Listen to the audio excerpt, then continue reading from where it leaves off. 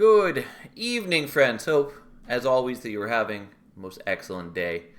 Yeah, let's play some Monster Train and have a wonderful evening. Oh, I have my volume way too high. There we go. You saying, give me that first jank hit of the year really confused me for a moment, Fury, even though you just had said yesterday about Lunar New Year. Or someone did. I think it was you. But even so, even knowing it was just Lunar New Year, still somehow confused me. Anyways. Yeah, I thought it was you, but then I doubted myself. Turns out, just never doubt yourself.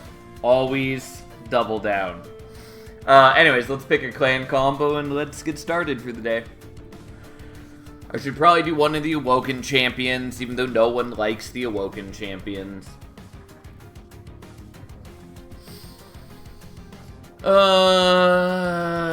Yeah, let's do one of the Awoken champions, I guess. I guess let's do Sentient with Railforged.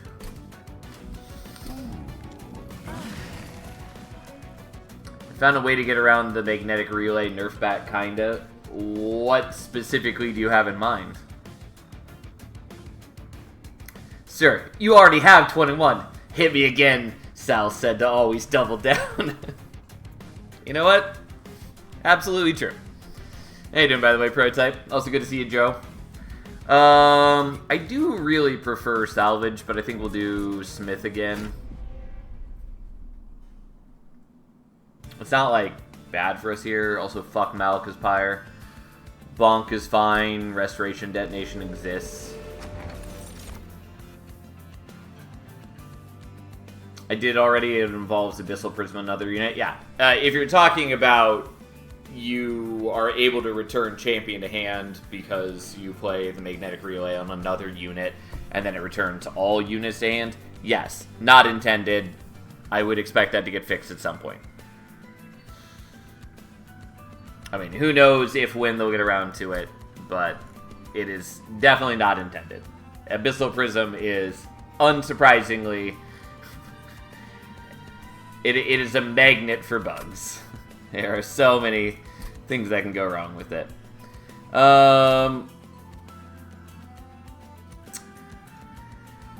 So, what are we taking here? I do really like Split Anvil for just so many reasons. I generally like taking sketches, though I don't know what I would want specifically here. Like, there are some non-banner units in both Railforged and in Awoken. But I don't know. I don't know that I really want it. Like, it is good, or at least can be.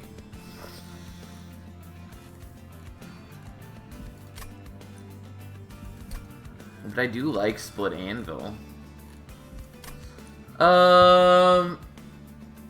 Yeah, fine, we'll do it. We'll just see what happens. It does make cultivating a lot less appealing. I guess we'll go bristling, even though I find bristling underwhelming. Alright, who needs Ember?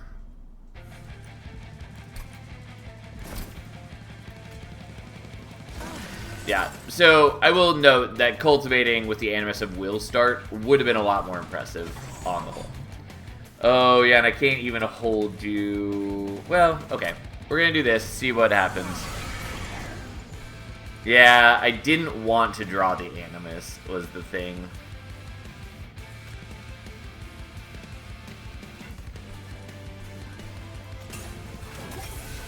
Alright, well, we'll see what happens.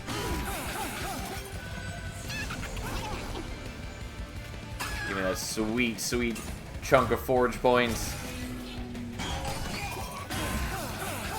Yeah, my Animus does fuck all damage currently.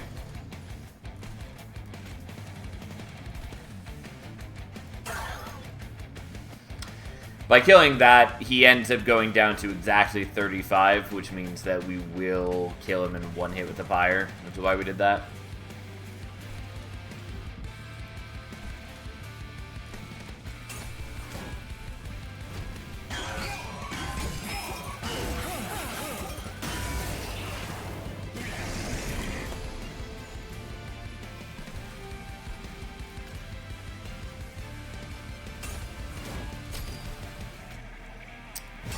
Alright, we play him out because that's how we're beating the boss here.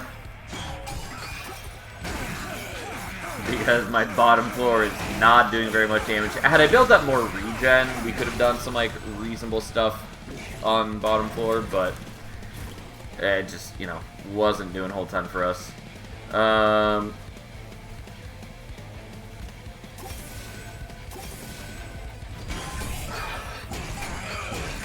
I could have, like, bonked the backliner, but it meant very little to me. Whereas here, we can do some work. Unsurprisingly, our big, bad, beautiful steward just kind of beats him to death.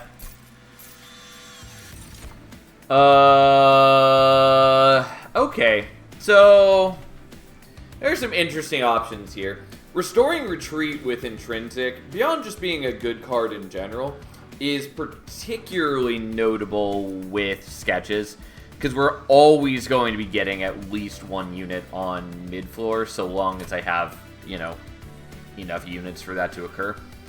And so it allows me to not only overstack a floor, but overstack it with 2 units, which is not bad. The Razor Sharp, on the other hand, is immediately relevant for making the Animus of Will not suck, but we'll take the Restoring Retreat anyways. How you doing, Lemachuka? Who knew floor manipulation is powerful? I mean, you'd be surprised. There are so many times over the course of Monster Train's history where I've seen people really not understand the value of ascending and descending, both on allies and on enemies.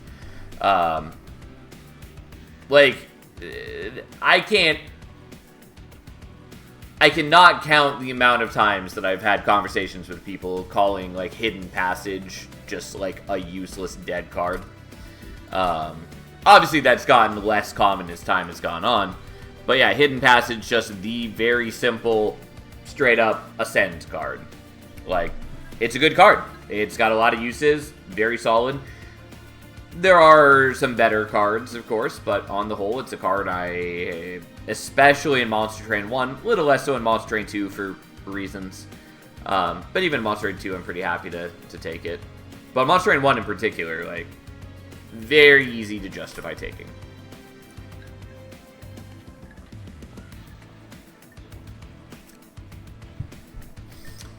So, what do we want here? Kind of want the Hammerfall. The Boilerplate is relevant with Sentient, since we can just, you know, stack up armor over time. And currently I'm not really going to be able to use my forge points to forge units, and so it's basically all going to go towards forging equipment. So I could just, you know, buff the Boilerplate a bunch and then buff Sentient, and that's not terrible. It's not going to save me against Seraph, but I don't know, we've got time to figure that out.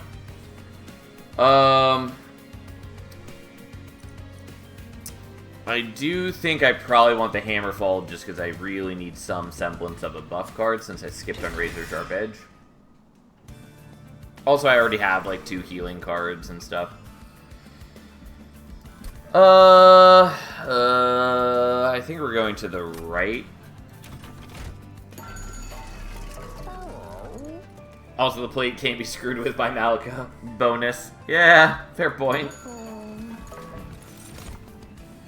Salvage Machine with Incant Armor is fine.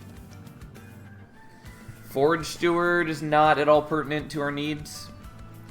Yeah, I mean, I'll take the Salvage Machine. Again, it's kind of weird because it being 1 capacity means that I actually can just fit it alongside these 2 anyways.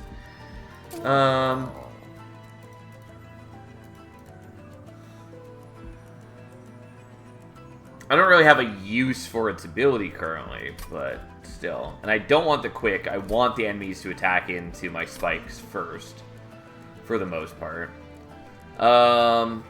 Titanite's kind of cute when it's already got incant armor, but we're going to reroll, try to get something more appealing. I mean, like, large stone on the Animus is not the worst thing, though it would mitigate my ability to use the salvage machine.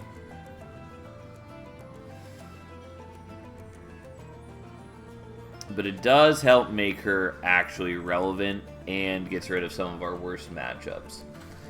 That's fine. We'll just go ahead and do that.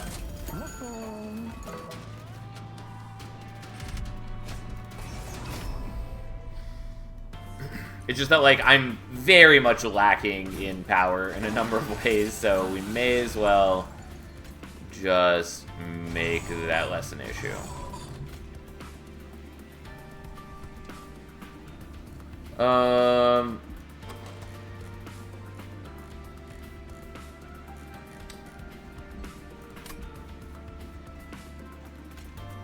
Yeah, let's just not play out the salvage machine.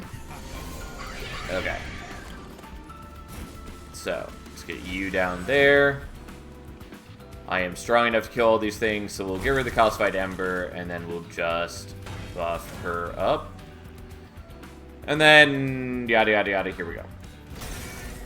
Again, I can make scrap metal, it just doesn't do anything for me.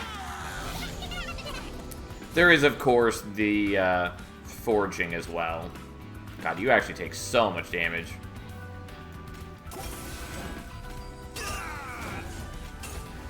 But, again, this is part of the reason for buffing the Animus of Will, so that, you know, we have other defense available to us.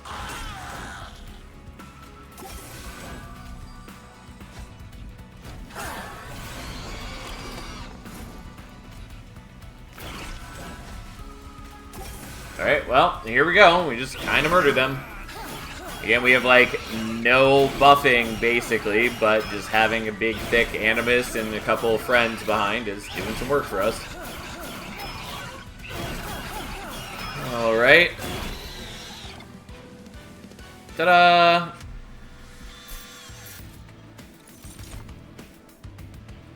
I wish the intrinsic was over here on the Razor Sharp. Nonetheless, I'll happily take Razor Sharp right now. So, Weldling was one of the things I was hoping to see. Although that does complicate my life very slightly. We could also just go with Railgun here. Unfortunately, the Smidge Stone is fuck all worthless for me. But it is a cool unit. Still, I think we want the Weldling, although I'm really going to need to buff it. In this instance, I didn't really want it to have multi-strike, but that's fine. Like, multi-strike's not bad on it in general. It's just not what I wanted. I love Railgun. I like Railgun too. I think it's a very cool unit. So, here's the deal. I really do want equipment, so I have some, like, outlets for my forge points. Especially now that I have Salvage Machine just, like, passively gaining me some stuff. Smidge makes it free for Large Stone. The Railgun. So, when I say that it doesn't matter, what I mean is that we're pulling it out with Sketches of Salvation regardless. And so, it doesn't matter how large it is or how small it is. The only way I'd be utilizing it is by pulling it out with Sketches, basically. So, it does not matter in the slightest.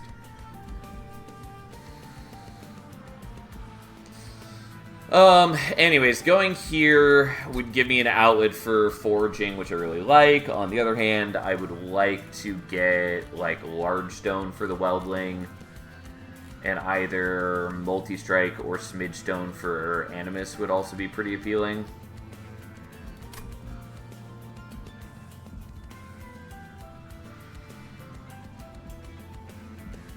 Yeah, we'll just do this.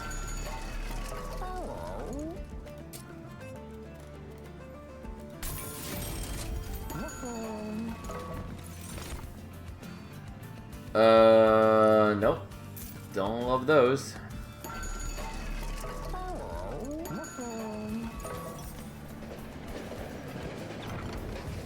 No. No, we're not gonna do that. Okay, unfortunately...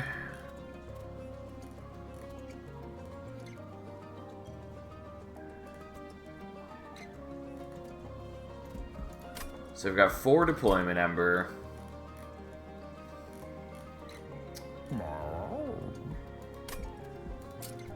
Okay. We're just going to do this for now and get rid of the 2 spear stewards.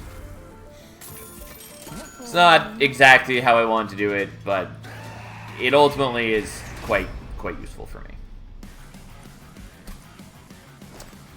So, we go there, there, and then you need to go on mid-floor.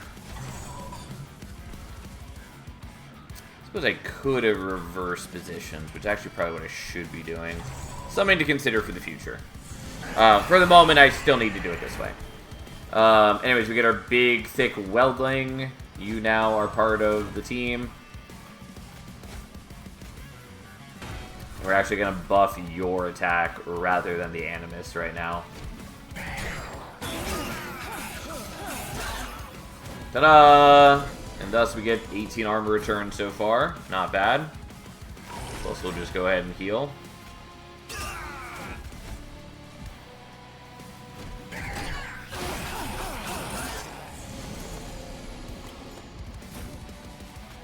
Oh look, he's even stronger than before.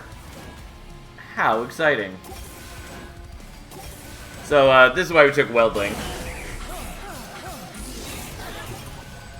I have so far seen people be, I think, underestimating the value of Weldling. I think mostly people have been focusing purely on, like, the strength of Boilerplate and not seeing value in Weldling. And, like, yeah, Boilerplate can be okay. I think people really overestimate how useful it is. Since oftentimes it's just creating a lot of defense for you that doesn't win you the game. And oftentimes still isn't even enough defense for you.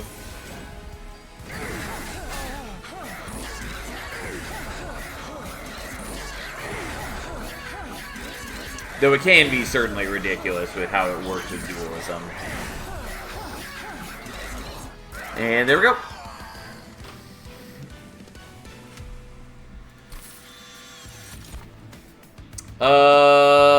Yeah, I mean, like, remove, consume, awoken rail spike, not bad. I probably want it. Shard Chandler is also cute, though.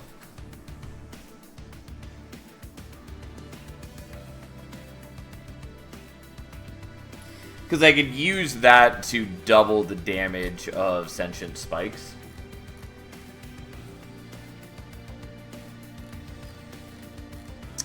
Which is not bad. She'll get 50 at rank 3. And all I have to do to use it well is essentially just dupe the Restoring Retreat or get Spell Chain on it. Rail Spike is also nice with the right upgrade. I mean, it's good in general. But, yeah.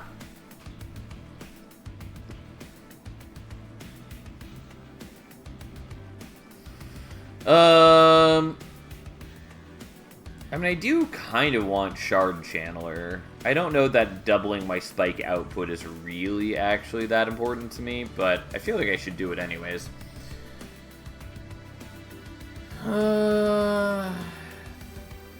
Fine, we'll take it.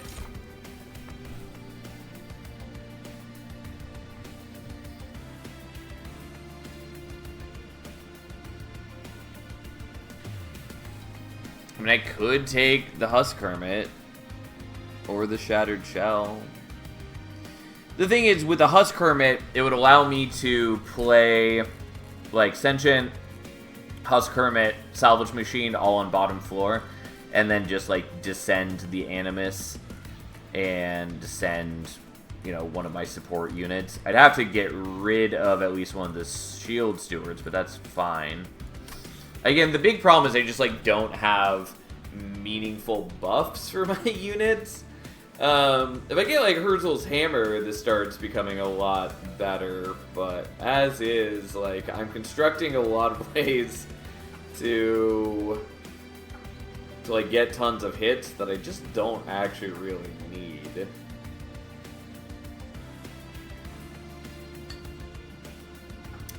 Yeah, I don't know that I actually care about the Husk Hermit, though it is, like, not bad. Part of the issue is, like, even if I did get Herzl's Hammer, part of what makes that good on a sweep unit is that there's a lot of enemies to hit, so you proc the strike effect often. But if we're using Bristling Sentient, they're all just, like, a lot of the enemies are going to die to the spikes before we even get to attack into them. I don't know. I'll still take it, I guess.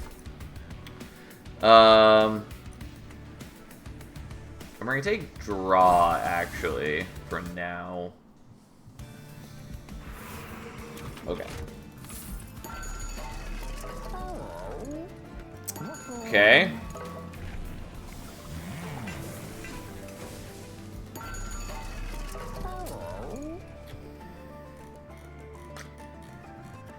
Don't know that I really need intrinsic.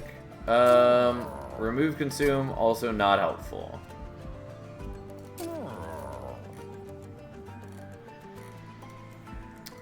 I guess I'll do that. Okay, spell chain is a thing that we wanted.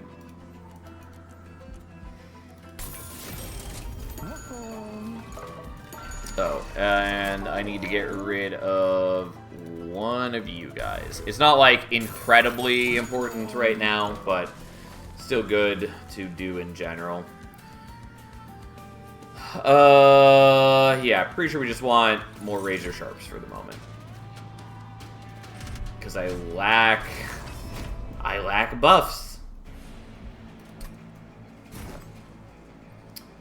Okay, so you go there, and then I don't have enough Ember because of the trial, but luckily you end up on the correct position anyways.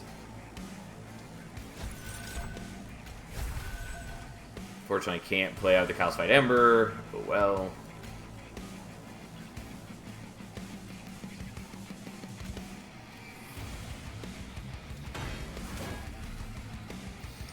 Okay, ideally we'd be buffing the Wellbling here, but I wanted to make sure I had enough damage to kill this guy.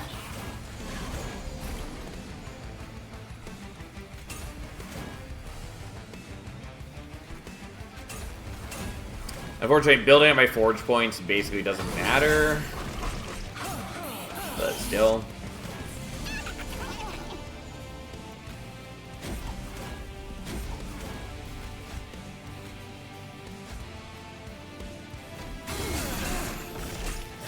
If I just get my defenses high enough, everything will be alright.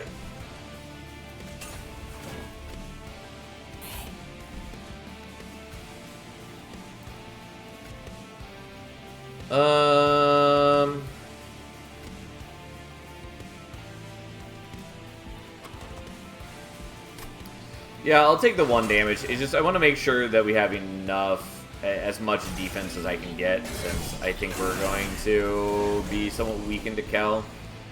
And I don't know that I'm going to draw... I didn't know that I was going to draw into the Restoration Detonation on this turn. Because, like, we don't want to play it on the turn where Kel is here. So it had to be one of those 2 turns. Anyways, here we go.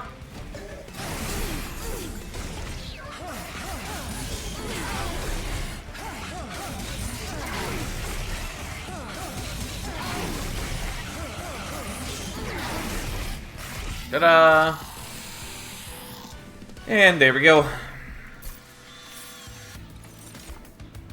The Ensnare is okay. I don't really care. Invigorating Solution I normally hate, but it is intrinsic, which means that it's just free. and so I may as well take it. Yeah, it gives me the Calcified Ember. Oh, what? So be it. Unfortunately, the Armament Drive, I actually don't want Remove Consume. Actively don't want it. I do want the Armament Drive, though, I think.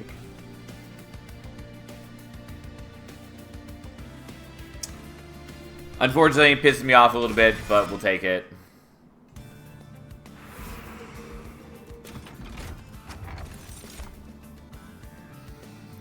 So, Emote Tome is good. Abyssal Prism is excellent for me, though, because it lets me use, like, Razor Sharp Edge to buff my entire team. There are some concerns there, like I need to get the HP of the Shard Channeler up and all that. I mean, maybe I don't want to do it. Also, admittedly, I probably shouldn't be using the Shard Channeler. I should probably be just duping this Weldling. I've known that for a while. I committed to the Shard Channeler anyways.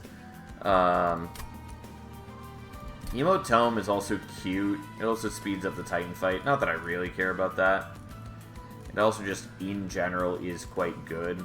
It also technically allows me to get another unit to use with the sketches. I actually will take Emote Tome here. Even though it's a little questionable. I don't care about Geared Gauntlet in the slightest, really. I need to master it at some point, but it's not really what I want. Wow, this is so very much not what I wanted. Okay, well, that's annoying.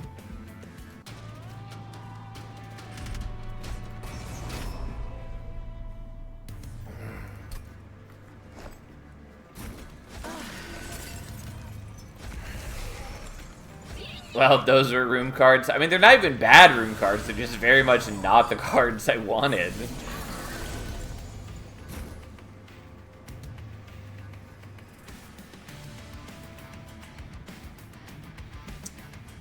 Okay.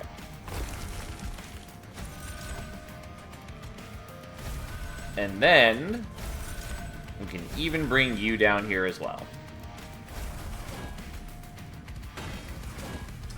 We're not killing you. Oh, well, whatever. This is, you know, this is what we're dealing with.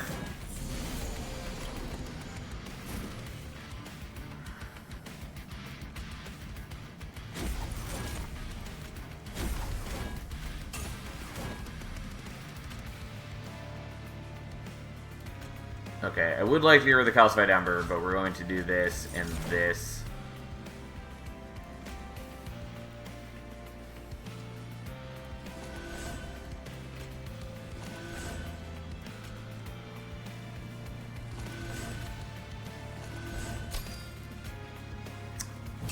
Turns out Armament Drive is pretty good, by the way.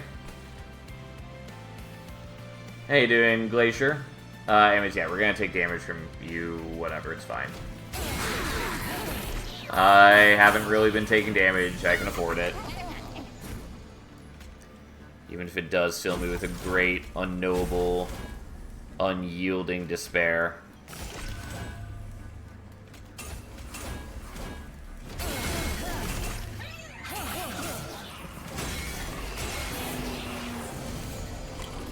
Okay, well, time to take some damage.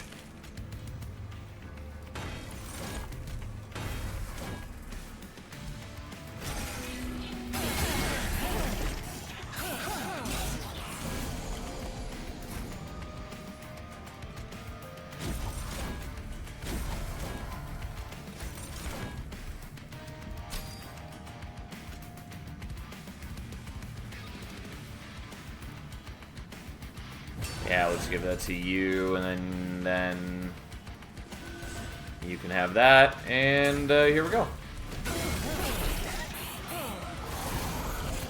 Oh no, it's a boss! What a terrible fate.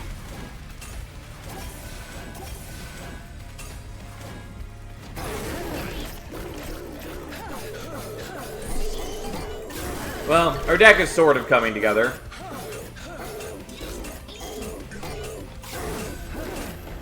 Has certainly gotten a lot better than it was. Especially with the armament drive giving me a big boost of power and an outlet for my forge points finally. Yeah,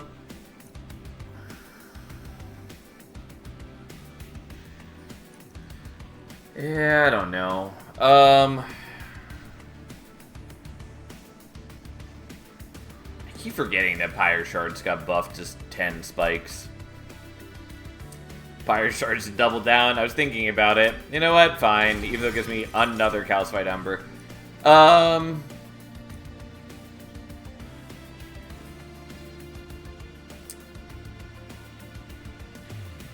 Yeah, Machinist Tome I don't really care about. It doesn't really do what I need it to do. Well, it sort of does. We'll take it, I guess. It's fine. Right.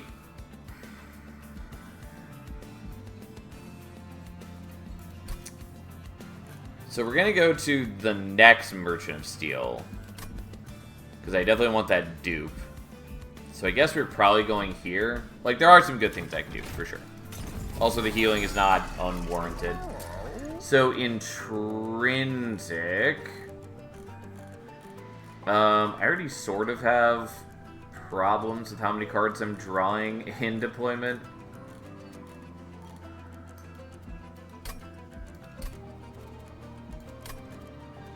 Because I draw 6 naturally.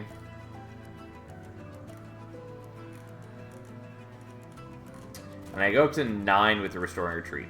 The problem is that I want the Emote Tome and the Spell Chain to work properly with this. And so that means that I need a slot open in my hand, because when I play it, I get 2 copies back. So I actually go from 9 cards to 10 cards. And I need to play this one first. And so unless I draw like a Vengeful Shard on turn 1, I can't be taking another Intrinsic, basically.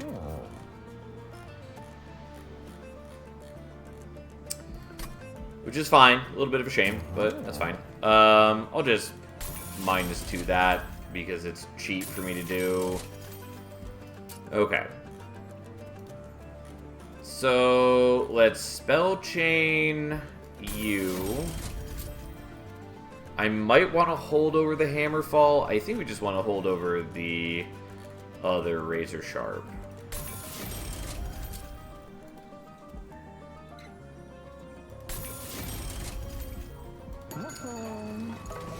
Okay, so right now we're going to get rid of you. Technically doesn't need to do it yet, but we are going to do that. And then we're going to get rid of a Restore. And we'll call that good for the moment, and we'll deal with Strixen Hallow. Who cares about Strixen Hallow?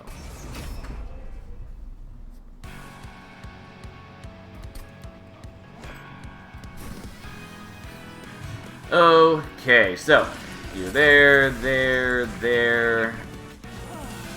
and then everything is fine and dandy. Okay, so I don't actually need to dupe the Restoring Retreat right now. So instead...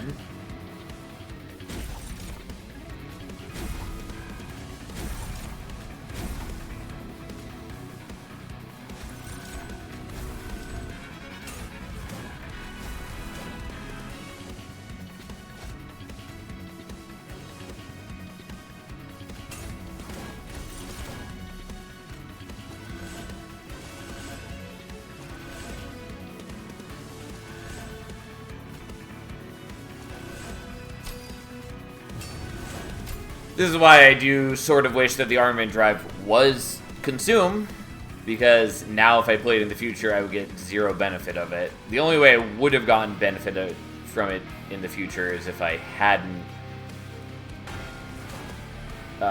equipped all of these guys. But I did want the boost right now, so there we go. Anyways, we've been buffing the Weldling so that we can be getting a lot more armor on our champion. That's how we're doing it. Honestly, didn't mean to dupe that. That's fine. Here we are.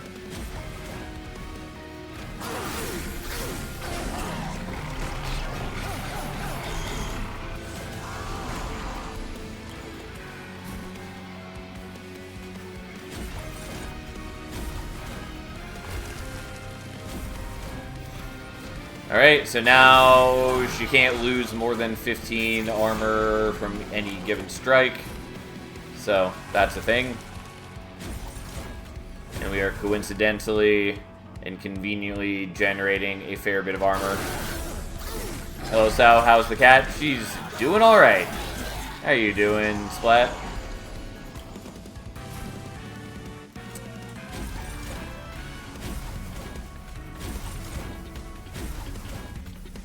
Poor neglected Husk Hermit. Doing good enough. Glad to hear it, my friend.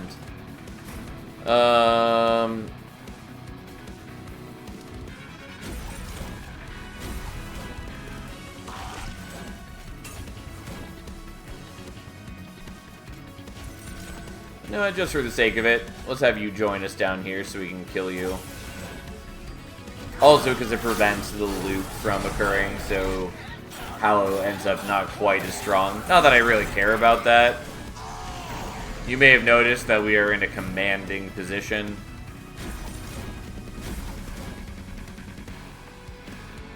Woo! Technically, it at least gave us armor from the Incant Armor, but that's all it did.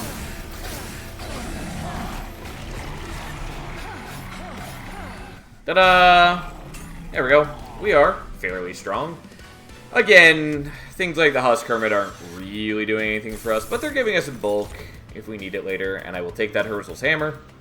Pyro Shot, kind of cute, utterly irrelevant to my needs, but this is not.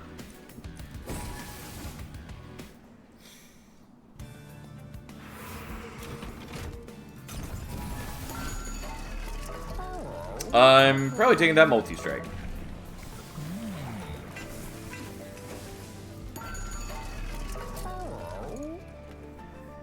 Maxing damage taken to 15 per instance looks quite nice. It's okay. It is good. It is much better with the tome than the unit for the most part.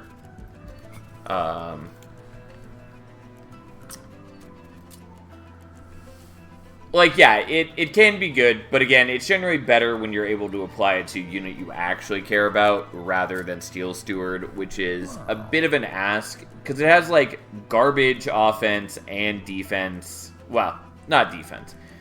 Garbage offense. Defense is okay by default.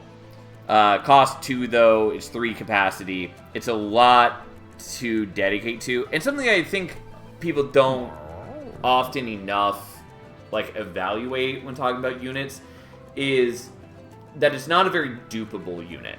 Like if I upgrade this with multi-strike or something, yeah, I could dupe it, but it's a big ask for something that doesn't really immediately give me a huge boost in power. Whereas like if I were to dupe like a Siren of the Sea or Demonic Fledgling or something else like that, I get dramatically higher benefit from doing that. And so, yeah, I don't know. I'm not big on Steel Steward. It's certainly a lot better in Soul Savior, where the average damage from enemies is dramatically higher. Also, where you can boost its power with souls, like right off the bat. Steel Steward looks like here's a very good base ability, let's make it hard to work around. Yeah, I also kind of wish that Machinist Tome did something different, because it feels like it sort of invalidates Steel Guard or Steel Steward. Obviously not entirely true because they're not guaranteed to see both of them at the same time, yada yada yada.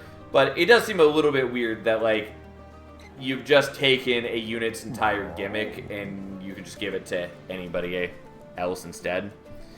If this were like an equipment, that would make more sense to me. Because then there's, like, the real opportunity cost of taking up your equipment slot or, like, having to merge it. But it seems weird as an effect from the tome.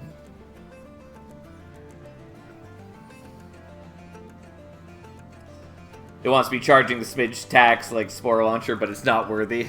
It is not worthy. Oh, man. Anyways, so I would put this on the Animus. I think we're putting it here now that I have the Herzl's Hammer.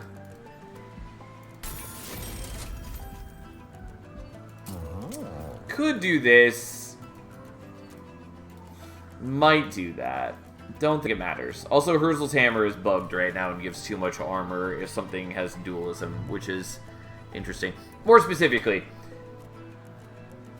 it makes sense for Herzl's hammer to be doubling the armor if the unit that is doing the strike has dualism. But right now, if like a backliner who is not equipped with the Herzl's hammer has dualism, they still get armor 6 on strike. Which is bizarre, and like I can definitely imagine how that ended up happening, but that is incorrect.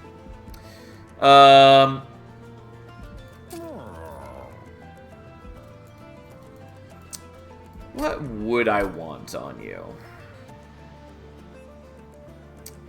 Are we going to go to that Merchant of Arms, or are we going to go here? I don't know what I'd want to dupe. Probably more Razor Sharp Edge.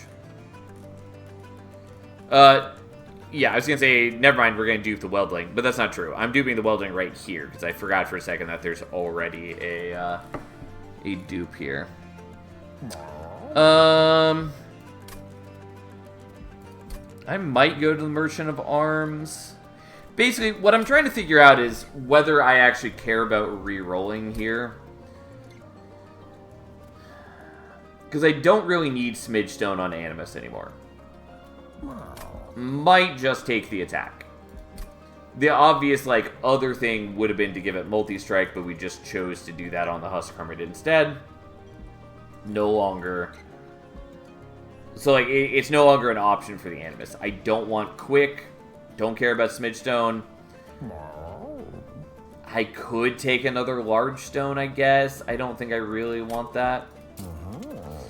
We'll just take the attack and call that good. And then I probably shouldn't, but I'll go ahead and do this.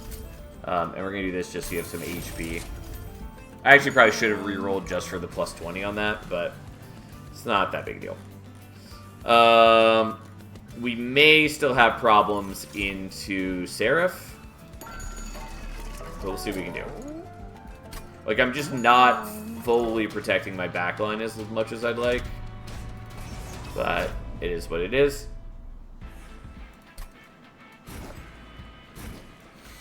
Okay, so you go there, there.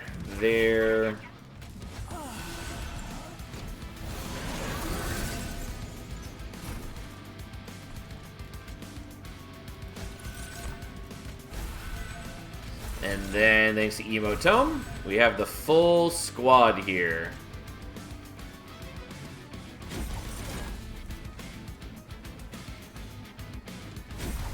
I, for some reason, didn't realize that was the spell chain one, and I was very confused for a second, being like, but I already used Emotome.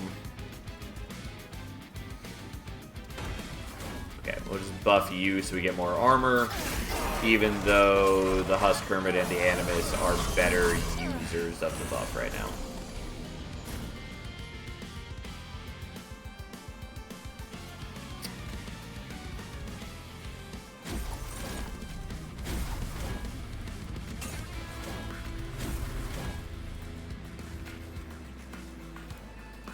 Alright, we'll be vaguely responsible and we'll do that, even though I would have liked to have gotten rid of the Calcified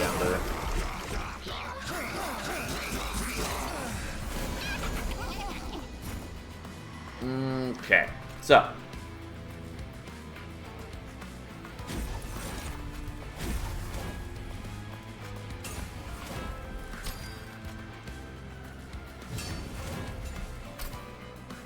Alright, Husk Hermit now does attack for a meaningful amount of damage. And we start buffing up the whole team as we do things.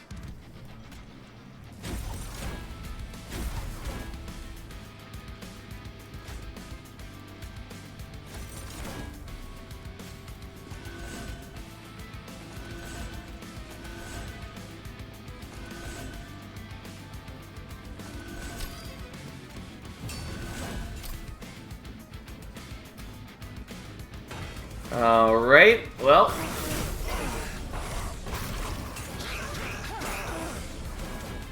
Yes, look at our power grow. Again, may still suffer against against Dominion.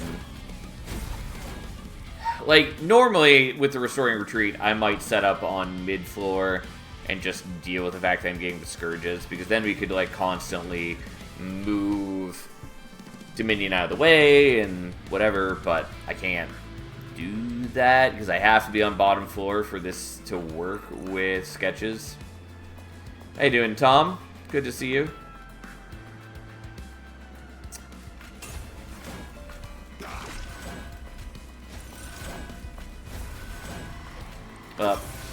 We'll see if we have enough to deal with it. The Steel Guard at least means that I don't die to the Corruption as quickly, which is why we took it, basically. Because even with the Corruption doubling, we'll be able to outlast that. It's the backliners I'm more concerned about. Am I seeing rare hoodie for cold situations? Yes. I have worn this on stream once, and it was very cold today, and I did not enjoy it, and so fuck it. We're wearing this today. Also, I have a lot of armor, partly because I'm generating a lot of armor, and also because I'm not losing, like, any armor.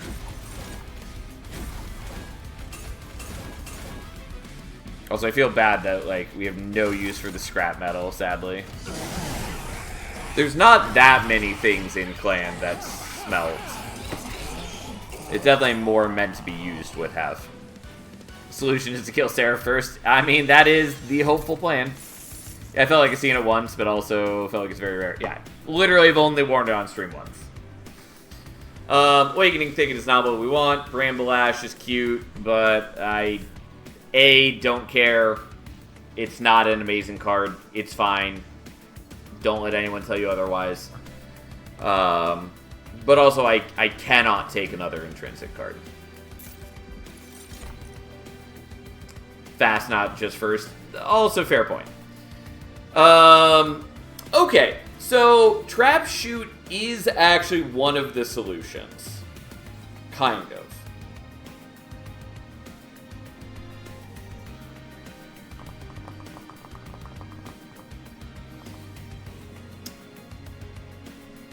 Yeah, okay. It's a little awkward, but it is sort of exactly what I want.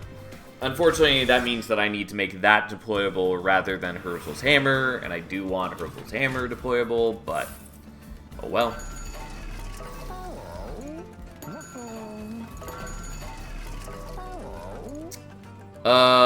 Don't need Fused Pyre Shard. Sap Tap is sort of cute, but don't think I really care. I guess I'll take that. I will take that, and the rest of these do not matter.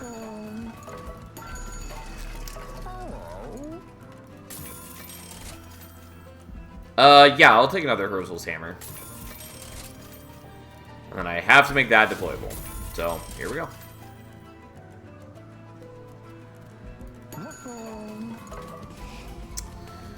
Okay, we are just gonna get rid of some stuff. I don't need the restores. They haven't done anything for me in a very long time, basically. Technically, they're sort of kind of technically valuable, but that's a lot of ifs.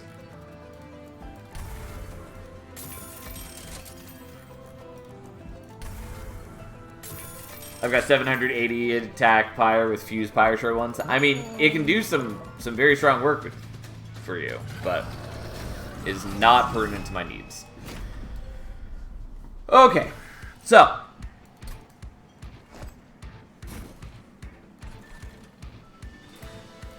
I have to play that there.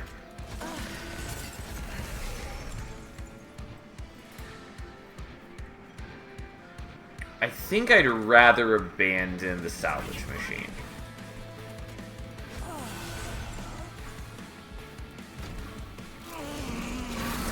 This will make sense in a moment, and I will explain what the deal is, but give me a moment.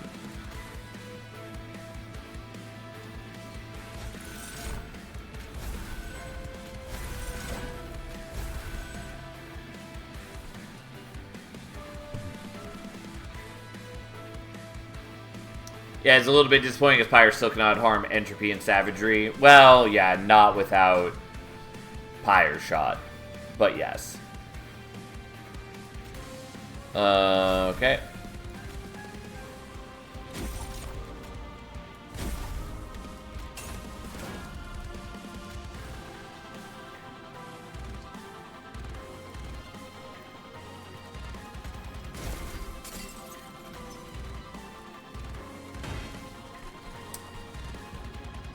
Okay, so let's go ahead and daze you. It's not going to be perfect, but this is a way that I can delay the corruption. But I need a unit to stay on top floor so that Seraph will fly back up here regularly. Because I need to be able to re-daze them throughout the fight. Unfortunately, it's not perfect because, like, yeah, they're up here this turn, but the cooldown isn't up. So they're going to fly back down here, give me corruption, then fly back up here, and then I can daze them again. And anyways, it's just not quite perfectly timed, but on the whole, it's going to be okay.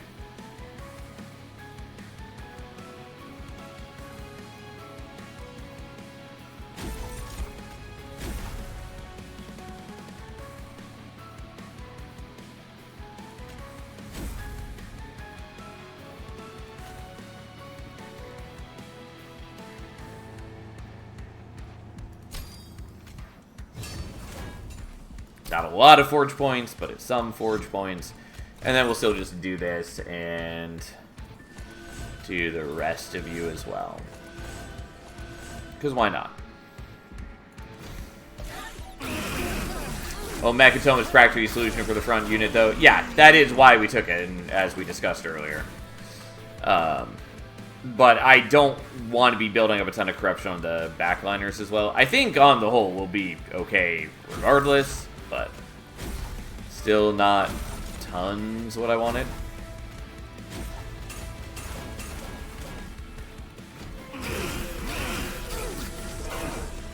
Again, unfortunately, the Herzl's Hammer does work a lot less well when we're already killing a bunch of the enemies with spikes, but it's fine regardless.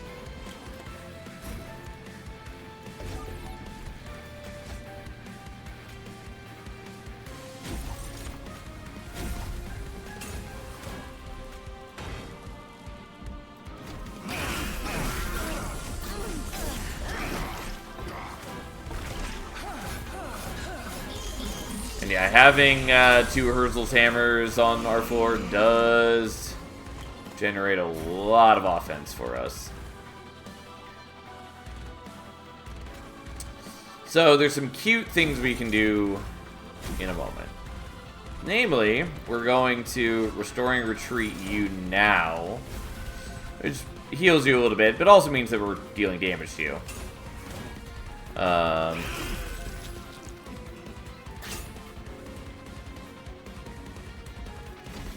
But it also means that when you fly at the end of the turn, you'll end up top floor instead of bottom floor. Just in time. Oh, I was thinking of this wrong. That's fine. I was thinking that the cooldown was up on this turn, and it's not. By the way, not important.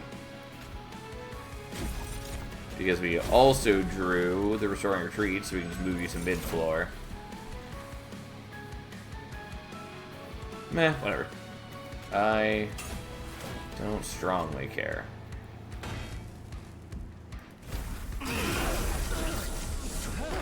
I have a lot of armor on the frontliner, especially because as I use the Herzl's Hammers, I'm buffing the Weldlings, and then they are subsequently giving more and more armor per turn.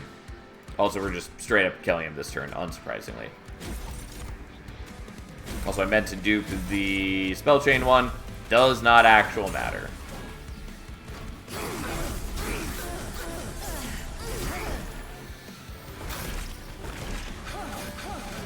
And there we go.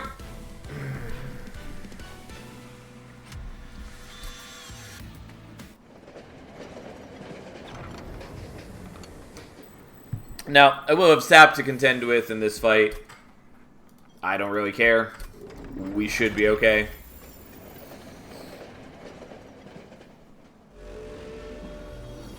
We should, in fact, be okay.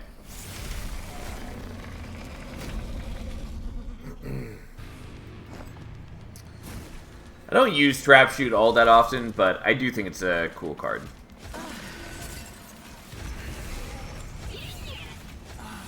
And Salvage Machine makes such a weird sound. Something about it just appeals to me. Okay, so we want you, then you, and then you.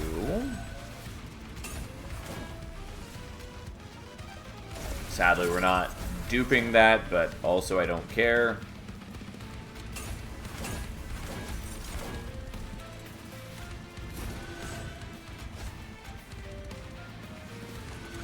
No reason not to equip these to everybody right now.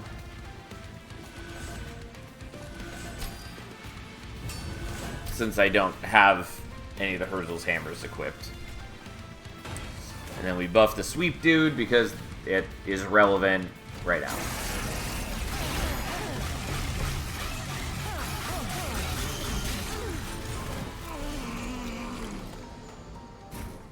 Okay, now I'd like to be duping the Razor Sharp Edge, but I'm pretty sure we want to just do the Firelight because we're going to have to wait to kill the minion. Meanwhile, I am going to be building up plenty of power just for existing. So let's work on that instead. Which is to say, we're not going to struggle to kill... We're not going to struggle to kill Dominion or Savagery or Entropy. That's what I'm trying to say. Where Dominion is going to take me a bit of time to kill.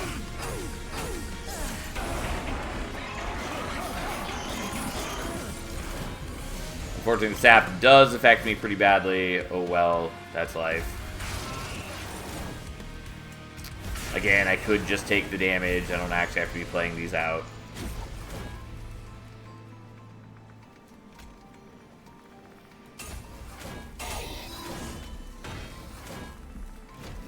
Oh, I forgot to use the trapdoor. Whoops. That's fine. But it would have been nice to have dazed you for a couple turns.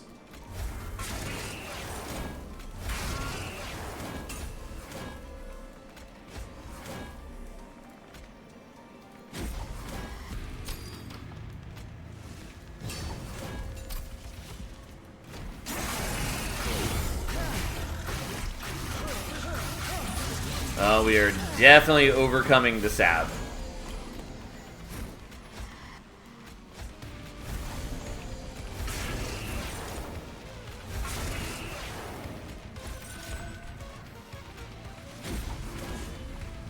It doesn't super matter how strong I make these enemies because we do already have the steel guard up, but I also don't need more forge points since I played out my equipment already.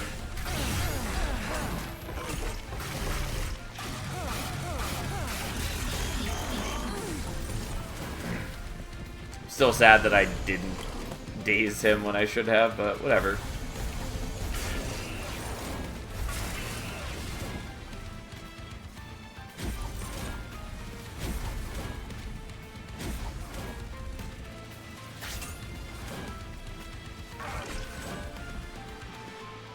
Well, not quite killing Entropy this turn, but basically I didn't really need to dupe the Firelight as often as I had, but here we are.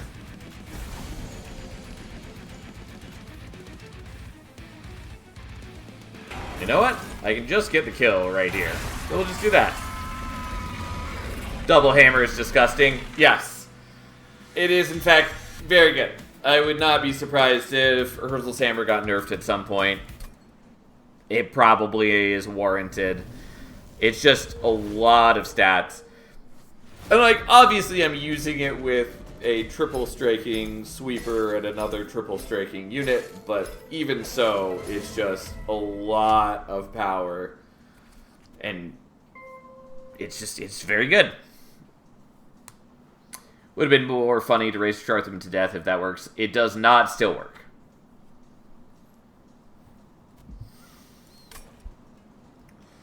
Once again, didn't think to count the number of clan combos that we have left, but that's okay. Right. Look at us go. Well, that was a cute one. I liked what we did with the Emote Tome, and Malika's Pyre ended up being pretty decent for us. Also, I just really enjoyed starting with Sketches. Sketches, it's a cool artifact, and we put it to good use. I was hoping that changed. I mean, yeah, it changed a while ago. It absolutely needed to change. It was 100% unintended, and while I don't like the Titan fight in a lot of ways, it shouldn't be trivialized by one clan's specific single card. Like, as much as I'm all for there being lots of fun, unique, interesting interactions in this game, there should not be an interaction like that.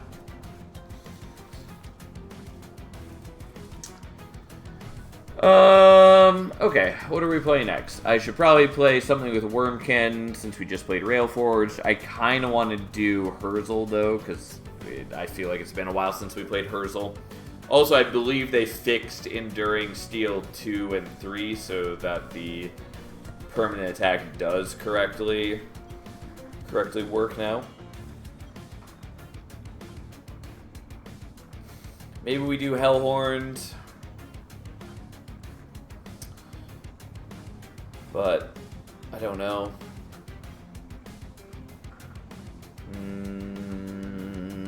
Let's do...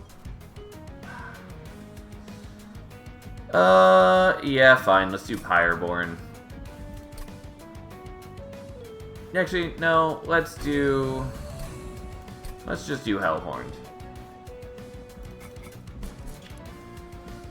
The Implings are sort of slightly better in this clan combo, just because having more outlets for forging right off the bat is nice. But also, I don't love them, and I do like torches, so here we are. Steel Polyclaw is good. Forge Steward is a thing that exists. Hornbreak is okay.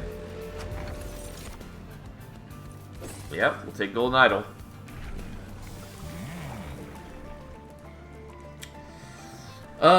I feel like I should take Blacksmith, just because it's the one that I use the least often.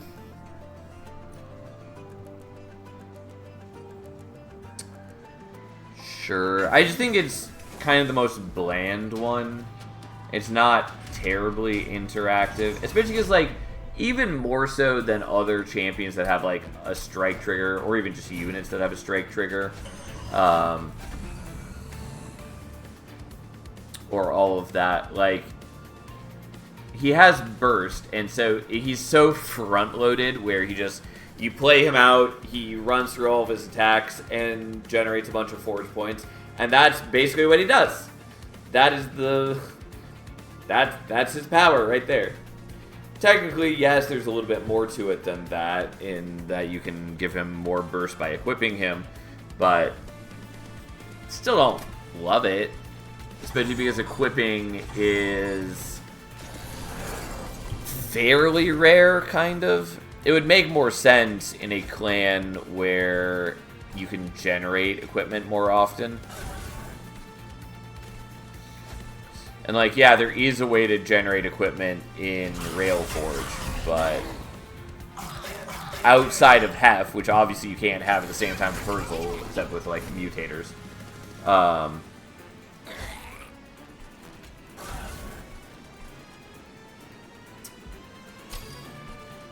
Okay, let's just forge you right now while we can.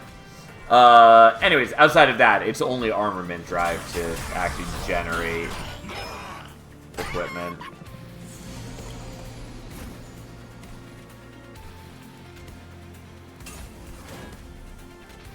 Oh, and that's right. I do actually want to be taking damage. Totally spaced out. Don't need to be taking damage, or don't need to be playing the Vengeful Shards. We actually do want the stuff. If I were even greedier, I could have just let all of the enemies hit the pyre. I didn't, but we could have. Okay, well, I'm going to tell you right now, we're definitely going to murder Yoriel.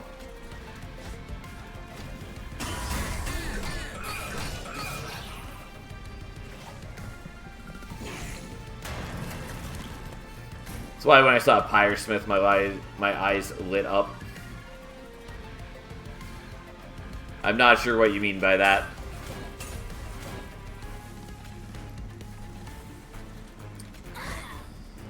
Okay. If we were playing Pyreborn, I definitely would have taken Pyresmith. I would have felt obligated to take Pyresmith, in fact. Which is, admittedly, partly why I didn't want to play Pyreborn right now. Because, well, Pyresmith is... Because while Pyresmith is also basing execution, something unique to have something permanently buff the Pyre. Yeah, it just... Yes, that's unique. I don't think it's super interesting, though. If the clan had more ways to utilize... the Pyre, yeah, it would matter a bit more, but they don't. Like, yes, there's Pyre Shot, which Pyresmith itself creates, and there is Pyre Plating. But outside of that, you know, there's not a ton. They don't even have a card like Siren Song or Tiresome Climb, things that you can use to move enemies up to the Pyre without it directly damaging them. And there's Pyre Steward. Yeah, but Pyre Steward doesn't scale off the Pyre, it just exists. So, yes, I appreciate that Pyresmith is doing something unique, and generally I like it more than the Blacksmith path because there is actual more gameplay around, like, when and how you're using the Pyre Shot. But, still, I don't think it's a super engaging path. And the Celebrate trigger is cute, but, like, mostly not that important. Like, having more Pyre HP, and especially having more Pyre attack, doesn't really change how I play. As opposed to the other champion with a Celebrate trigger, Talos. Like, having her permanently increase the stats of units does meaningfully change how I play. It does change how I upgrade my units. It does change how I end up doing things. Like, I don't feel similarly about Pyresmith just increasing the stats of the Pyre.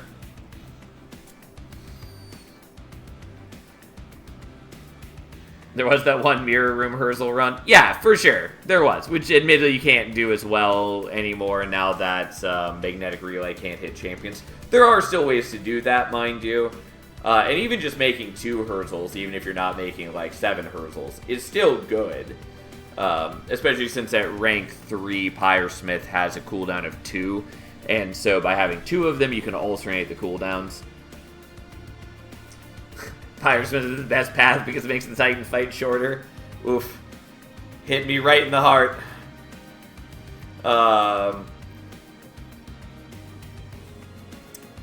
But yeah, anyways, there are ways to use Pyresmith. It's just not the most engaging.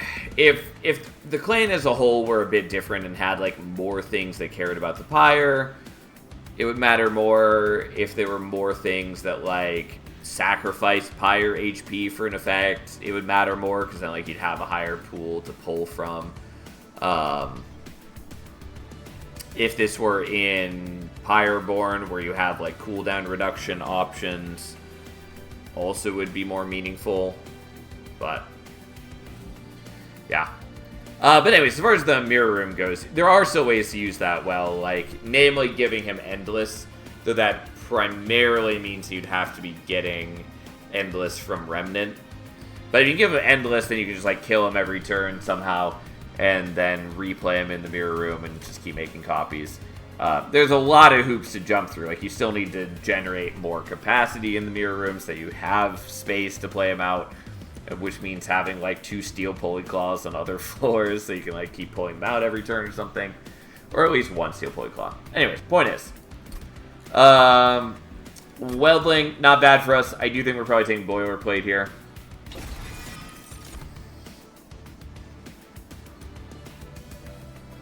Branding Right is fine. I think we don't need it, though.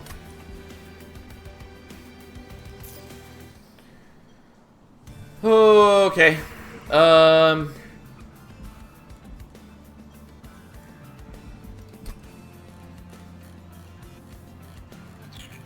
Yeah, let's just go here. I don't really have any spells that I majorly want to affect. Could just take the large stone, smidge stone. Don't hate that. And then things look a little different than they did mere moments ago. Well then. well. Yeah? Yeah, that's accurate. I mean, we're probably taking Knuckler Steward here. Pretty confident we're taking Knuckler Steward for just a lot of reasons.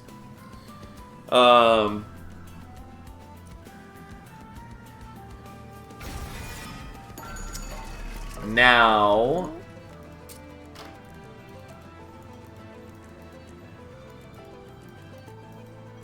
And yes, I could have taken Juggernaut and the Smidge Stone would have been good. I don't care. I like Knuckler Steward a lot more. Even if it doesn't totally super completely work with what I'm doing, but that's fine. I think we're maybe just taking Large Stone.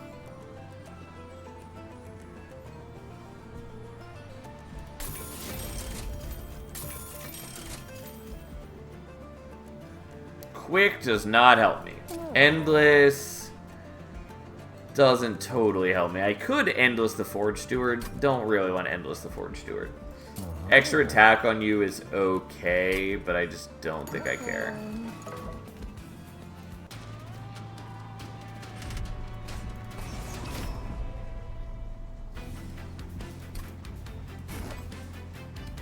Okay, sadly, don't have the Ember to play out the Forge Steward this way. That's fine. Also, probably should have kept Herzl on... Well, I wanted to play on bottom floor. Problem is that he would immediately die. Obviously, there are ways to change that still. Anyways, we're putting that there, and we are killing you for reasons. Funny thing, I have no idea how good Knuckler Steward actually is, because both times I've gotten it, I've also gotten both Titanite and the Savagery event for Rage on Revenge. Yeah, I mean, that is good. Oh, yeah, I did forget that at this rate. Well, Herzl will still get to use his Forge, it's just going to be harder.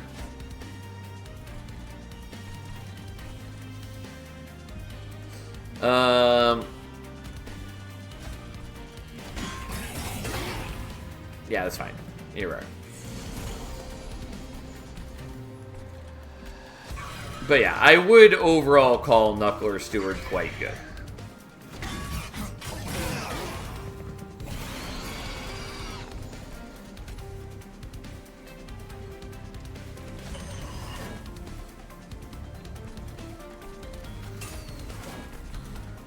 And no, I'm not going to save him from the boss. We are going to let him die.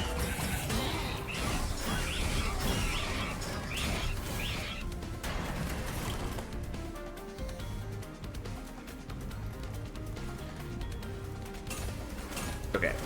Let's please just draw the thing we care about.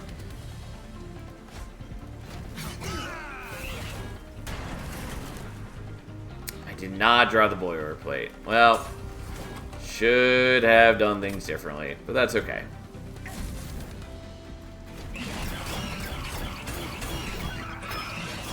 But I sadly have a bunch of forge points that are going unused. Not the end of the world, but it would be nice. I thought about thinning out my deck just for this purpose, and I didn't. Metallurgy, I will take. I will skip on those.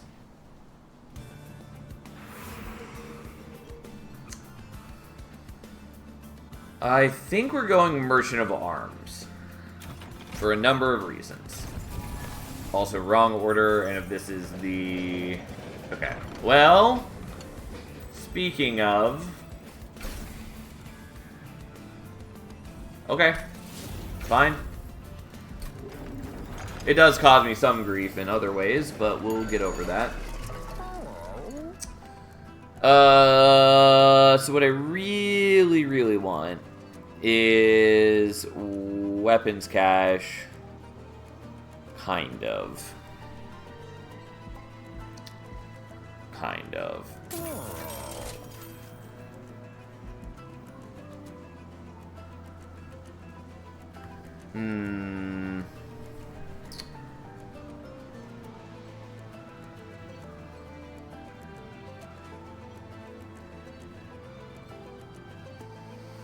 Iron Tongue is sort of interesting, but I think not real interesting. Kind of.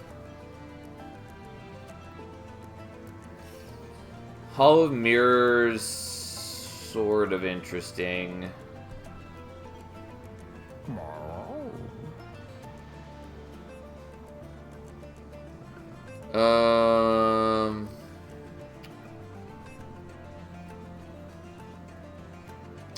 I don't think it's really feasible for what I'm trying to do. Okay. Let's just go with the correct play of not getting herself murdered. This won't be the day I see how Neckler Stewart does without that event. Yeah, it turns out.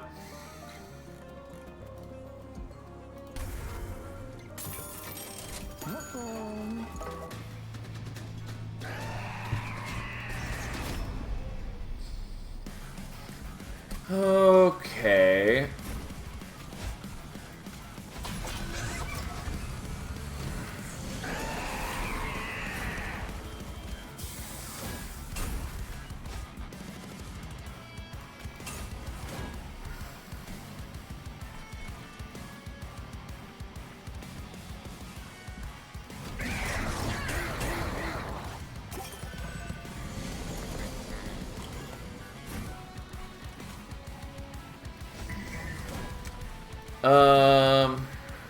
So I'm actually gonna pull you up there for reasons.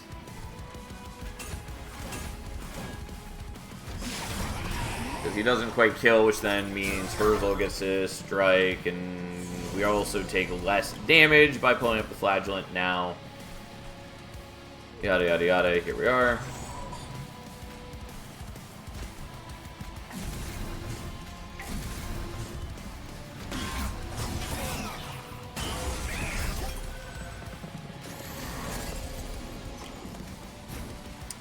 Okay, do I think I can get to the boilerplate again before the end of the fight? I think that's very reasonable.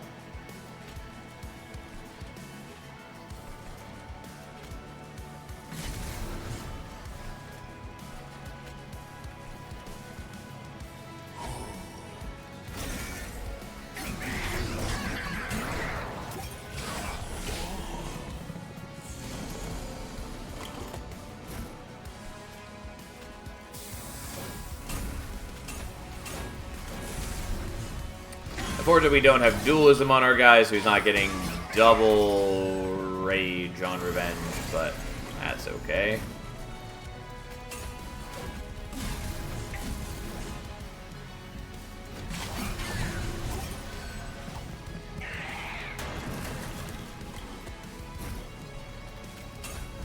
Okay, and then let's give him, you know, good chunk of armor.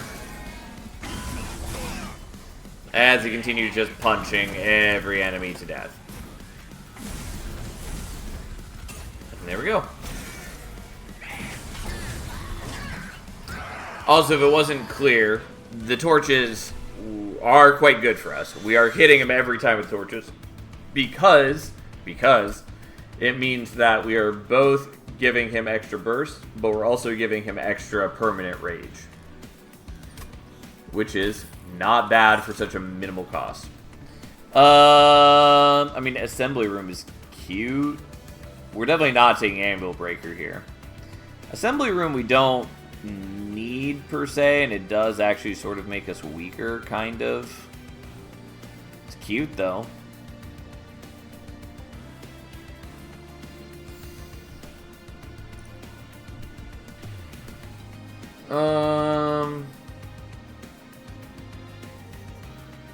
Yeah, I'm gonna not take it. Oh boy, it's another Juggernaut.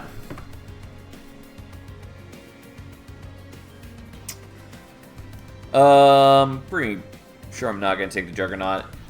Don't think I super care about the others. The Crucible Steward is fine, but we'll skip.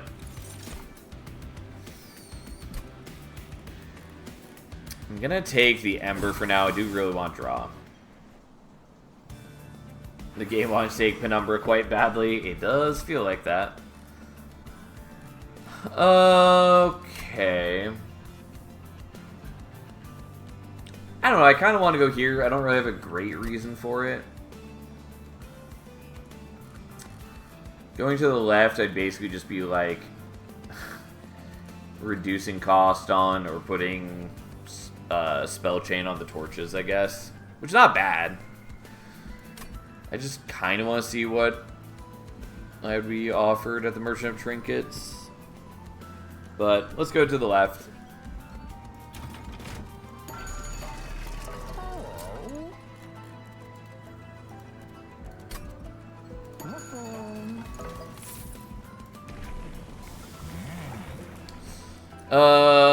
Yeah, I mean, we'll take Blacksmith even if I'm not using it particularly well currently. Sure. Maybe.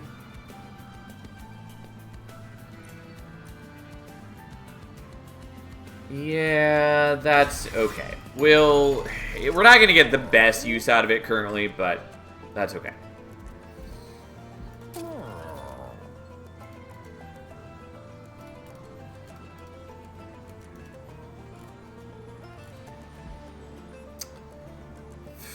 Fine.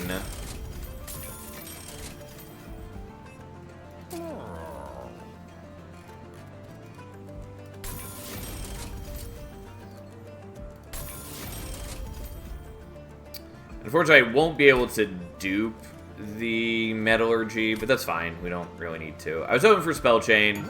Oh well.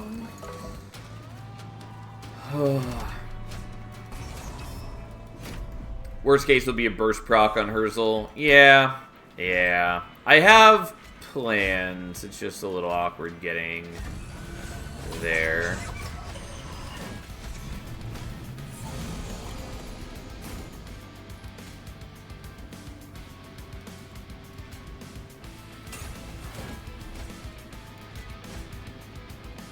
Oh, whoops. I didn't want to play that out.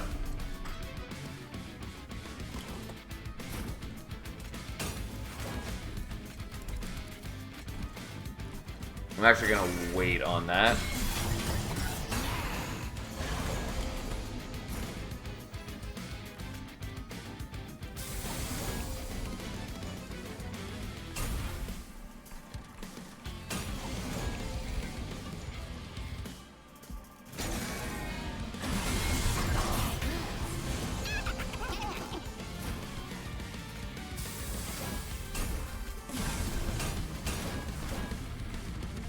Okay, well, now I'll bring you down here. I probably should have done that earlier. I just wanted to make sure that I wasn't missing the Collector, but I could have also gotten the Collector in other ways. And yada, yada, yada. Here we are.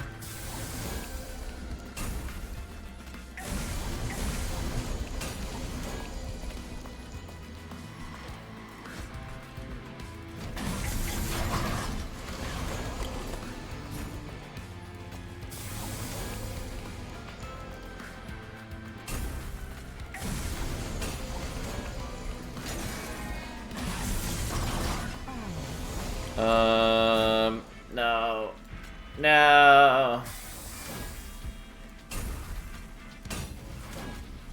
Well, I didn't get the boilerplate. I'm not using the boilerplate especially well. It's fine. This is not what I wanted.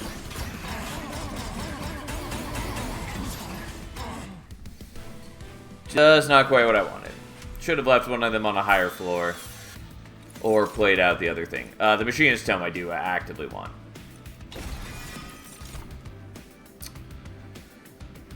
I mean, I do like Tires from Climb. I don't know that it really matters here. The Branding Right is pretty cute. I'll take the Branding Right, I guess.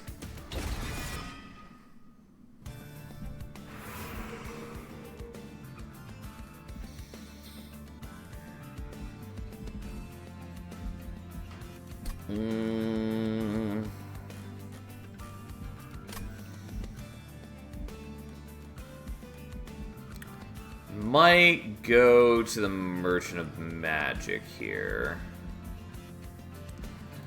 Because if I can do, like, a holdover intrinsic branding, right? Like, that's pretty solid for me.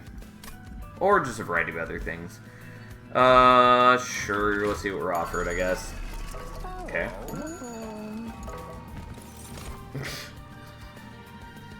Alright. We're not taking Consumer Crowns, but again, I would like to point out that I think its most recent update is quite cool. Where it now has cooldown 0 on its ability, is the only ability in the game that is cooldown 0. Which means that as long as you have an imp to sacrifice on the floor, you can keep using it. So, you can now make him attack immediately many times in a turn while also killing every imp you play on the floor, which is really cool. I would like to do a run with that. We don't have any imps though. It is 100% absolutely not suited to our needs.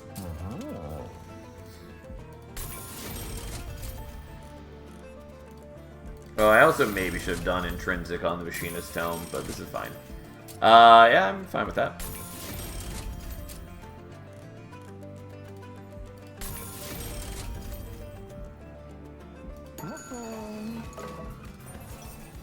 Oh, the low price of an imp. What a bargain! Interesting.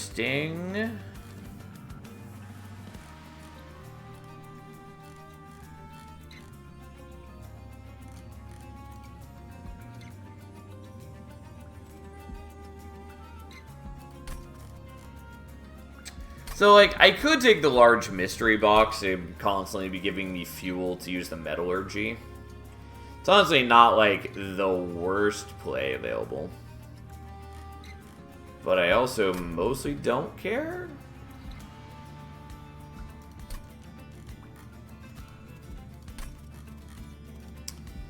We'll just go ahead and do this. That's fine.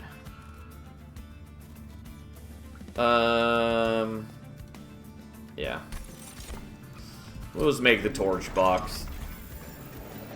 I just really dislike large mystery box, even if it would have been maybe okay right here.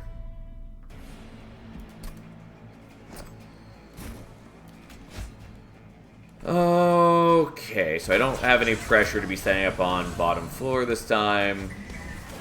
And actively, we are rewarded for setting up on a higher floor.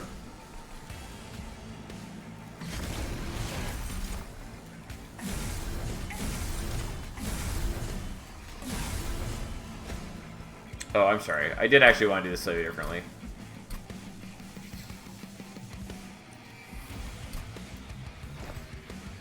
Because I forgot that what I actually want to be doing is this.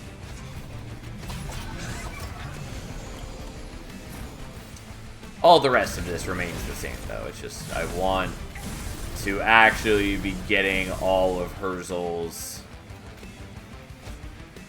forge potential right off the bat, basically.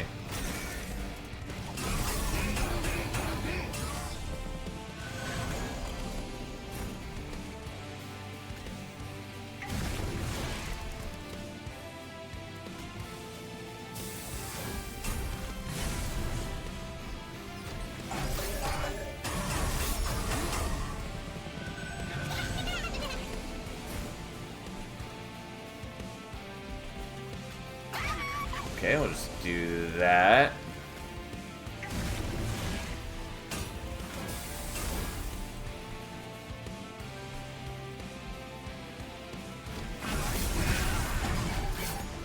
Yes, look at us go. Alright, so now we're going to save Herzl from a dreadful fate. Get rid of that. Do that, get rid of that. Yes, he is taking a fair bit of damage. Yes, he is building up corruption, but we'll eventually get things for him.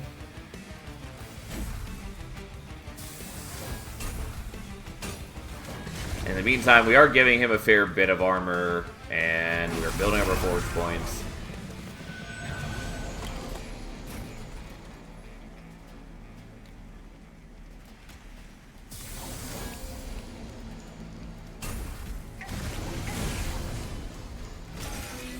Corruption actually helps with Perma Rage. Yeah, kind of. Also giving him more burst. Please let's draw the boilerplate this time. Honestly, I'm not going to play the Metallurgy this time.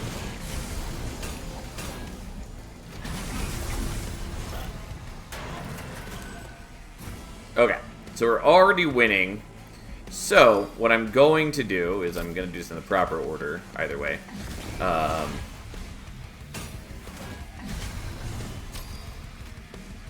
Is we're going to forge you. Yeah, takes away a little bit from the kills on him. But this way we don't have to unequip the Bloodthirsty Blade, so that we are able to still get a bunch of slays by just eating all of his reanimate. As our Knuckler really just goes to town on him. Ta-da! There we go. Geared Gauntlet is technically cute. It's vaguely useful for us with Herzl. That was glorious. I certainly enjoyed it. I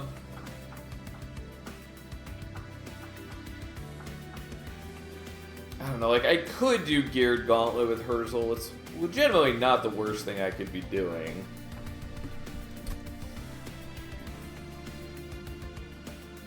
I just also mostly am not sure I care.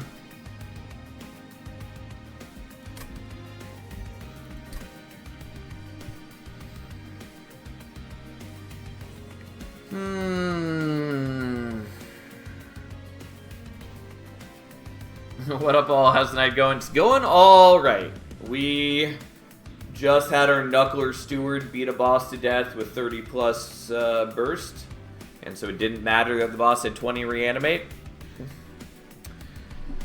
But yeah, it's going all right.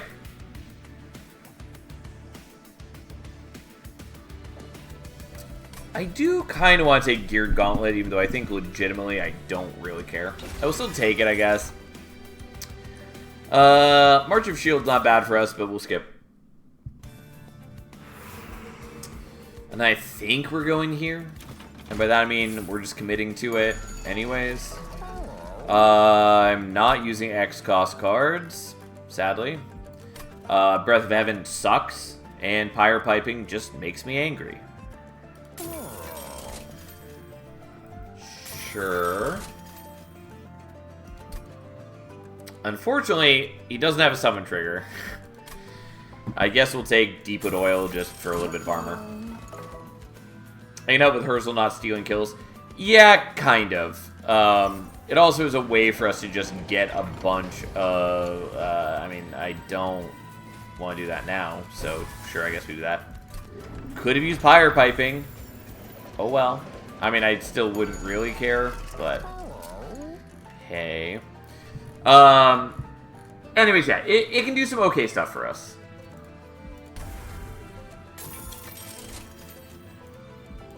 It allows us to get a big burst of forge points when we want, essentially.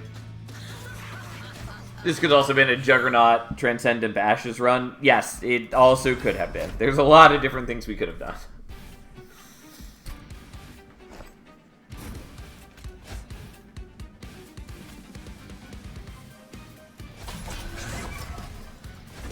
I just got the Inscription event, and I put Fecundity on the X-Cost Rail Forge unit. Also, Endless and Multi-Strike. Fecundity interaction with it seems so broken. 0 cost for infinite scaling. Yeah. Yeah, that would do it.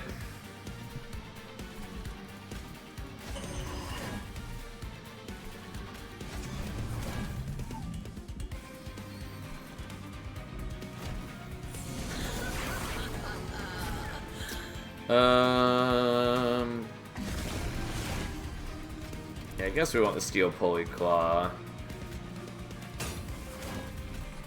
And I guess we keep you alive, because there's no reason to let you just take the damage. And then the Knuckler Steward beats people to death. He doesn't really need the Bloodthirsty Blade. But we're still going to give it to him. He's taking a fair bit of damage here, but oh well. This is why we're trying to build up the boilerplate, mind you.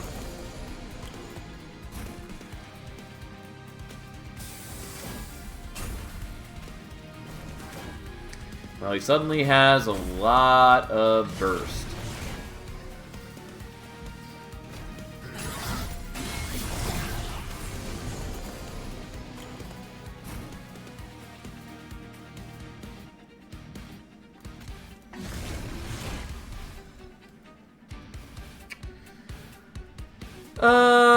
Okay. I think I'm probably happy to do the boilerplate this turn. So here's the deal. We're going to pop your gauntlet.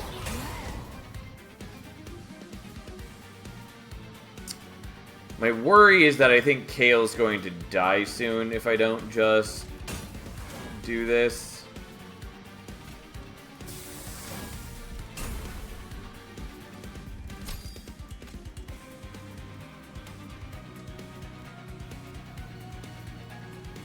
Yeah, again, I could give to you, but I would like the Bloodthirsty Blade to keep going. It doesn't really matter.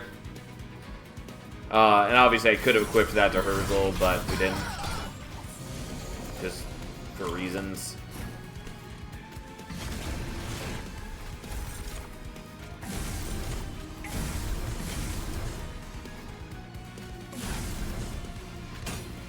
Yeah, and then these don't really matter anymore. I don't have anything to use forge points on.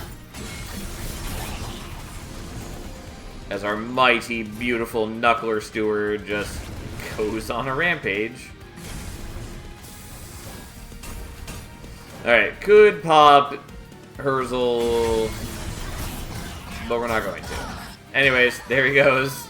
Murders another boss.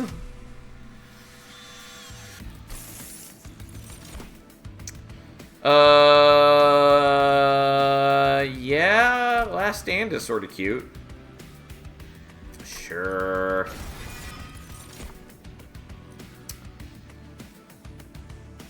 I do kind of want more Ember. We're going to take Draw, though, for reasons. I have been thinning out my deck, so it does matter less currently. Do kind of want that. We're definitely do this. I spent like 3 hours vacuuming my car because almost 2 cups of coffee got spilled on the passenger side. I think I need an interior detail first thing in the morning because I know I can't get everything out. Yeah, that sounds pretty miserable.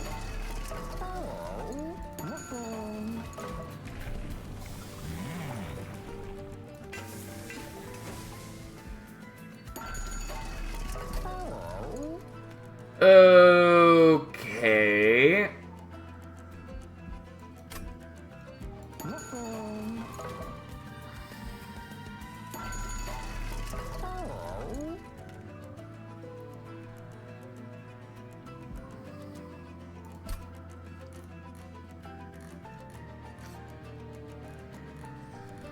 So I do kind of want weapons cache. The problem is that what I would really like is I would like it to be drawing me more equipment. Because in the ideal world, what I'd actually be using it for is to jam a bunch of equipment onto Herzl and end with a Geared Gauntlet, and then turn 1 just pop the Geared Gauntlet and have him attack just a ton, build a bunch of forge points, and then use that later to play out the boilerplate.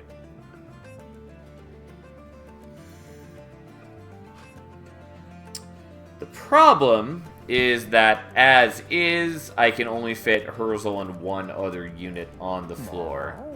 Because my only other units are 3 capacity. Still not, like, the worst thing I could do. Just also not convinced is the best thing I could do. But,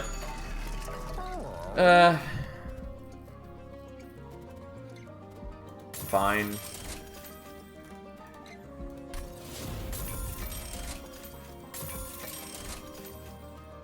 I am going to merge these now.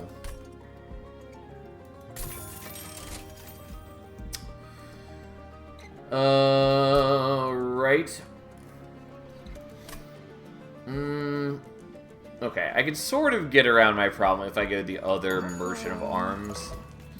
But I didn't think I was going to do that. Maybe I end up doing that. I don't really need to go here. I thought I would want to dupe something. Not sure what I'd actually want to dupe. I think we're just doing the branding rate for now.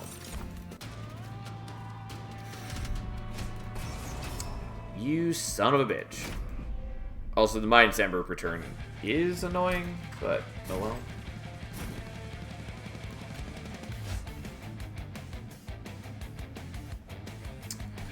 Well, with the Mind Ember, I can't play out the weapons cache, but fine.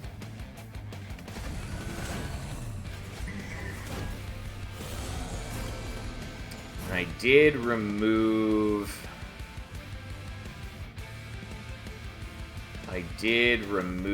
What am I trying to say? Remove the Horn Breaks from my deck. I could use the Branding Rates to kill this guy. Or I could just do other things.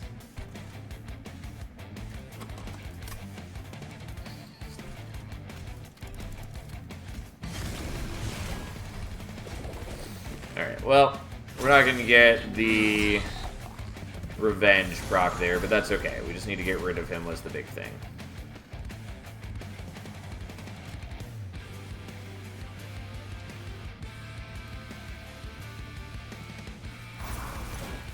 I'm going to do that even though I'm not totally convinced I want that.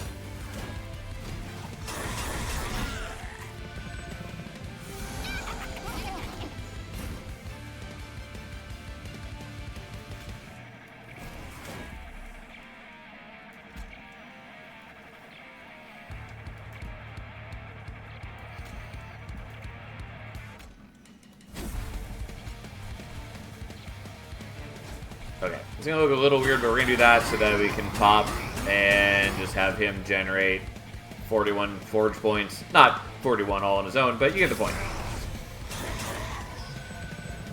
Okay.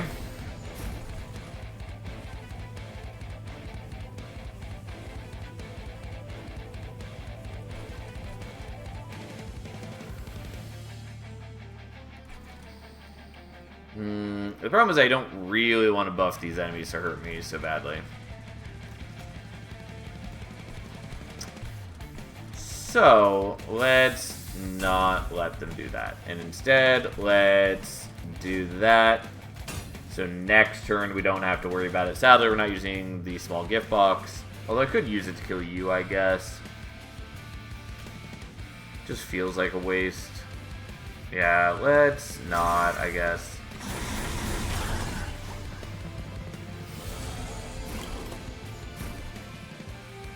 Also, notably, you don't have the Bloodthirsty Blade on right now, so we don't need to worry about that too much.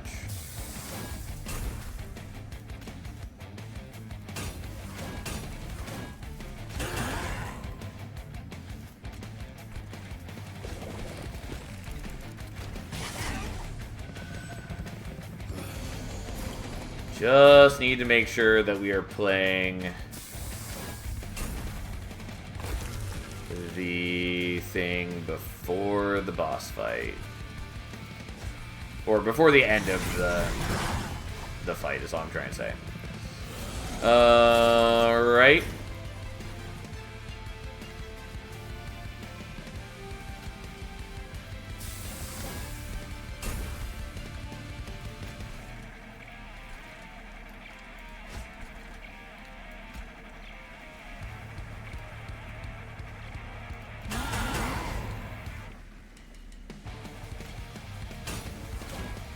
Alright, and then you can have a whole bunch of armor and your Bloodthirsty Blade. And you have Steel Guards who can't actually take that much damage per hit, which I kind of neglected earlier in evaluating how reasonable it was for me to buff up enemies. Doesn't matter. It's all fine.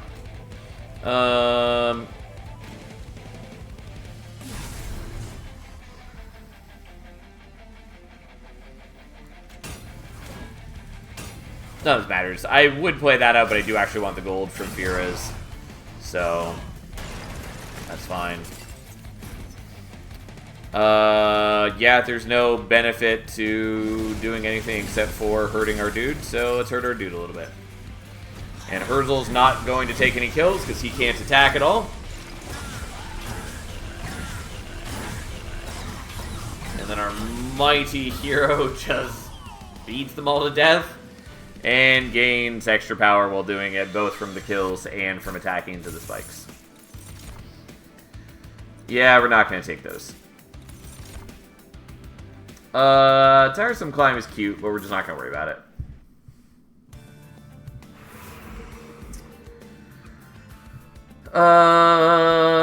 I think we go here.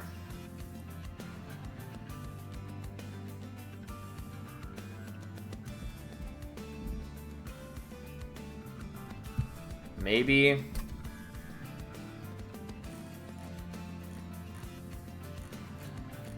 Maybe I don't actually care about that.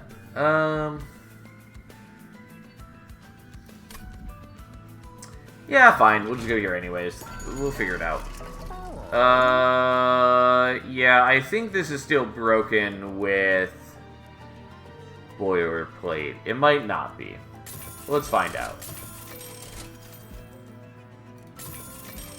Sure, why not?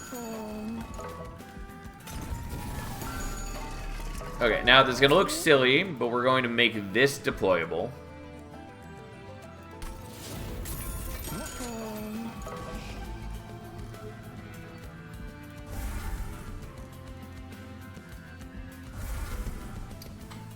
And let us get rid of, I guess, some smiths.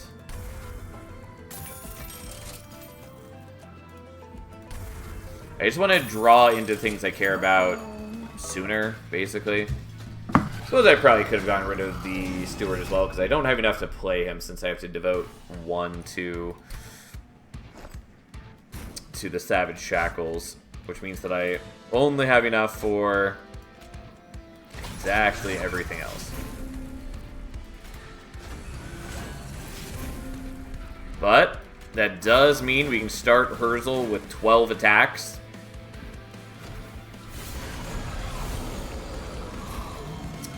Which is not the worst thing. Alright. 48 forge points right off the bat. Don't hate it.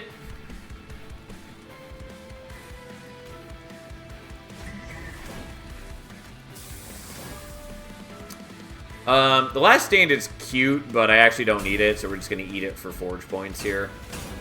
So that I can just focus on powering myself up.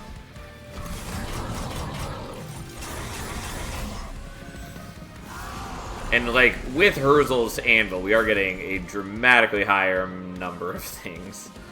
Don't need the Vengeful Shards anymore.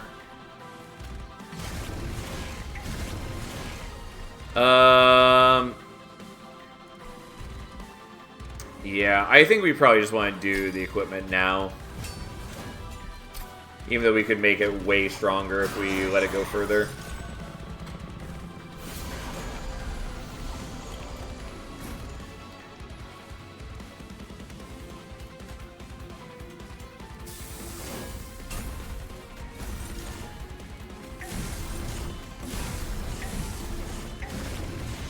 We are taking a lot of damage at this rate, but that's okay. Because we are killing the boss, so who cares? Because we have so many attacks that we just break through and then beat him to death. Ta-da! Knuckler Steward, everybody. I mean, again, a lot of it's that we are getting the perma rage from the event. But there are, you know, plenty of other ways to make Knuckler Steward this strong as well. Or at least, you know, somewhat strong.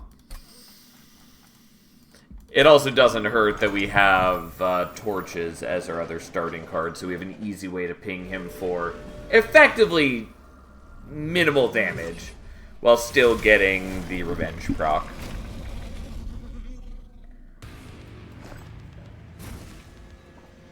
Okay. Do I just want to play out the merged equipment? Maybe I do probably still want to do this.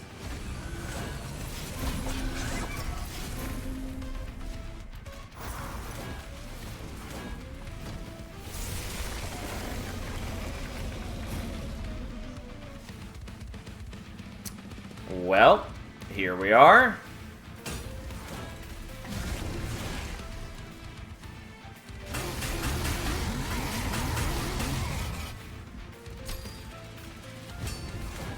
Don't mind me.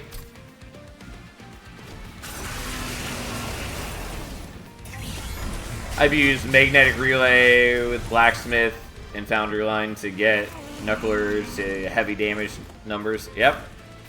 There are ways to do it. Anyways, Savagery is basically dead already.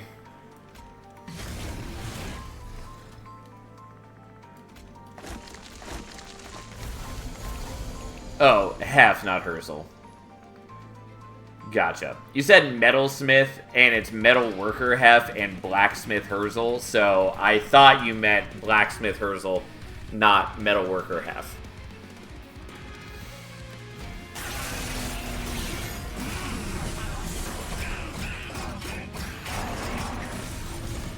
Also, it is cute that our Pyre already shot Dominion several times. Unfortunately, it happens before I have a chance to buff it with a Pyrolite, but we still took off a good chunk of health right off the bat, which is nice. Alright, let's see the Machinist Tome, so now, you know, here we are. Herzl, unfortunately, is getting weaker every time we sap, but that's okay. Also, unfortunately, all of our burst is lost every turn, since we just blow it all on entropy, and so we don't get to bank it up. But, oh well. Unsurprisingly, we're just waiting, and yes, I should have done this in a different order. No, it does not matter. But yeah, unsurprisingly, we're just waiting on Dominion. Since our big, bad, beautiful Knuckler Steward is just kind of beating everyone to death.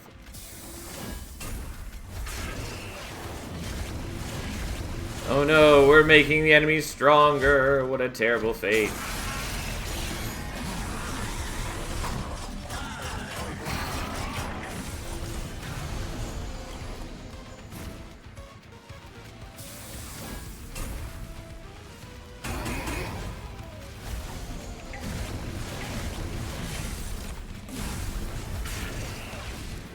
Well, just like one more turn.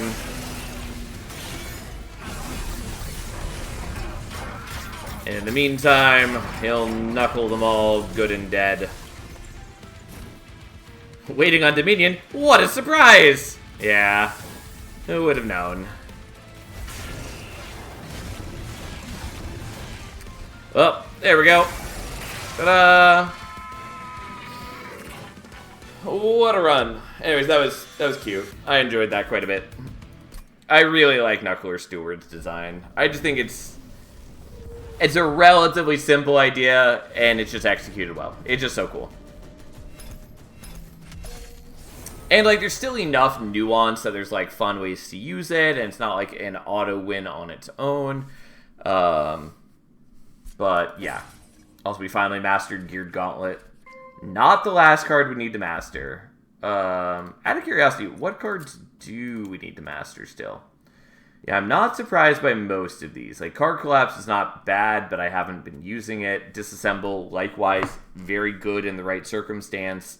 Just, we haven't been in that circumstance. I also tend to use Endless pretty sparingly. There are people who put Endless on, like, their regular units pretty frequently. I tend not to do that. I generally would rather just not let them die. Which makes Disassemble a little less good in that instance. Still can be quite good. But hey, anyways, here we are. Quenching Oil is whatever, it's fine. It feels really out of place in the clan to me. Like, they just don't have that many powerful spells for the spell weakness to matter. And the melee weakness, like, yes, it's helpful, but it still just feels weird. And also, I don't know why most of the time you would care about having both spell weakness and melee weakness on an enemy. Yes, I know the main point of it is that it's supposed to be adaptable, so you can either kill them with the spell or kill them with melee weakness. But it's just a weird card. I really wish it did something different. Spike Driver Factory is... It's just frustrating. It's just bad. It's a really cool idea that is just so bad in practice. And also it's a rare unit, so I'm not surprised we haven't mastered it yet. I've seen it offered like once or twice. We just haven't taken it. But it's it just needs to do something slightly different. Like, ideally just pass on its upgrades onto the spiders it creates. Or if they are really super attached to the craft system, which, by the way, it's not even choose between 3 random upgrades. It's actually 2. The text is just wrong for some reason. But anyways, the crafted upgrades are not impactful enough. And also, it's frustrating because there's like 6 of them. And so since you only get to choose 1 upgrade out of 2, and there's 6 total, even if there is an upgrade that is good for you, there's a very good chance you're not going to see it. And in exchange, you have a unit that has like okay defense, literally 0 offense, takes up a lot of capacity, doesn't take upgrades very well. It's just not a good unit. If the Spike Driver Spiders at least had multi-strike instead of burst, there would be more like value there, because then you'd be printing essentially like, you know, a follower with an upside, and there's a lot of ways to utilize like a low stat multi-strike unit. But a low stat burst unit is a very different ask. Anyways, I think that they should just get rid of the craft system, or keep the craft system, who cares, but make it inherit the upgrades onto the generated units, or make the crafts way more like usable, and ideally more reliable. Like, if they really just want to keep the crafts, make it so there's only 3 of them, and you can choose between those same 3 options every time, so you can at least like make the spider that you want for the moment. Like, that's all you need to make this into a good unit. Anyways, Anvil Breaker is just not for me, but again, it's okay. I just tend not to like these one-off strong spells, especially since this one comes at the cost of using up all your forge points. Like, yeah, it's good. It's good at, like, killing a boss, but I don't really have trouble killing a boss, and I don't particularly care about killing a flying boss early. But, yeah. Surprised you haven't mastered Proclamation. Proclamation's fine. It just hasn't come up for us yet. And, again, it's competing with a lot of other really good common Wormkin spells. Because, like, Echo Infusion and Echo Transfer are both in that pool, along with other things. And so, like, yeah, it's not a bad card, but there's a lot of other things that I would often prefer to pick. Shelter is also in that pool. How would you feel if the spiders got something like Resolve Die to get them out of the way after the burst is used? Like, I would feel better about that, but you're still basically just creating... Without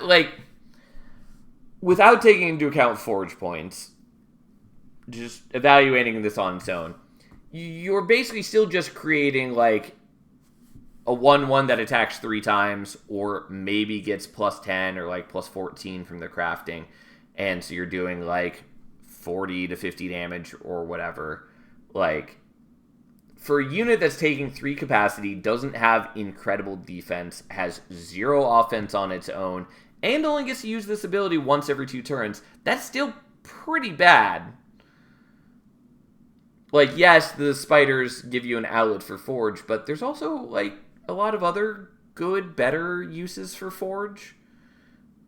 And especially if they had the Resolve Die, then that would make them an even worse target for Forge points. But, yeah, it's just not great. Hey, you could use it to kill Dominion fast, or maybe not fast, but one-shot him because fuck Dominion. So, you could, except for the part where, I assume you're talking about Anvil Breaker here.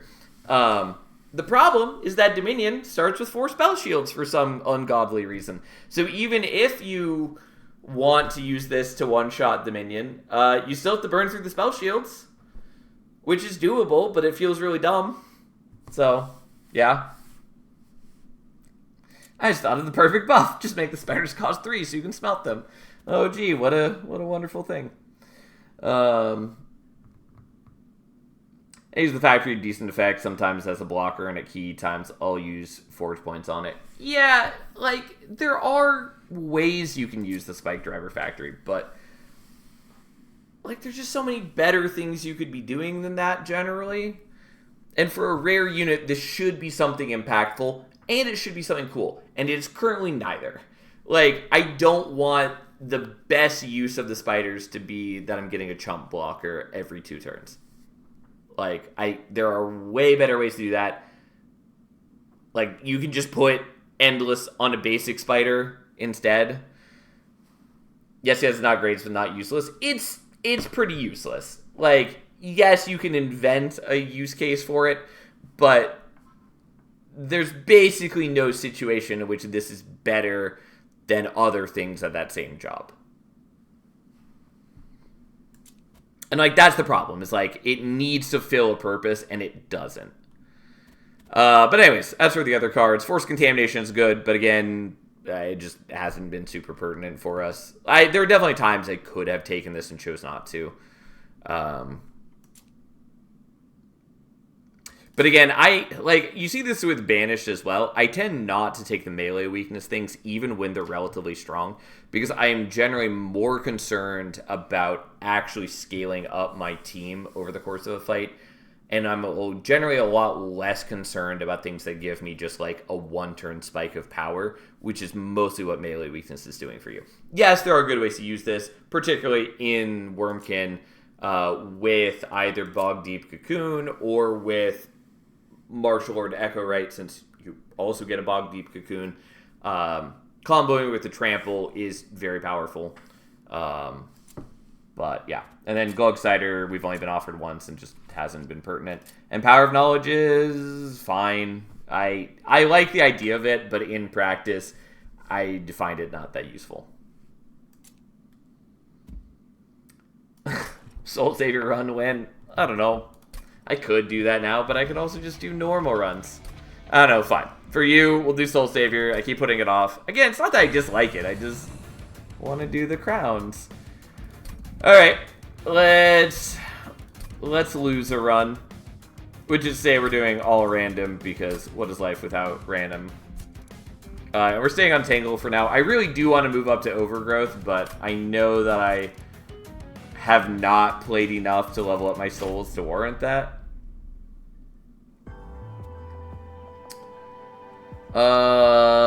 Endless and Extinguish. And extra draw. Okay. Well, that's something.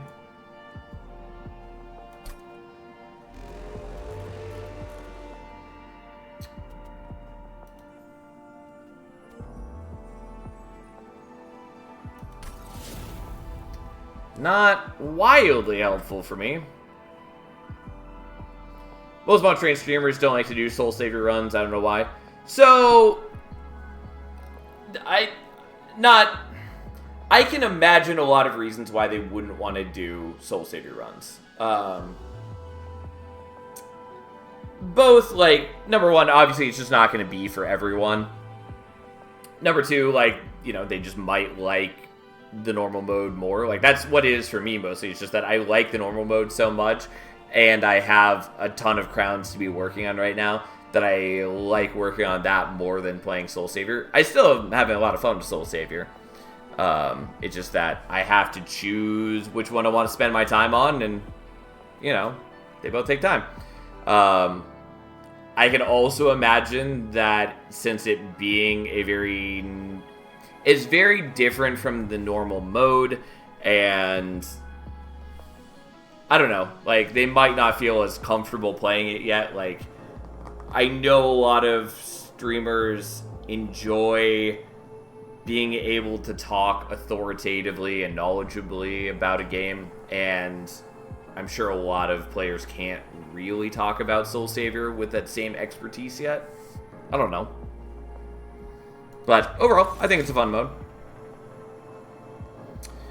I find Bogworm not worth it compared to Kinos and Bogflies. The payoff is not as great as the original. Yeah, I I think it's still good. I think it does suffer, and it's not nearly as good as it was in Monster Train 1.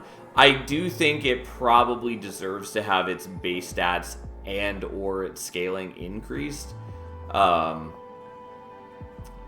Just because, like, you know, with the increased HP of enemies in particular, even if your deck is good at doing etch, you're still generally not really going to be making use of the trample without multi-strike or melee weakness, and you can't put multi-strike on the generated egg from Martial Lord, which makes it more of like a side grade than an actual upgrade at the moment. Or if you do want to use the trample, you kind of have to put it further back in your row, but then you're not using the HP scaling that it gets effectively. It is just kind of messy right now. I do really think it probably needs numbers to go up. It's still decent, but I think it could safely get an upgrade.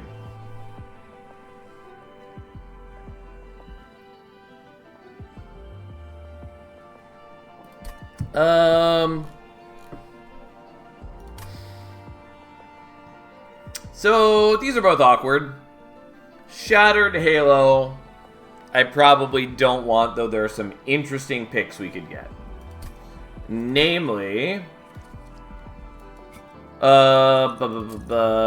Lazarus. Namely, I could get Spike of the League, which is pretty solid. Scrap for parts, we can sort of do some really interesting things with.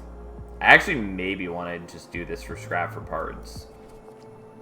And then Tome of Horrors and Minds of Their Own are both also quite useful.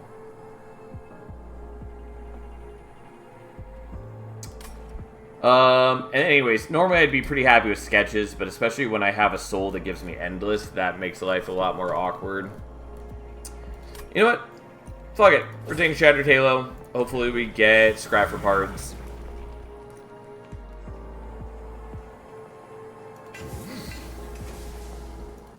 Alright. This is also contingent upon us actually surviving the first couple battles, which we'll see what we can do.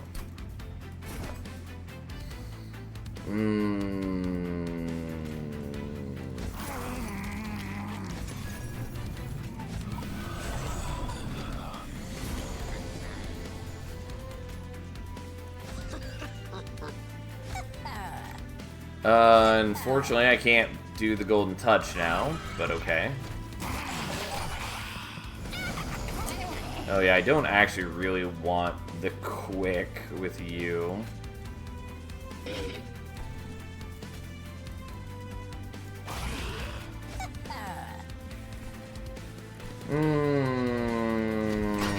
Yeah, not great.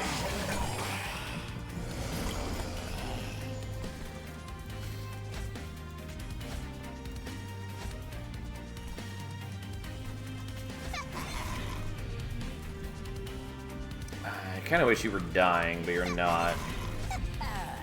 Alright, well.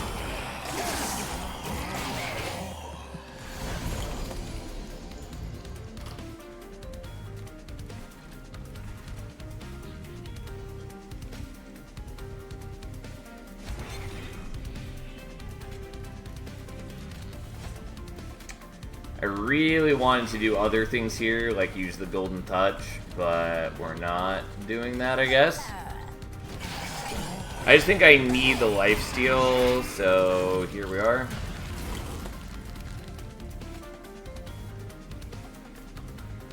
Why am I... Oh, I was forgetting that I also have Warborn. I was like, why am I drawing so much? But yeah, no, that's why.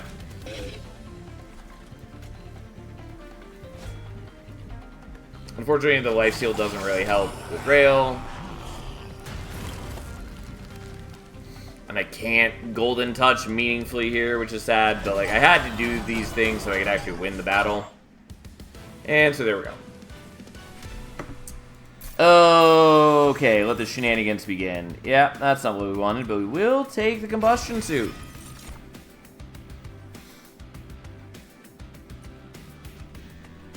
I don't really want smelted treasure, even though it's vaguely helpful for me.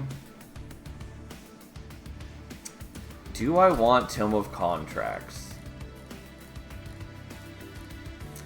It's basically only pertinent to, like, Hothead, but we'll skip. We're gonna save that.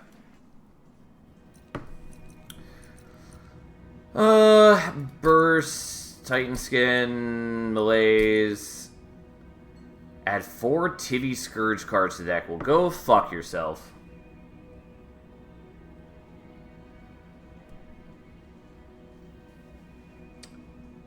Is it a third run ever in Soul Savior? As in, are you saying, is this my third run? It's not. It's something like my 8th, maybe. We won the first run. We immediately moved up to Tangle. We lost the second pretty quickly. We won the third. We lost like 2-3 more pretty quickly, and then won another. Something like that.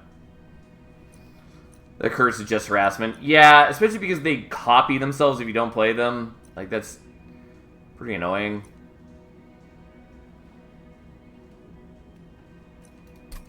God, and that's an annoying effect. Adds a Titty Scourge to your hand on Siphon.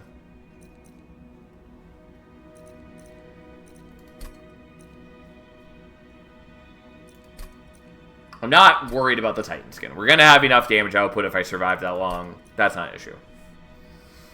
Tivy is the worst. Yeah.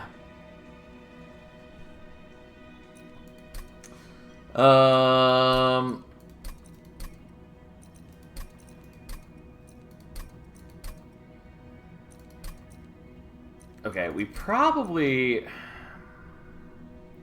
The malaise shouldn't matter that much. The problem is literally everything else. Also, I don't know that I can handle Wither Bloom. In which case, maybe we want to go here and just try to do things.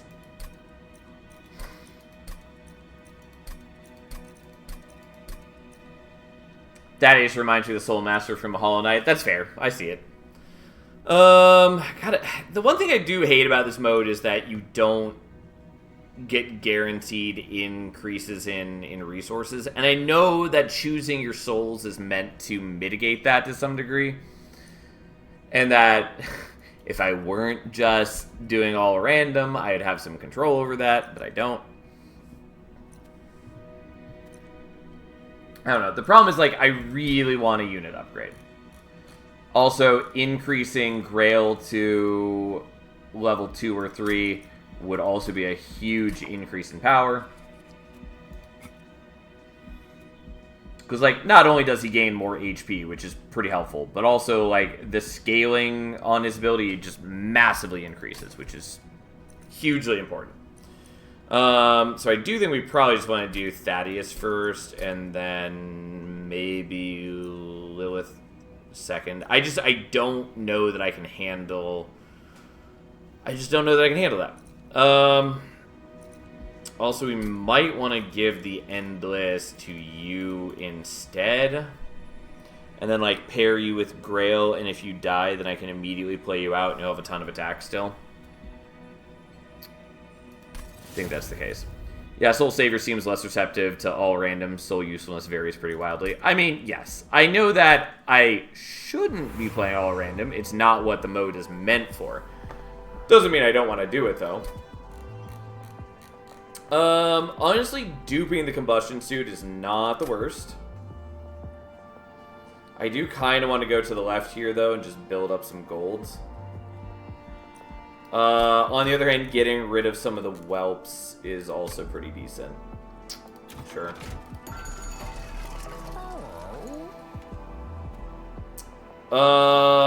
You don't say. Okay.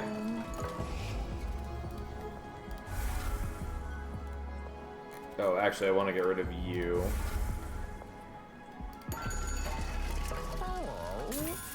Okay. Well, that's good enough for the moment.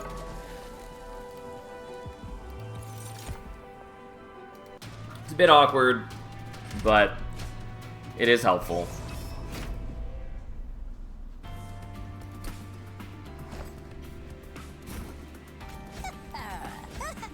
Especially because I have extra deployment numbers, so I can actually play out a lot of these things regardless.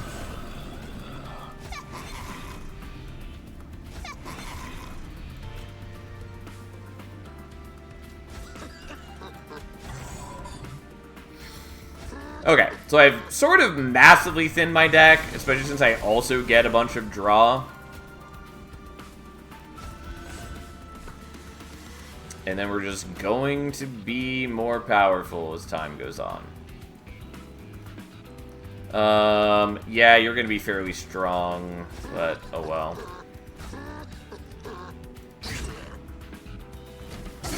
We're also going to be quite powerful in a mere moment.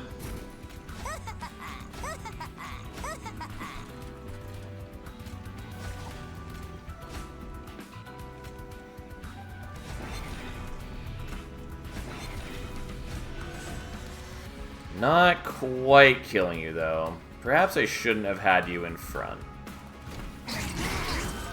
Yeah. Oh, yeah, I could have done that better. Well, oh well.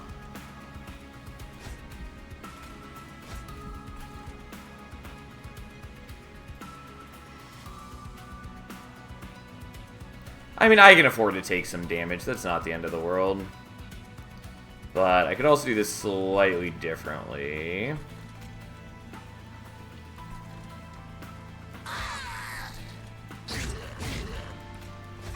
Because that actually pierces through his Titan skin and means that he dies to the unstable. The problem is I didn't actually want a dude there. I wanted it as a backup so that when our dude dies against the boss, I have somewhere to play him out. But we can solve that by doing this.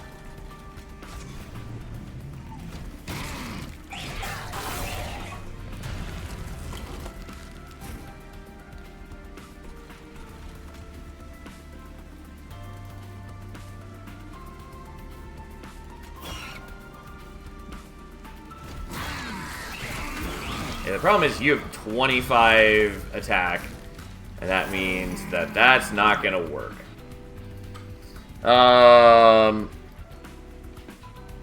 Yeah, okay.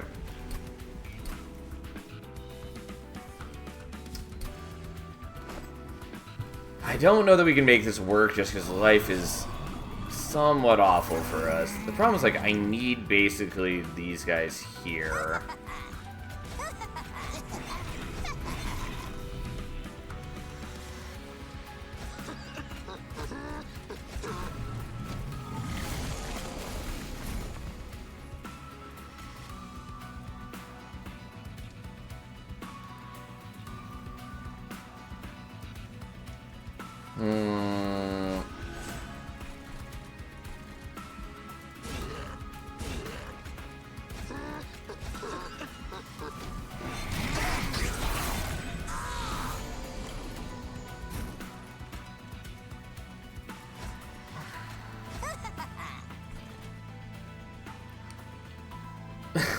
Rapid Fire Scissor Hands chuckles is amusing. Yeah. Yeah, it's something.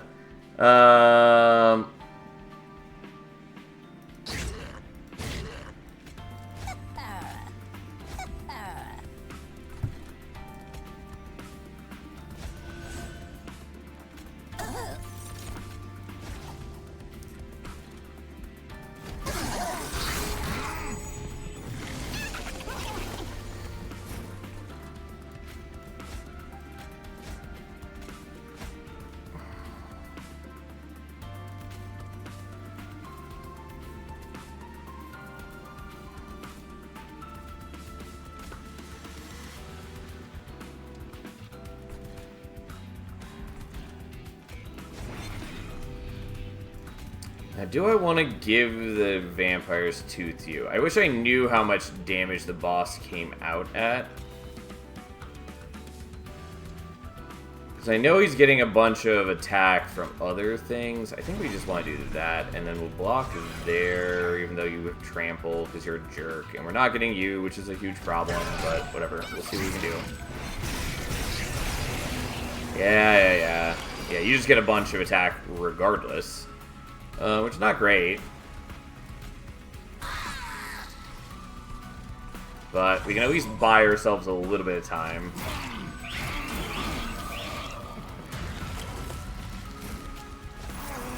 Yeah, we should be okay, even though it's dumb. Because we get him down low-ish, and then this should not finish him off. Oh, because you have exactly 18 attack? God, go fuck yourself. Irritating. I could have done this differently. I shouldn't have bothered with the lifesteal. I thought the boss wasn't going to have 18 attack. I was wrong.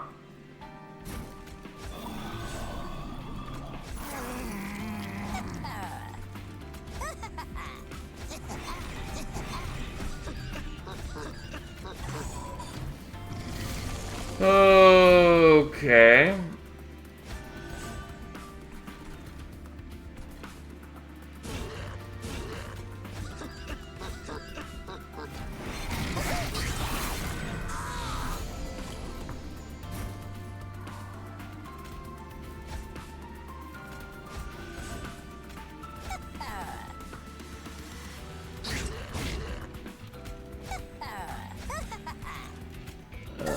Okay.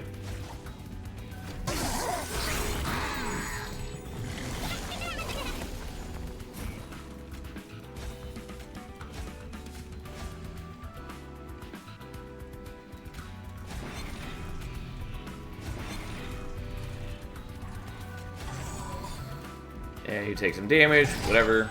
Vampire the Steward, maybe that would require it to, well, maybe. Maybe it would have been good.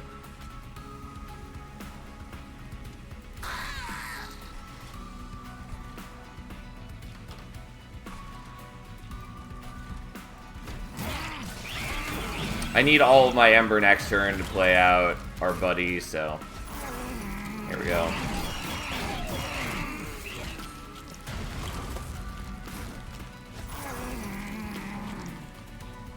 Yeah, it's close, but it's just not quite enough.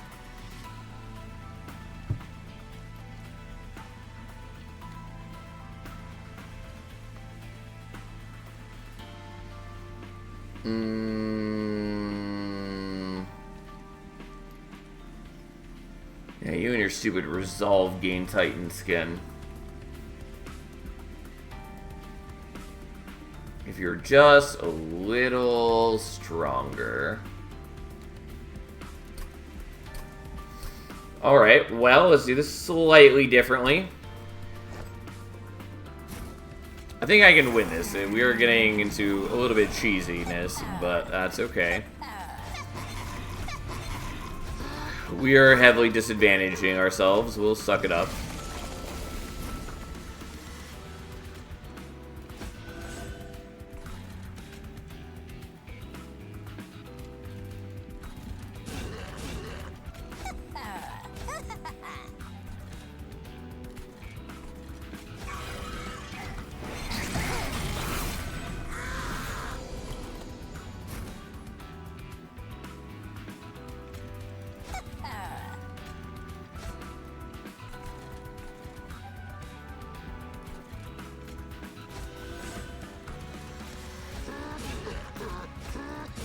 Oh, I shouldn't have blown those up yet. Whoops. Let's do this slightly differently.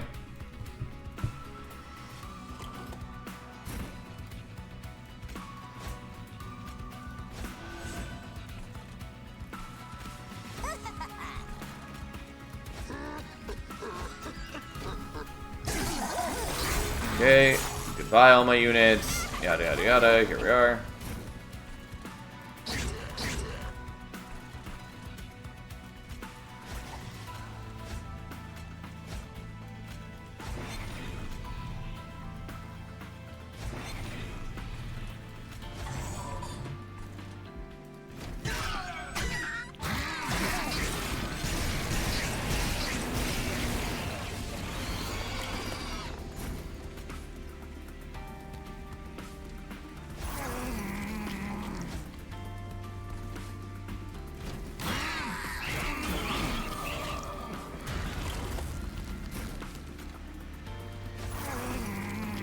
Oh yeah, I can't play you out like this because I don't have enough Ember. The whole point was I was trying to find a time to play him out later in the fight where I would then have him at higher health so we'd be able to absorb one attack from the boss.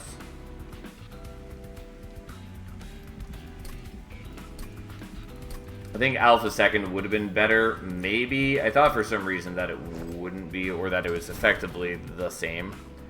Yeah, I know you meant for Grail Floor.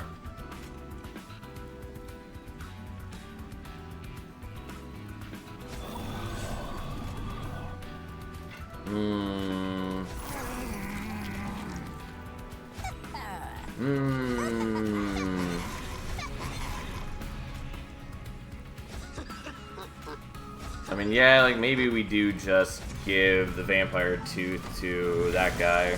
That probably is all we need to do.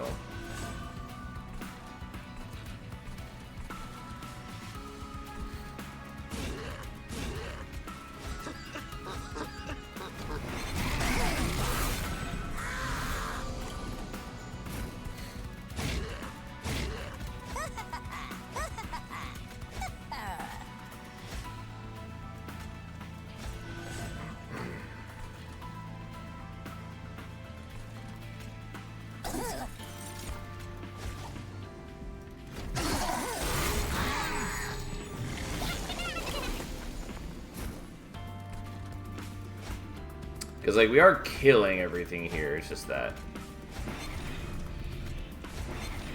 it's a little awkward.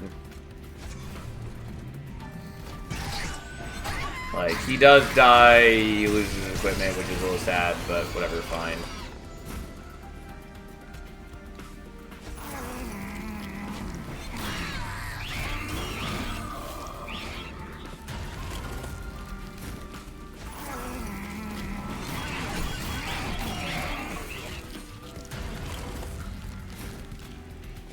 Okay, yeah.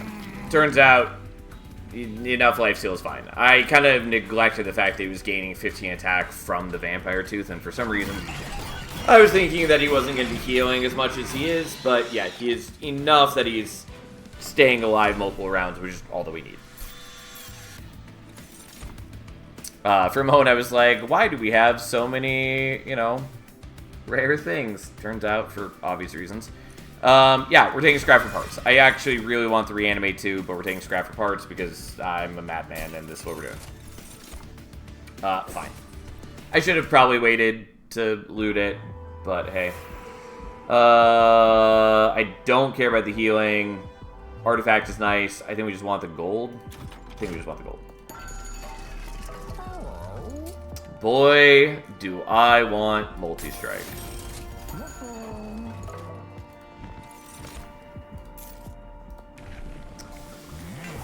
Okay. We are dramatically stronger all of a sudden. Do I care about HP? Don't think I care about HP.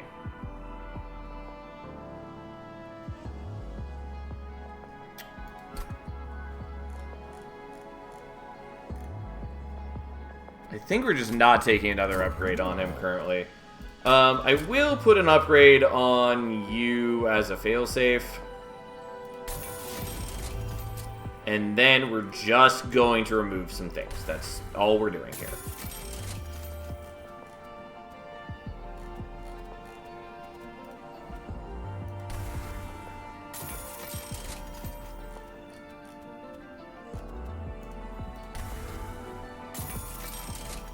I'll just save my gold from there on, I guess.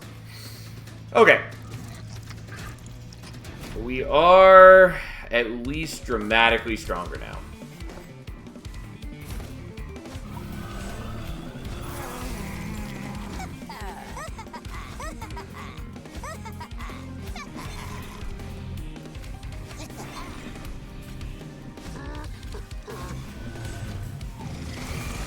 Yeah, I was pretty sure you had trample, so you're gonna kill everything for us and be cool. Anyways, scrap for parts. Oh look, we drew him again, and he costs 0 now. Look at that. Unfortunately, it is a consume card, which caused me a little bit of grief, but for the most part, it's nice. Yeah, I'm gonna do this so I can build up a little bit of horde rather than play out the combustion suit. Oh well.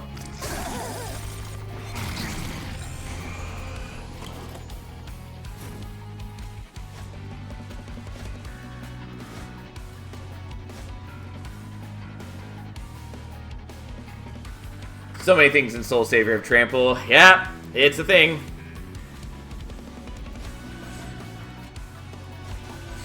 Okay, we're gonna give Grail lifesteal for reasons.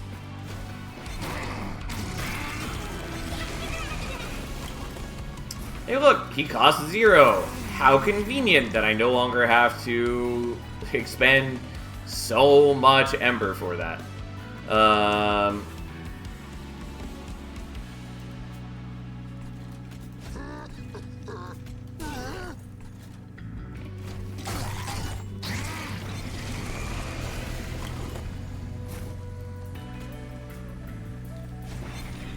I do really like the music in Soul Savior. Okay, so we're not quite killing you, but that's fine. Everything's okay.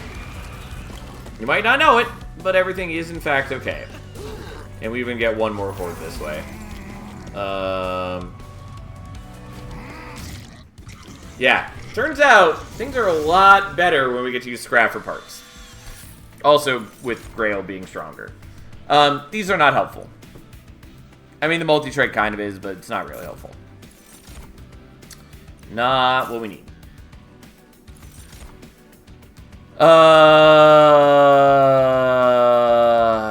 I don't need Savanta. Solaris is not unappealing. I will take that, actually.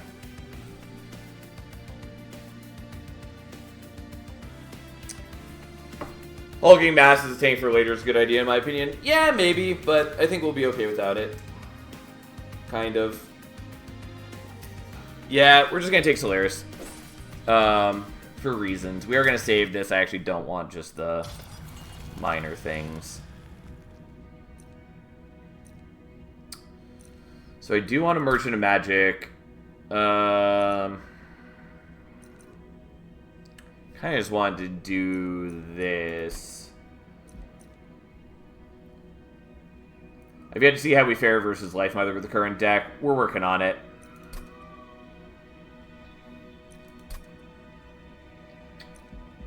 You'll see.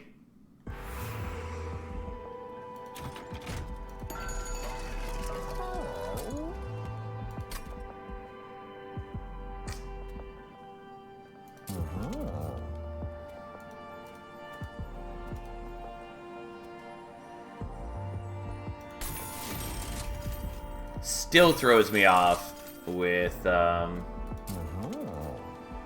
I should have done this slightly differently, but that's fine.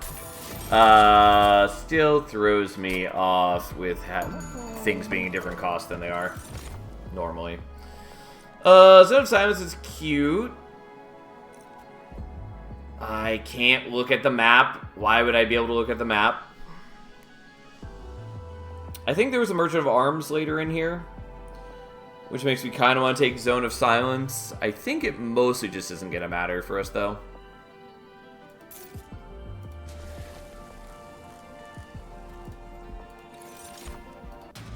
What I should have done is minus cost that. I was hoping for Intrinsic, but realistically, who needs Intrinsic when my deck is so small? Mind you, TV Scourges are going to fuck with me a little bit, but whatever, so be it. It's okay. We'll manage. Oh, is there a reason I'm on bottom floor here? Kind of, but not really. Because what I'm pretty sure we actually want is not to be on bottom floor. Oops.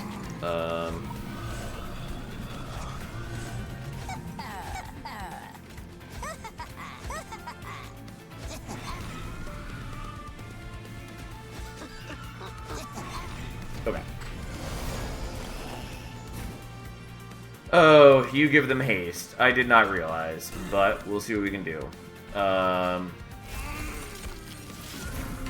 I might have to set up on top floor. I forgot that they get haste.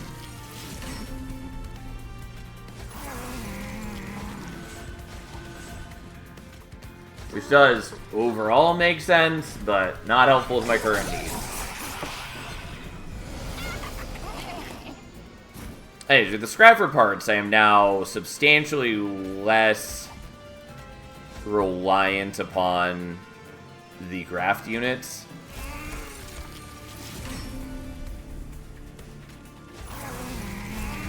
Which is quite useful. I do still need to get, like, one other card, but it's very likely that we get it, so. Also, we're getting more artifacts now, since I now have tons of Ember to spend. You know what? In fact, we're just going to put those up there. Anyways, the point is, I can loot my horde much more efficiently now. Since I can way more easily just keep playing out the golden touches.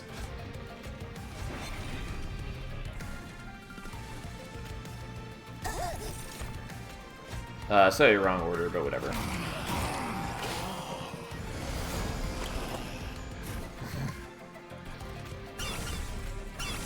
I mean, it doesn't matter. I'm at max horde for the moment, so. Oh boy, it's the first time I've seen Corrin here, which is essentially the same as normal Corrin. I guess we may as well do some damage. There's no reason not to.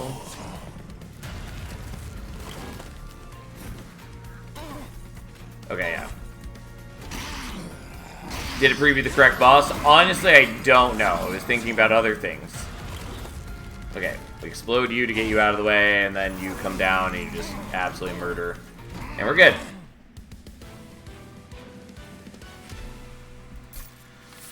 Feels a little bad that I didn't loot my thing before, but that's fine. Like, Minds of Their Own is not bad. It's not what I wanted, though. It's gonna take another combustion suit, which is maybe wrong.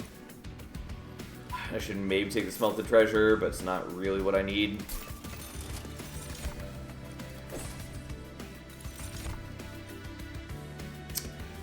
Definitely Pyrestone housing. Mix-a-Lot would not have been bad. That's fair.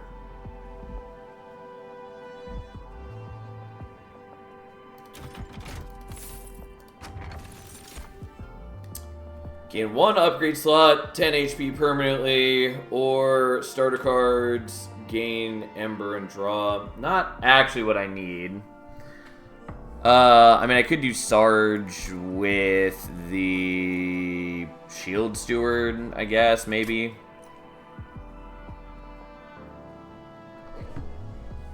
I mean, the upgrade slots are not wildly important to me.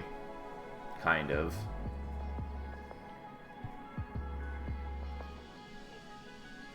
Sure, whatever. We'll take that.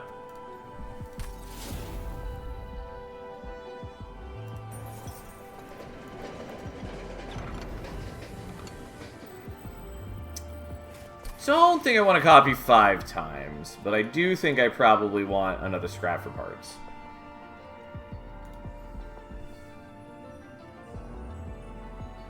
Five times dupe would be cute, though. Honestly, maybe worth it.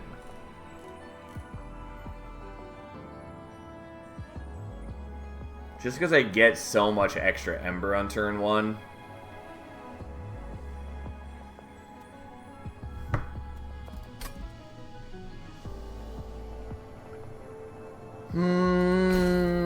Do I really want to do it?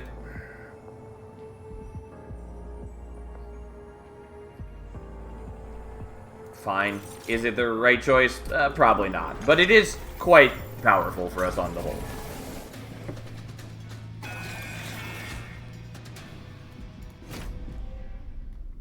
Okay, now the problem is we're maybe not going to be able to keep the steward alive. Which is a bit sad, but maybe not a big deal.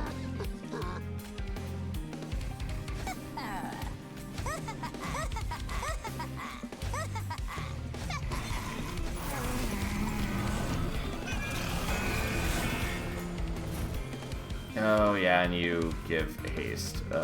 Can't be setting up like this. Well, kind of.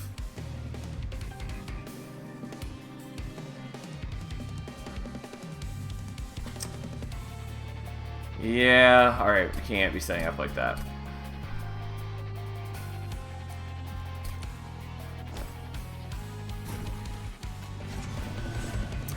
It's just one of those things where, like, I just don't know the wave compositions nearly as well as I do in the normal mode.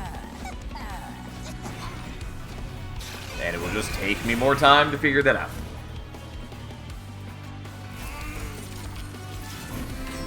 Okay.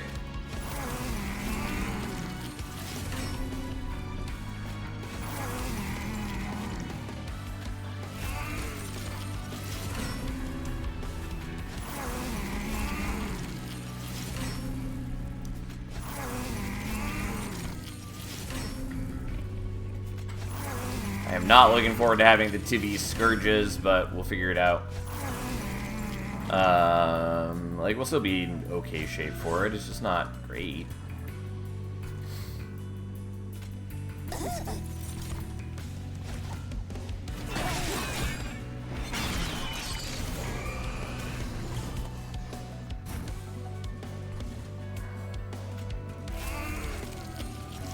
Oh, I don't have any hand size.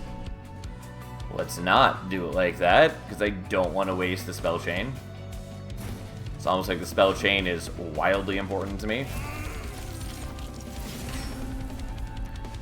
Although I wish I could play this out faster, but it has to do the whole draw and upgrade and animation, which takes a while.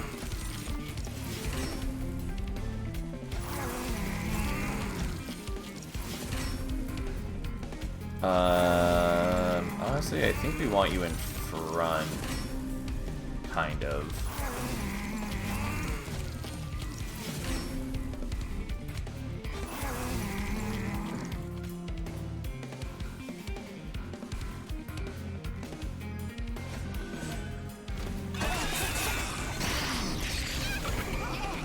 Yeah, because now you can block for the team and we'll just replay you out and it'll be fine. Because, like, yeah, we've got the other assistant to block for us, too. But I was still, like, a bit more safety than that. Especially because there's very little downside to him just blocking for us. We can even just kind of kill the boss as is right now.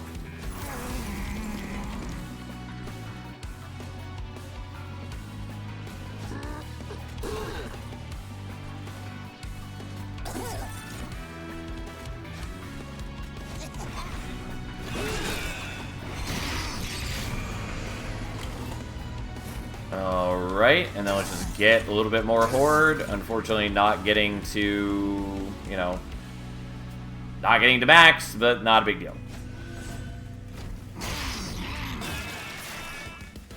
Alright, now please give me the card that I most desire. That is not it. I don't really want Mix-a-Lot, though I maybe should use it. Unfortunately, Meat Hook ain't it.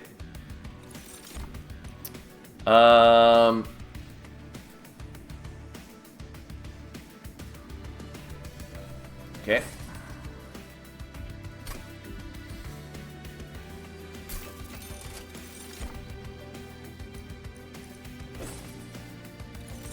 No, absolutely not. Unfortunately, that's what we were offered, but that's not what we're using. Yeah, I think we want to go here, because I really do care about the Merchant of Steel. On the other hand, this gives me more time to get the one card that I'm hoping to see. I think I could probably beat Tivi as is. Like, yeah, the backline shooting dudes are a little annoying, but we should be fine against that. The problem is just that they have stealth, but we can handle that, I guess.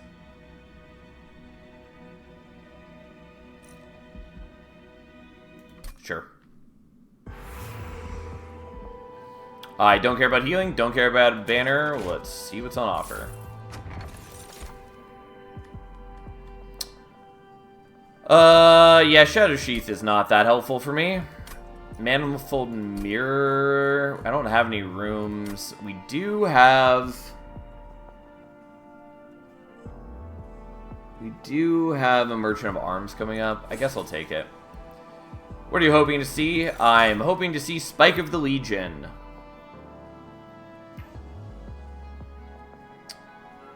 Zone of Silence and Hall of Mirrors are both sort of interesting.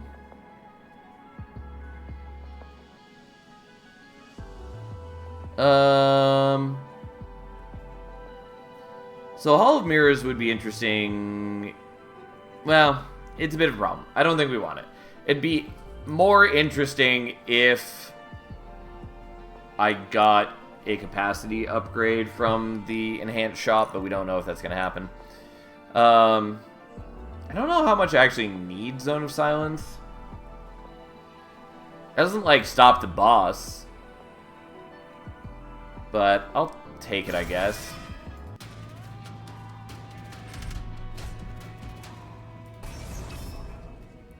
Yeah, it does stop the Jeer masks, which is legitimately rather helpful for me. Okay, I do still need to get rid of some of these chumps.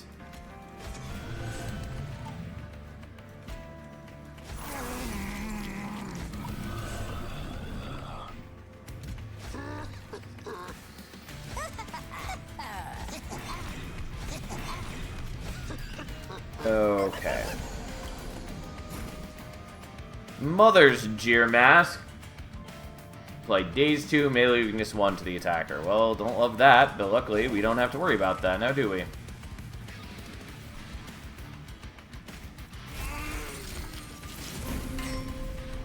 And so it begins. Not looking forward to getting the Tibby Scourges, but oh well, so be it.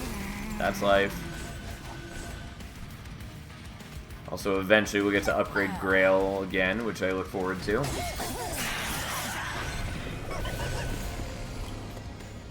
Don't love you guys having spell shields. That is, in fact, annoying to my general desire to Golden Touch.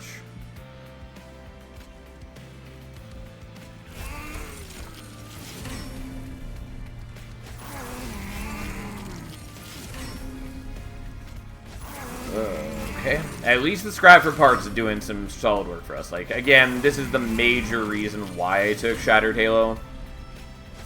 Since I had Endless right off the bat, being able to just get a huge boost of power off of it seemed good.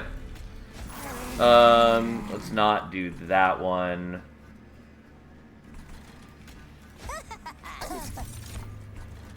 We'll do it that way so that I have more fodder for the Golden Touch later. Since these guys are annoyingly difficult for me to kill with it.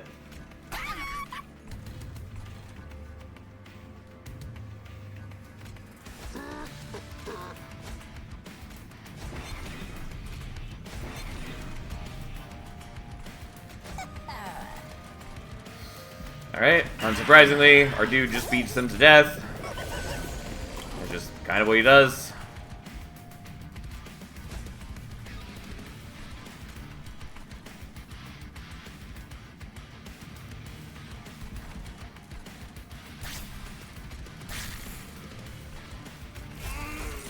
I may be getting greedy. I do need to keep buffing him. It's just I want to get the extra horde while I can. Because ideally we get it to 6 so that I can get a new artifact, but with him having the Titan skin, it is causing me some level of grief.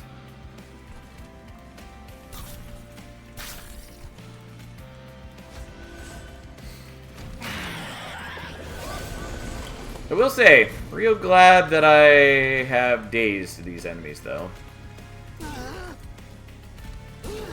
Or not Daze, Muted. Silence, really, but you get the point. You have a lot of HP and a non-trivial amount of reanimate, unfortunately. It's maybe not going to go well. I kind of underestimated how much HP you have. And you have burst. Great. Yeah, that's a problem.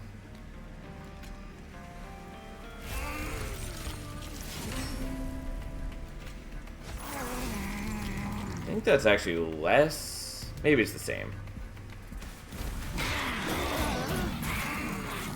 But yeah, I have real shit defense is the problem. Yeah, that's an issue.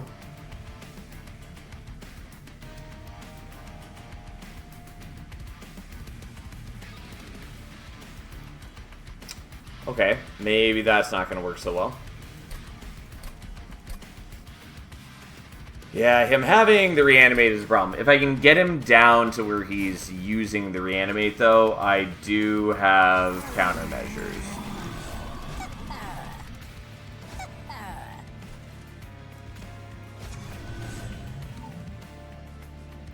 You're not doing great when your whole floor is only 41 HP versus the total, in total versus multi-striking boss. Yeah. It's more that the reanimate is a problem, but yes, the multi-strike, not great either.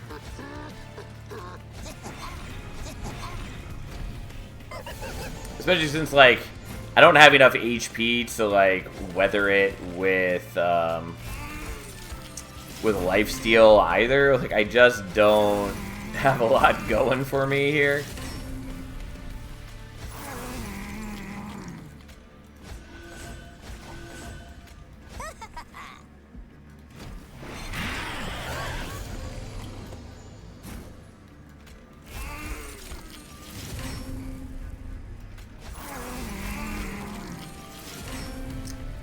Okay.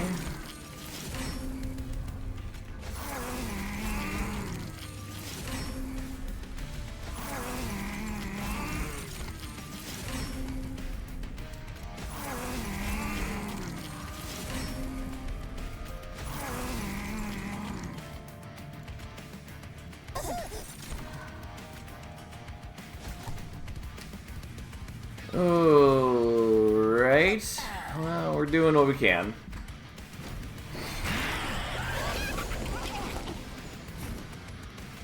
Just gonna make sure that we get all of the scrap for parts played.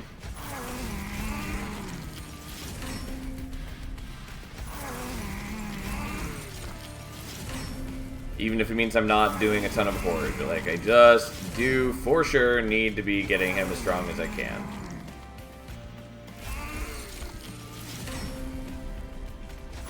Although I am sad to be not hoarding, but I also need to win.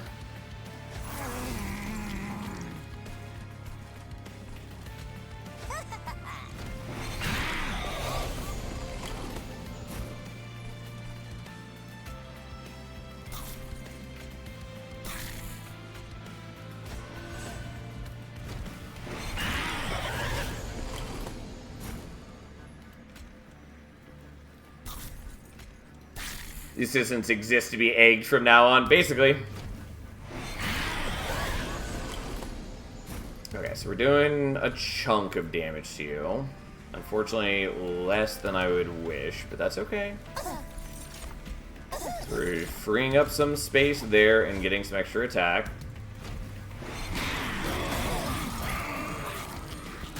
And he doesn't have burst anymore, which means that we can buy ourselves a little bit better time here.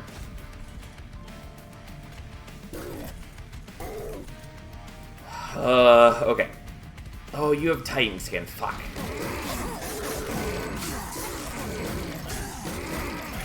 I was thinking that I could use these guys to knock off some reanimate. It turns out we don't need to. Oh, whoops. Wrong order. Specifically, we're gonna Golden Touch our own whelps. But here we are. The one problem with, like, the reanimated boss is that, like, you can't ever see exactly how much reanimate you're knocking off. So, like, I didn't know for sure that we were this close, so I was making contingencies thinking that we would have a lot more to shoot through.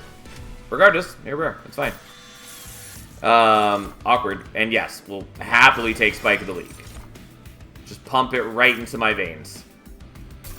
Honestly, not the best phrase to use there when it's a drug needle. Didn't think about it that hard before I said it. Regretted it a little bit.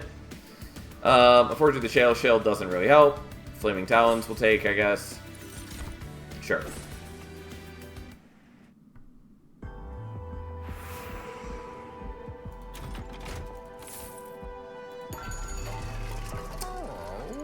Organ Harvester is also quite good for us. Kind of. Kind of.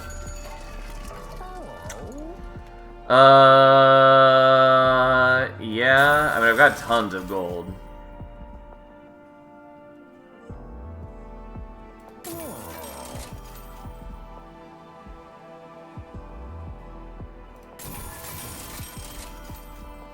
Turns out I just spent a lot more gold than I thought I did, but that's fine. Maybe less fine than I think.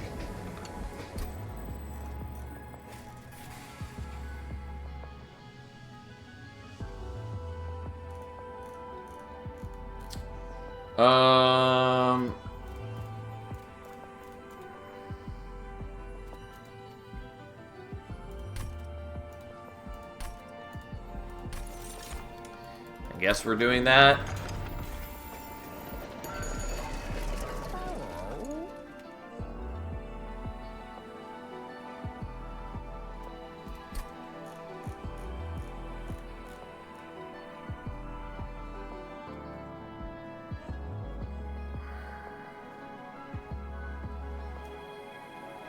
Maybe I do just want the organ harvester. Let's just take the organ harvester.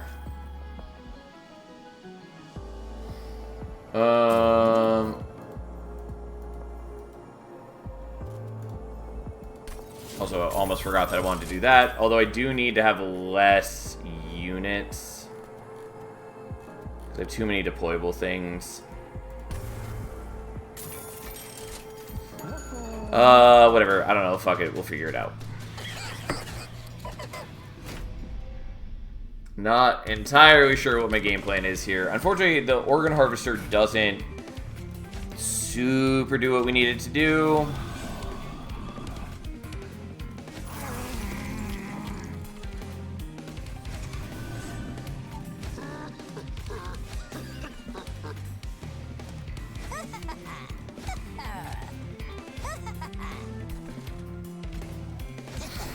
But we'll see what we can do.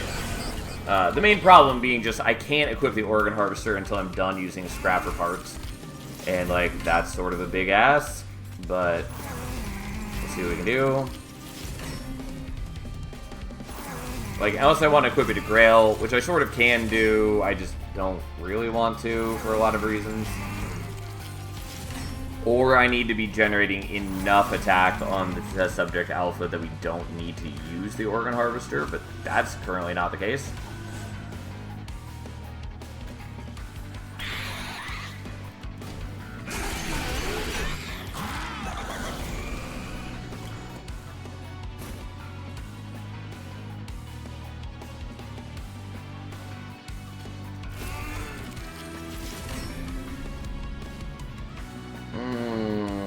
Okay.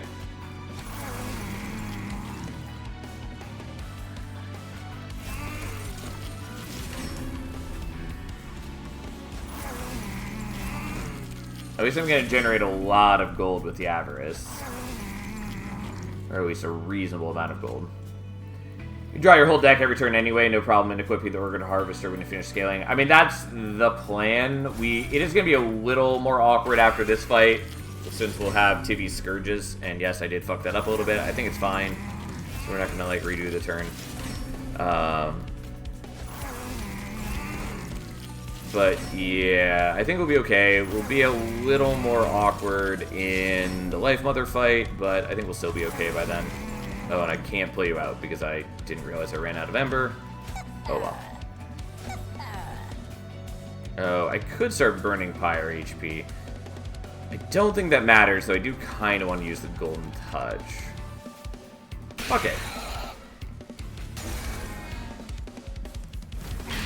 Great.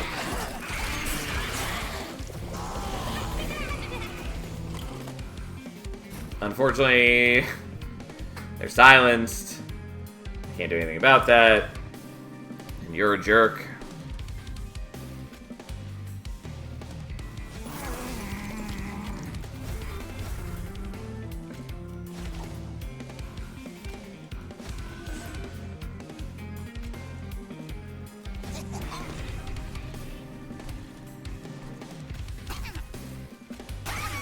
Stupid Titan skin. Whatever. But yeah, like, I knew the stealth guys were gonna piss me off some, but it's not that big a deal. Okay.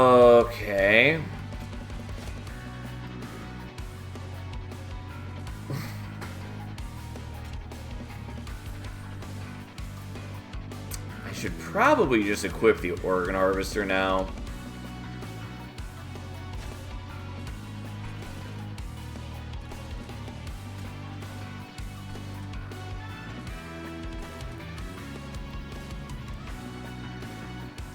Yeah, so I can actually kill you thanks to the fire gel.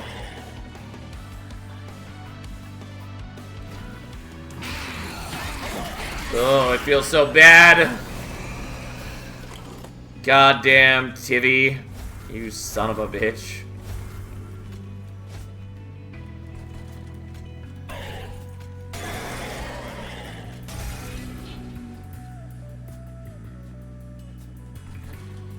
Well, poor Grail's gonna die, but I think that's manageable.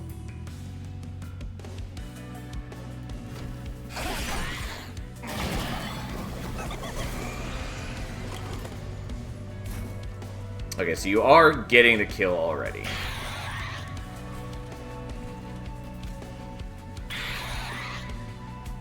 Sounds great. And we got to 7 Horde, which is fine. Yada, yada, yada. Here we are.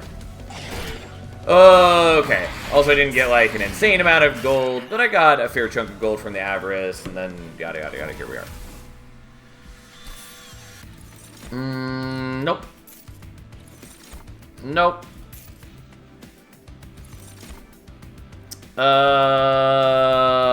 I mean, cute, but not really helpful.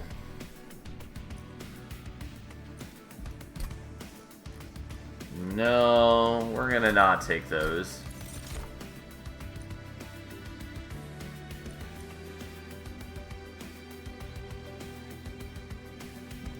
It's not wildly helpful, unfortunately.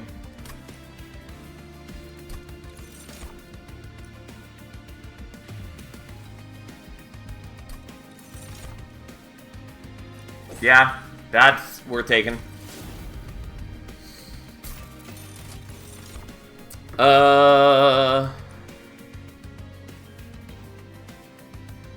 Sure.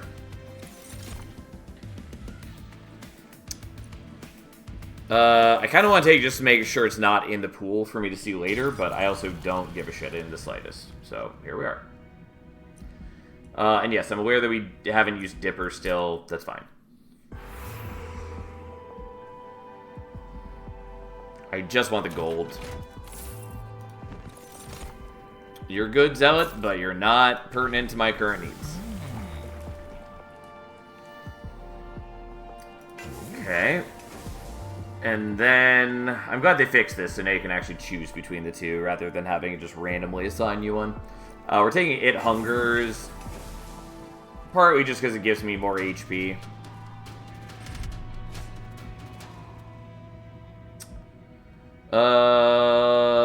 Yeah, okay, great. Witherbloom's annoying, but we'll just have to suck it up.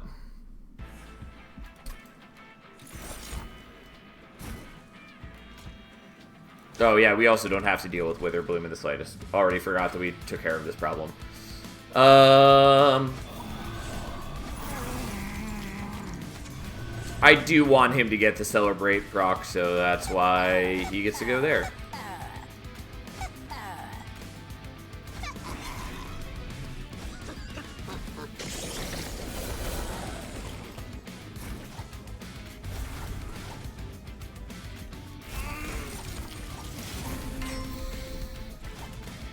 Unfortunately, we might have trouble doing Golden Touch things, but we'll see what we can do.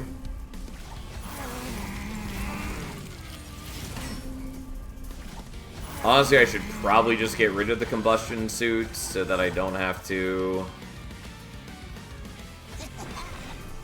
spend so much time drawing things that are not the cards I care about. But we'll see.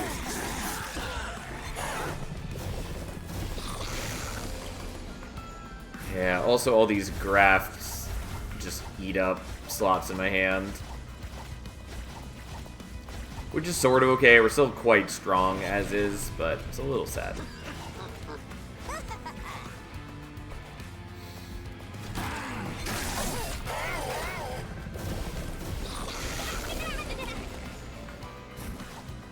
Oh, if we can just solo the mid floor and leave room for egg slots, I guess. Yeah, maybe.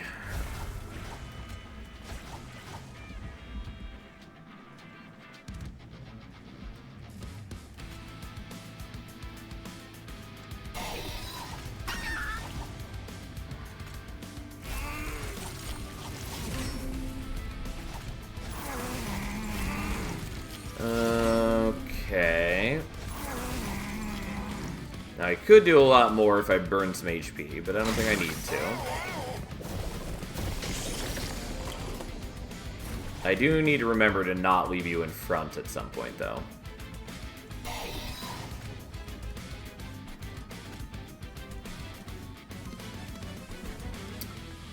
Well, that's not going to be a kill, so here we are. I suppose I could get more... Okay, fine. Let's burn some HP.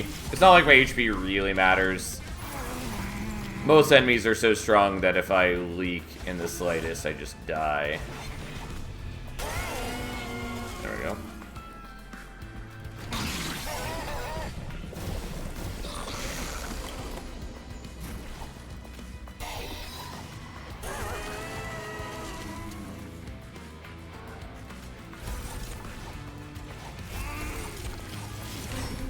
Well, we are rather strong at least.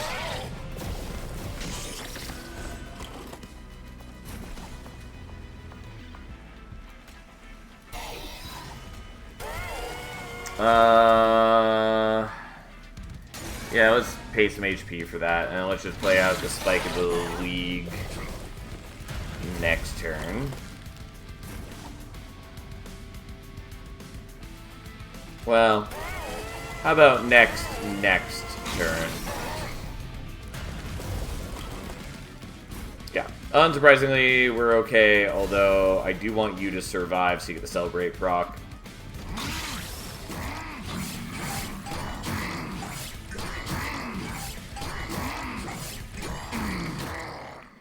Alright, look at us go. I do not need those, even though more scrap for parts is pretty good, but we have so many already. Sure, we'll take Medallion, I guess, because the others don't do anything for us. We'll take, I guess, Sizzling Firecracker. Cinder Salve is fine. The others don't really matter to us. Sacrificial Crisp technically is okay. We do still have some whelps, but it basically doesn't matter.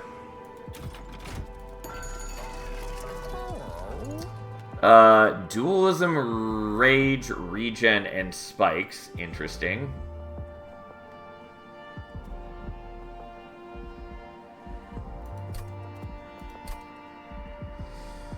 So if I took the Immortal Slab, I could just take away Lamb.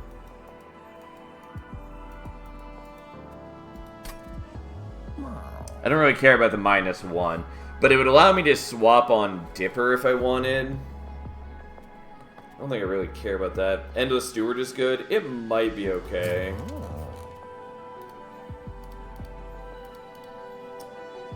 Like, I do think I'm gonna do that for a couple reasons.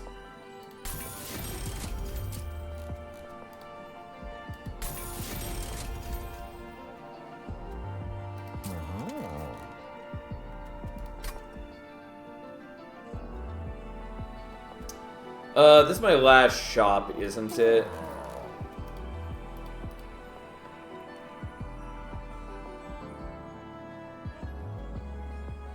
Yeah, most things I see I wouldn't really need.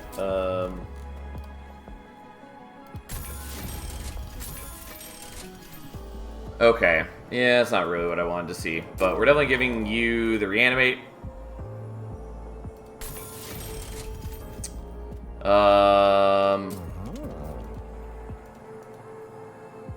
No real reason not to do this. I'm only killing him via my own things, so we'll do that. And then Dipper... I think we're waiting for a moment.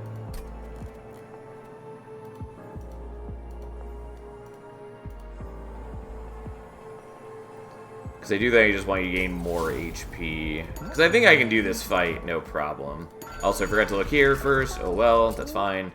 Don't really need that. It does annoy me that my soul list is eating some of the text here. I can minimize it though, of course.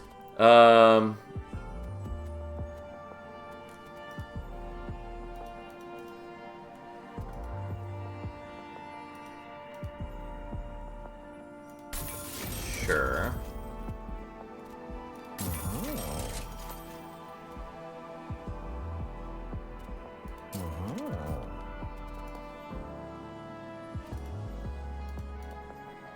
Do I really want to spell chain the small gift box? I kind of do.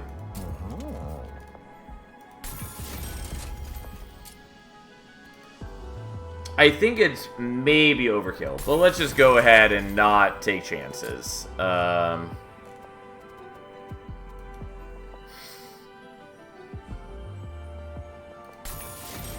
And I've got gold, so let's spend some gold. Who cares? Realistically, I need very few of the things that I have.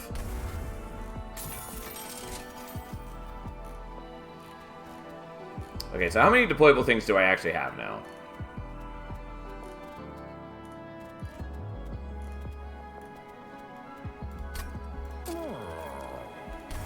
I think that's enough. Well, either way, that's what I've got, so...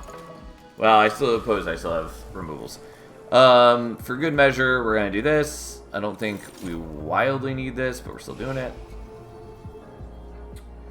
So 1, 2, 3, 4, 5, 6, 7, 8, 9, 10, 11. Okay, so I still do have 11. I think I just didn't count Grail the first time.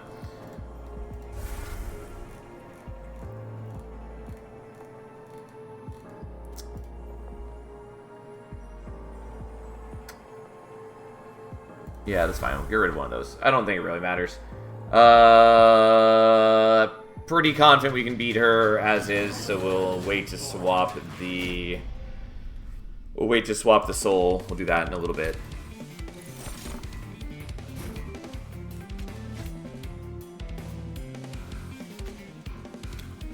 Okay, so Grail.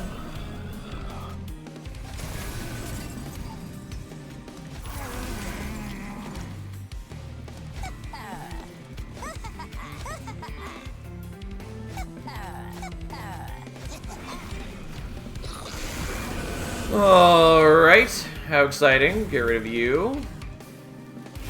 He's so small now.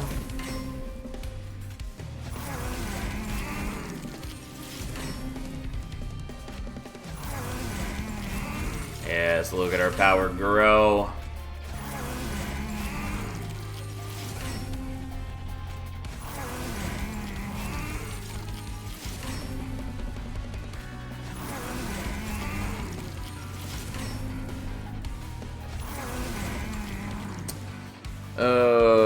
Okay.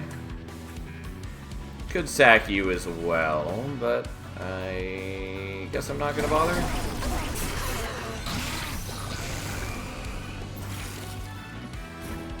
And you apply malaise, which shouldn't be too big of an issue.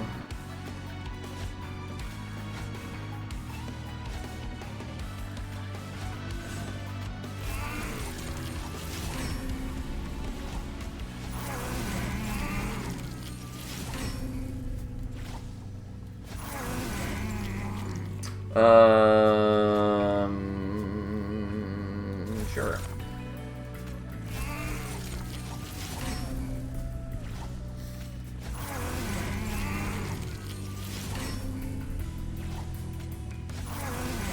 Look at us go.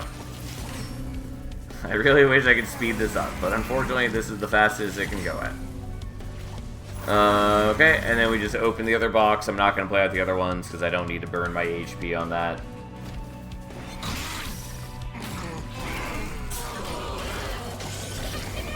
Oh no, he died. Oh look, he exists again. Figured I may as well gain some HP. I suspect it matters not, but we've done it anyways. There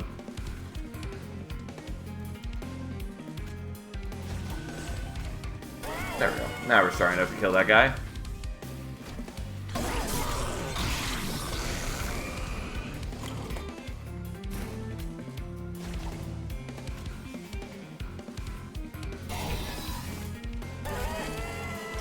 May as well get my horde higher.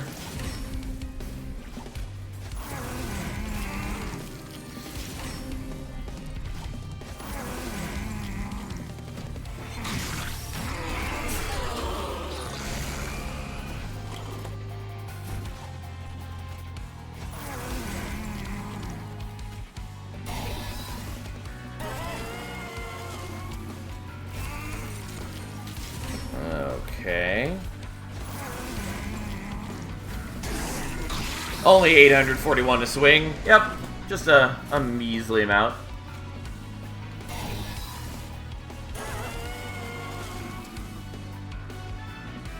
Alright, and now we'll just give you 12 reanimate.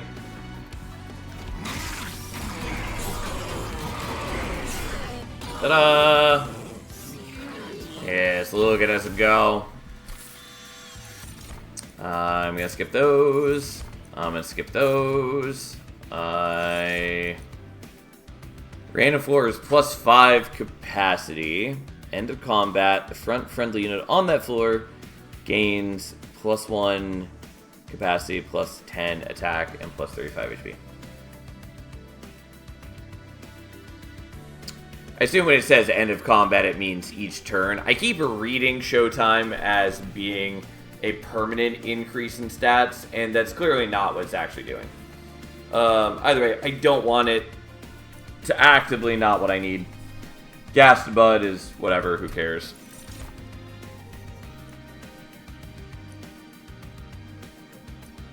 Fine, I don't know that I really care about that. I don't really need holdover on anything, and I am too late for the gold to matter. Sure, fine. Unfortunately, these are all kind of worthless for me, because there aren't things pinging my pyre like there are in the normal mode, so whatever. Anyway, so we're going to apply... Yeah, I have to, like, shuffle that over to you so that I can apply Dipper to you. Not that I think I need that, but we'll do it anyways. Oh yeah, Lamb is still on you. Would have been bad if I'd accidentally unequipped that. Maybe still doable. Pretty bad, though.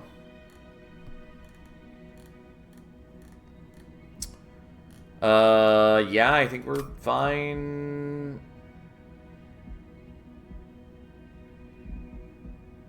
Okay, sure. Great. Witherbloom 10 to the front friendly unit. Reanimate to the front enemy unit. Yeah, I don't really love the Witherbloom, but we should be more than sufficient to deal with that.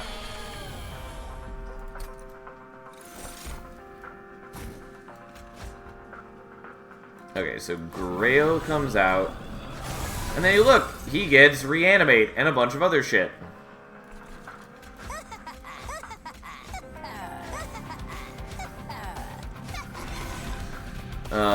We don't want him to have the Reanimate yet, because we do want him to die when we sacrifice him. Alright, well, time to just power him up.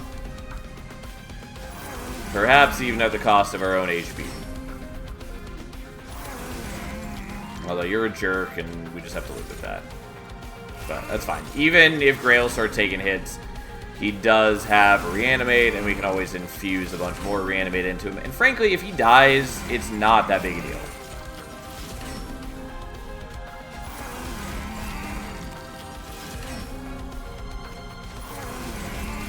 Alright, just a couple more.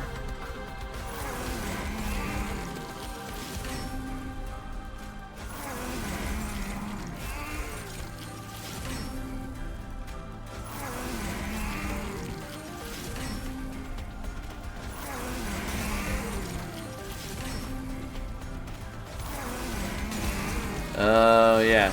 Forgot that that would count as damaging our pyre.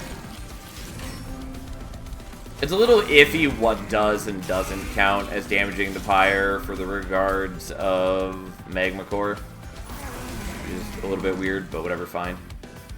I can also just kill you with that, so I will.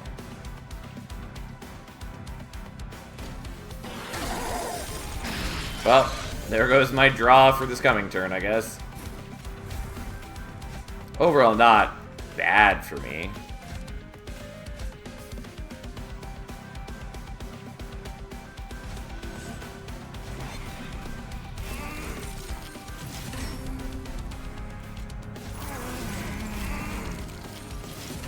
Alright, 865 times 2. Not bad. Still wait on that, I guess. Unfortunately not killing those guys, but I think that's more than fine. Although you do have reanimate, which is not good.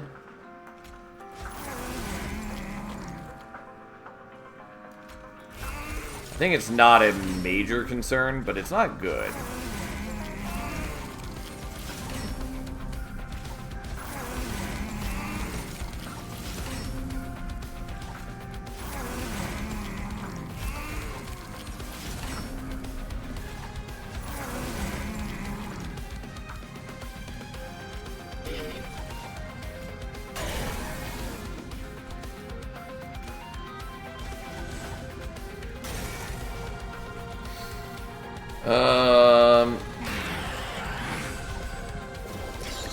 Yeah, we are going to take some fire damage, but oh well.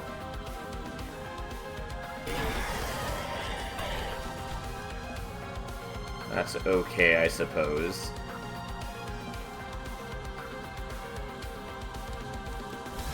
Alright, you can have some reanimate. It doesn't, like, super matter if he survives, I guess.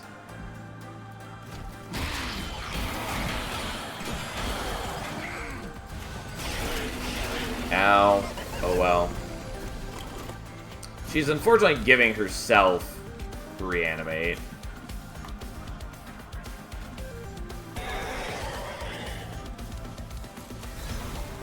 Okay. Doesn't matter if he dies. That's okay.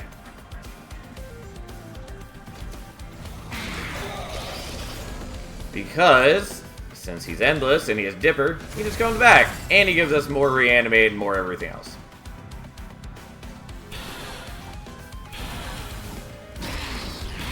And then we just keep hitting her for like 2,000 a turn. And that's all we got, really.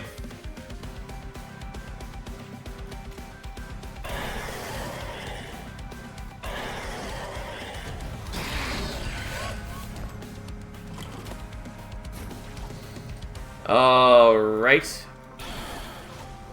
There we go. You can even egg the steward. Yeah, I thought about it, but it doesn't matter since this is the last fight.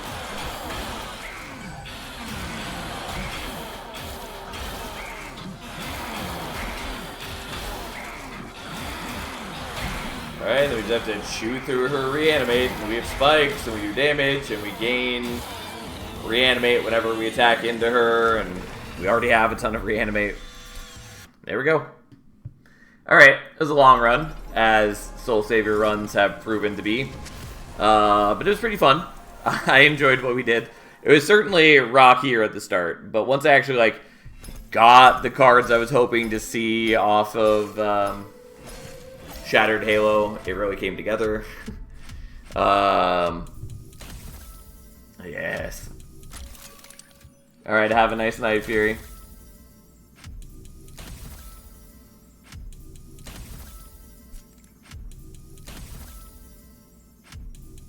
Alright, whatever. We'll just let it actually do its thing. Oh yeah, and they added the win streak cups now. How exciting. Yeah, so I did actually want to see what some of those souls did. God, I still haven't unlocked a lot of these. So we upgraded Salacy. I assume we just went up to higher scaling. I don't remember if we did armor permanently before. I think it did. We unlocked Bougie, attuned in magic power. No surprise. I think we upgraded Gorgon, just, you know, higher scaling now. Warborn. Draw +1 for each floor that has enemy units on it. At turn end, draw +1. Each turn during Relentless, draw 2 after playing 10 cards in turn. Interesting. I still don't have Wormgut. Or Deimos. Yeah, I just have to play certain clans, and since I'm not prioritizing unlocks, it just is what it is. We did play Under Legion once. It was just one of the ones where I died, like, immediately. Draw 2 is very strong there. Yeah, I imagine it is. Mid-turn draw in Monster Train is very limited because it is so good. Like, this has just always been the case. Anyways, let's do one more normal run, even though it's a bit late to be starting one. I almost clicked on that, because I'm so used to doing random, but we do actually want to do one of the crowns.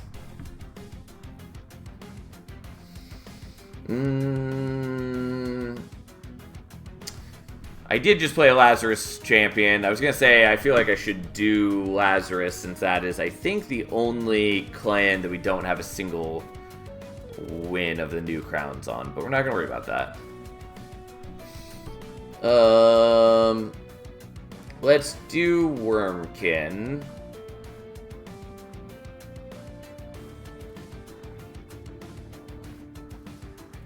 And I guess let's just do Spine Chief with Banished.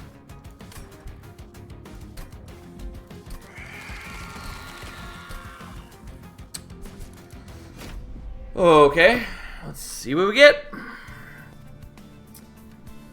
I'm generally not unhappy to start with Bounding Echoes. Winged Spirit, while not generally a good pyre, is certainly a lot better with Spine Chief, who just naturally has pretty high HP. Warbler's something, and Fledgling is pretty solid. Even though I still hear people act like Demonic Fledgling is literally unplayable trash. But whatever. I don't care strongly about Crystallized Wing, though there are some good, like, hits with it. Namely, in Banished, it can get us, like, Sanctuary, or, Benediction also helps if I want to make, like, an expensive equipment that I just don't want to play immediately. But either way, think Golden Idol. It's a lot of gold. Alright, we're up against Dominion. I mean, I kind of want to do Infector. I think we're doing Decayer just because I've been playing Infector way more often.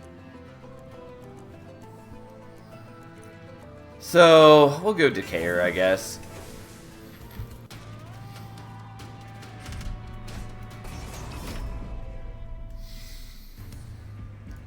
Okay.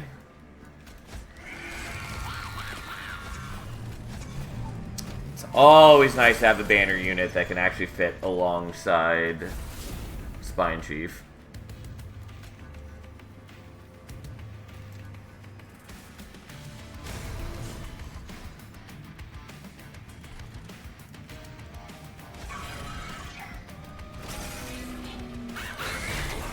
Take a little bit of damage, but he gets some Valor armor, which I don't hate.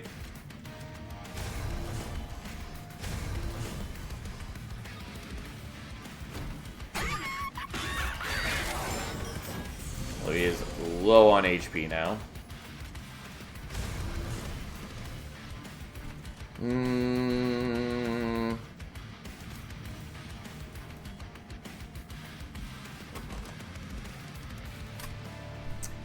Yeah, I don't know for sure if I'm going to draw a Just Cause next turn. So let's just do this, I guess. And leave him in front.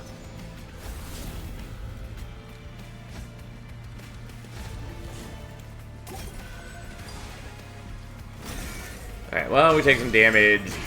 We're not killing the boss with a 4, which is concerning, but we're doing damage to him, and he has a little bit of Reap on him.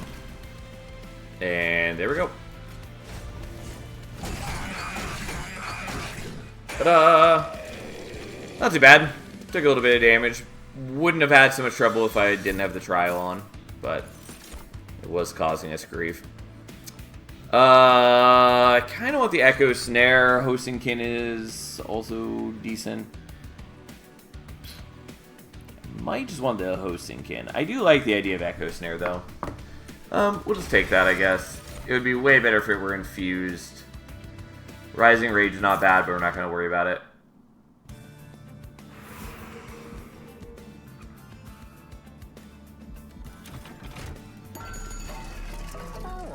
I certainly don't dislike Spell Chain. Not what I was hoping to see. For safety's sake, I will still take First of Kin right now.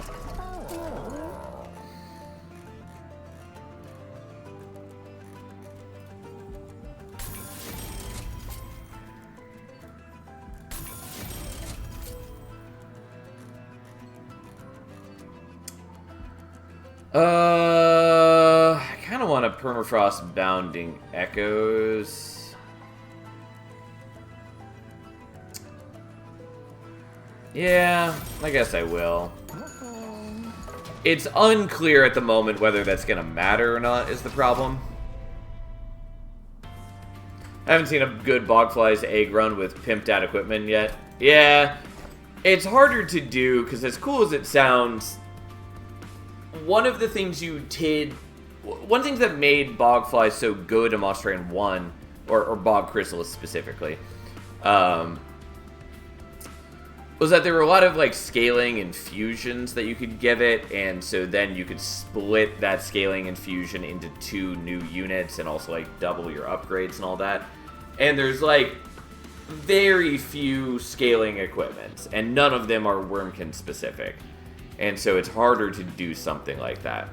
Because like it used to be that in clan you had like First of Kin infusion to give them an edge synergy, or Keeper of Echoes, or Shard Soul Carver. Like all of those were in clan synergies, plus whatever you could do with your allied clan as well. There are still obviously good ways to utilize the Bogflies, as you know, we've seen. But that aspect is a little more difficult. Especially since it looks like it got changed at some point where Bloodthirsty Blade no longer gets scaled by both Bogflies, but only by the front one. Which mechanically makes sense, but is disappointing.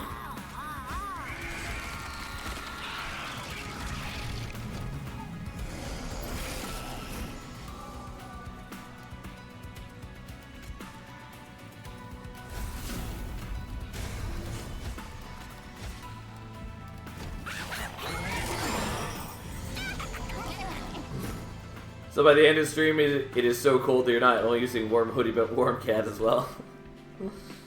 Yeah. Fair enough. Alright, let's do that to make sure that you're dying, and so we can generate some charges here. Because it is good for us to generate the charges ahead of time, so that... Because like, if we keep generating charges here, yeah, we do more upfront damage, but... essentially, you know, some of those charges are going to be lost at end of turn, whereas if I generate them on another floor, they get saved, and yada yada yada. It is just helpful.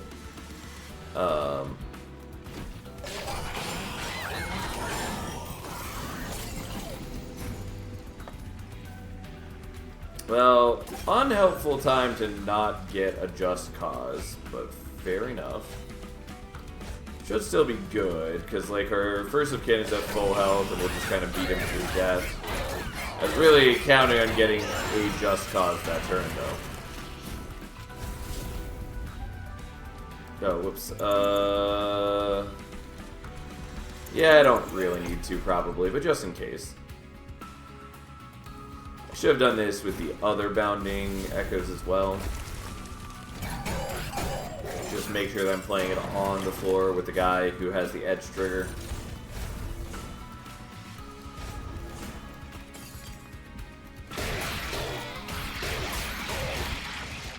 There he dies, and if he didn't, then we would have had some reef damage for him as well.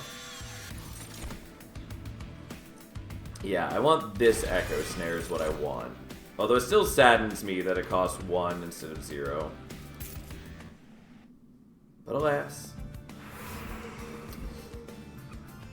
I mean, I kind of want to fish at the Merchant of Arms, but we definitely want to go here. I would love, like, Shard Soul Carver. Yeah.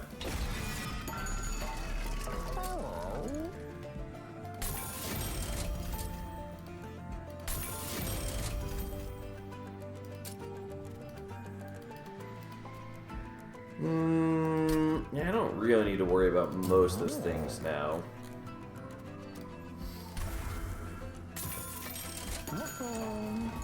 Unfortunately, I can't get rid of a lot of things from my deck. I mean, Beacon's Light is certainly not bad, but it is infuriating.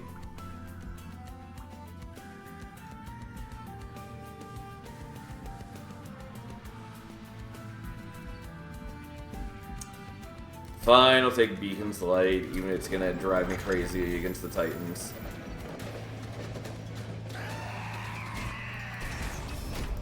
Oh no, he's so strong.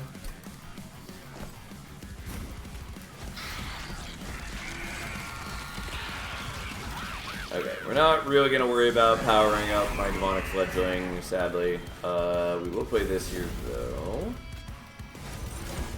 Fortunately, the Valor doesn't super matter.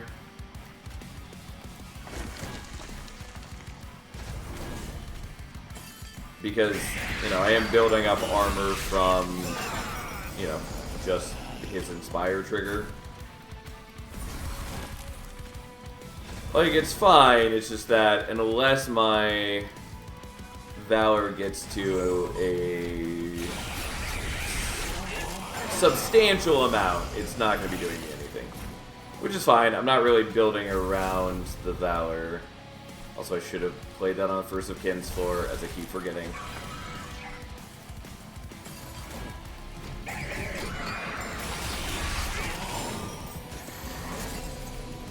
Okay, so you're gonna die here, you won't, but that's okay.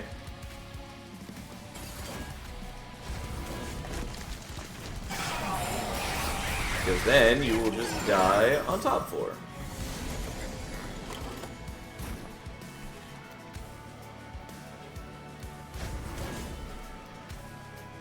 Capacity upgrade, wasn't planning on it.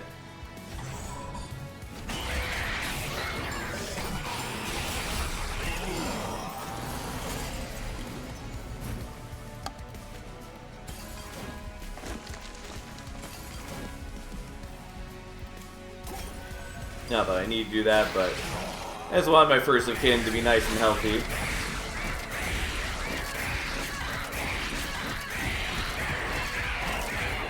Alright, and there we go. Our units may fall, but we'll win via Reap anyways. I mean, Eagle Heart's a very good card, just not really appropriate to our needs right now. Wormkin Etchings, though. That is somewhat appealing.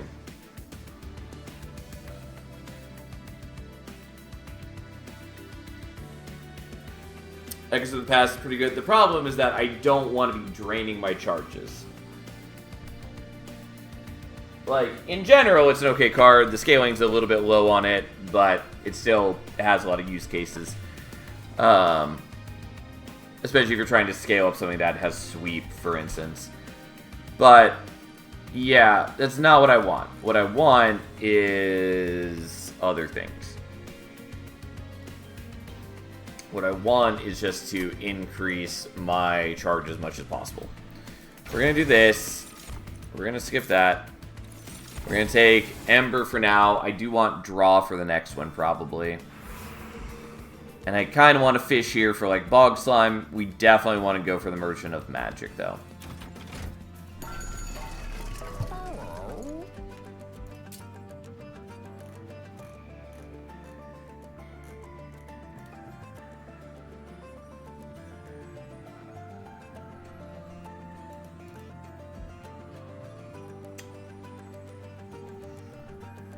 Yeah, it's a little weird, but I'll do it. Just because I have exact enough for it. Unfortunately, I would love that -2 as well. But that I'm guaranteed to see at any Merchant of Magic. And again, would absolutely adore Bog Slime at the moment. But, hey.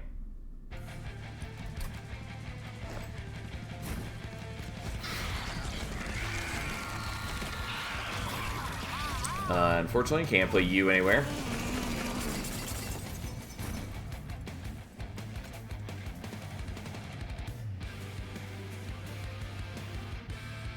Would love to hear the Calcified Ember.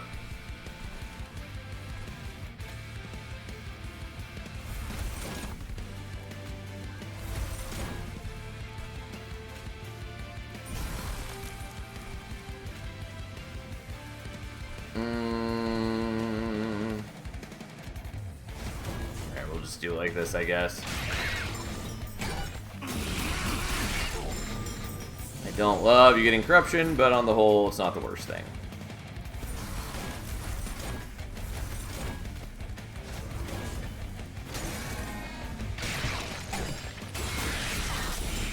Okay.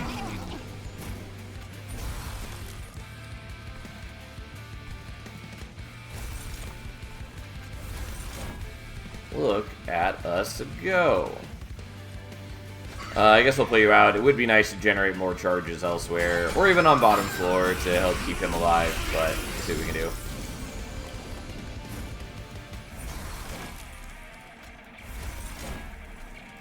So we're gonna play that to start powering you up, I guess. You know, maybe I should be focusing more on keeping you alive, but I kind of expect that the corruption's gonna get out of hand pretty fast.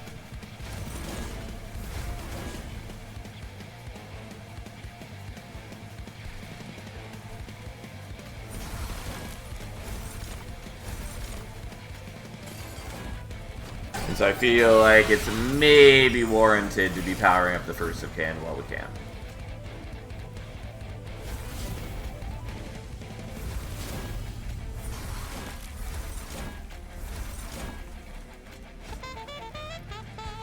My poor guy is gonna just die to the statue. Anyways, I'm at least killing the backliners. I'm not doing a ton of damage on the bottom floor. I'm doing okay damage, but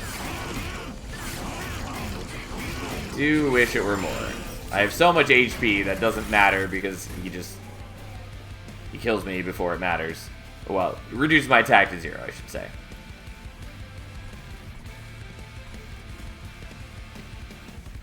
Okay, let's do it like this.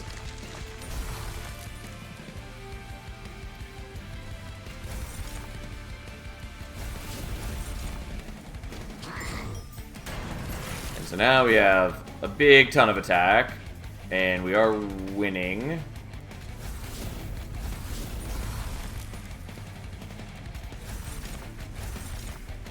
Could play the Beacon's Light. I really want the Beacon's Light to be -2, preferably -2 and intrinsic.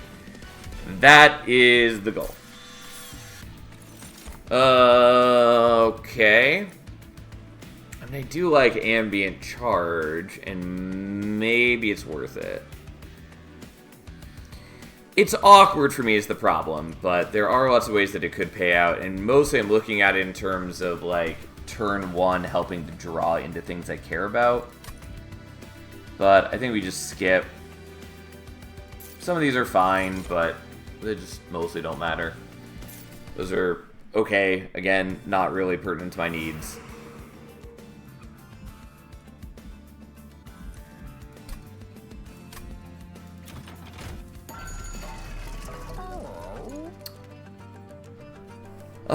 I do like Chamber of Recall. I don't know that it's actually useful after everything I've already set up. No, unless I want to take the Exile's Diadem just as a way to get another charge during deployment, which is kind of cute.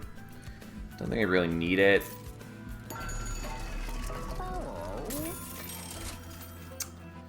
I mean, I could do the Stasis Crystal. It's legitimately not the worst thing.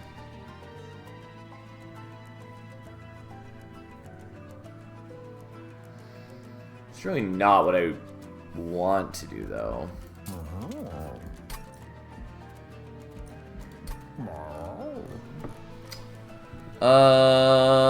But it does help with Relentless, and that's basically where I have a fail state currently.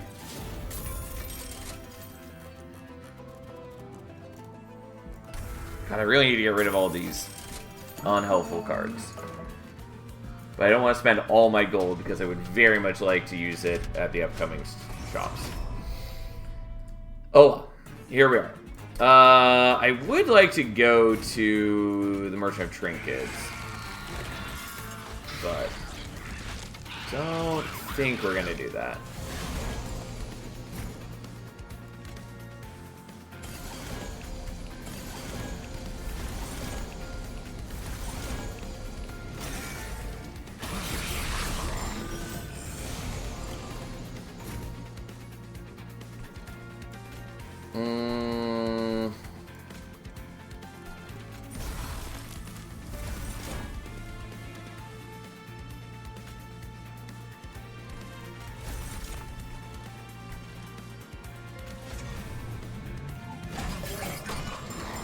Unfortunately, the guy with reanimate is going to waste First of Kin's attack, which is not helpful. Oh, slightly wrong.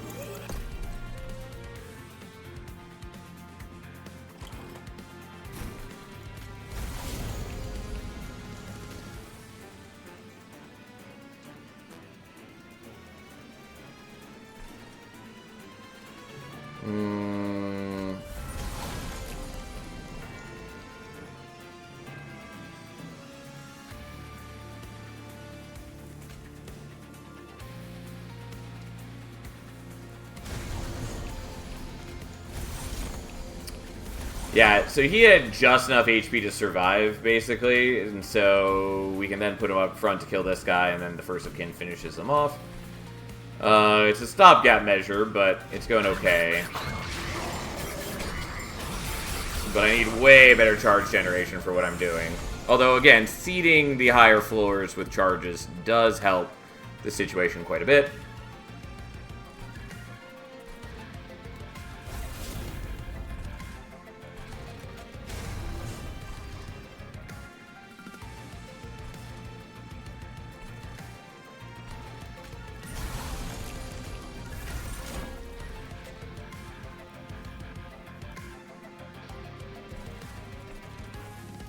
Yeah, not exactly how I want to do this, but here we are.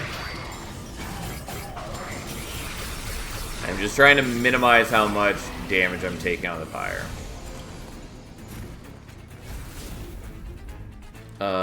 Again, should have done that up there. Oh well, that's fine.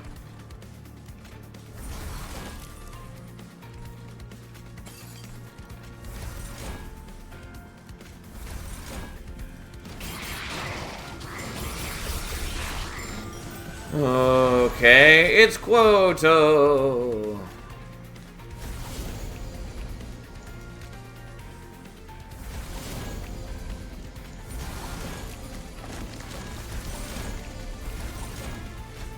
There we go.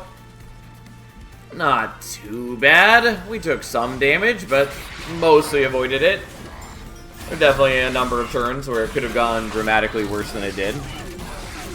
Anyways, now Spine Chief does some meaningful damage, and our dude just kind of blocks for him for a bit. And there we go. Is it the strongest thing? Absolutely not. But here we are.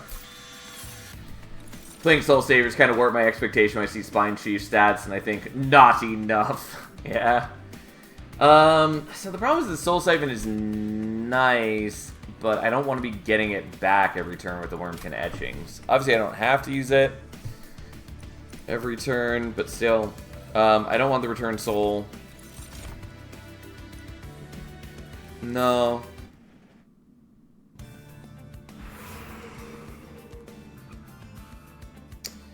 Yeah, unfortunately, I really do want to go here. So that's what we're doing.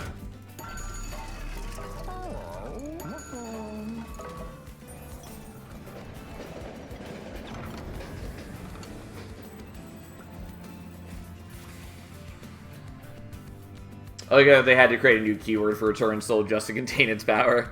To be fair, not only for Return Soul, but yes. Yeah, it was, in fact, perhaps too easy to go infinite with due to the changes to the Merchant of Magic in this game. Again, if they would just change how Eternal Stone works so that you could overwrite Remove Consume with Consume mid-battle, it would not be an issue. Again, that one change has caused a number of problems. But whatever, fine.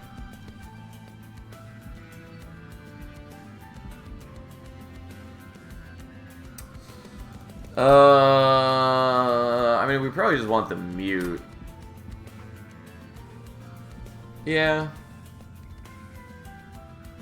I kind of want Perkio just to generate more consume cards, but that's not actually helpful for me, so no.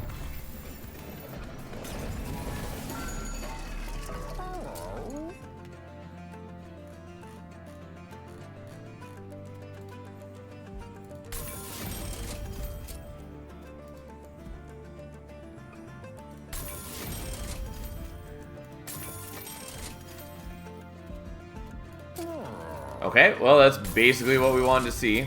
I also would have considered other things, but this is good. I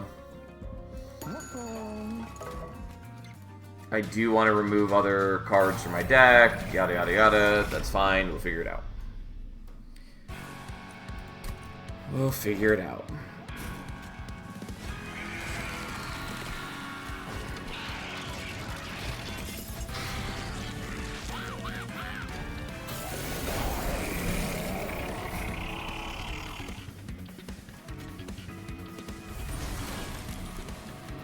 Okay, we play this up here to give you the edge trigger.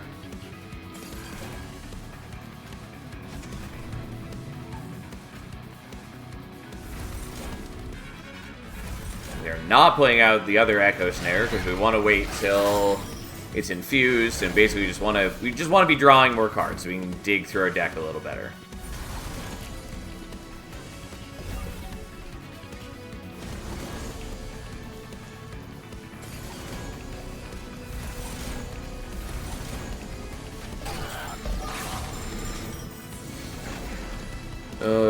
Okay.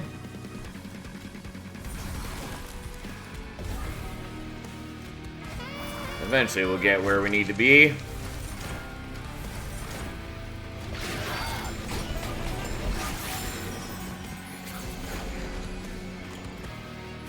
Again, this will be infuriating versus the Titans, but for the moment, it's fine.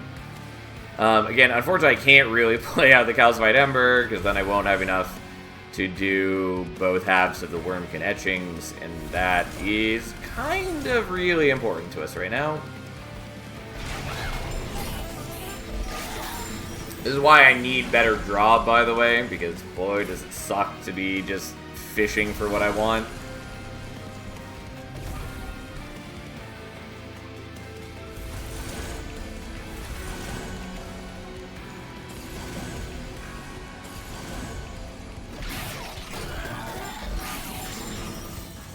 Okay. My poor Just Cause that I basically haven't used. Like, we were going to go a very different route when we first took that. And it was an okay world, but it's not the route we ended up going.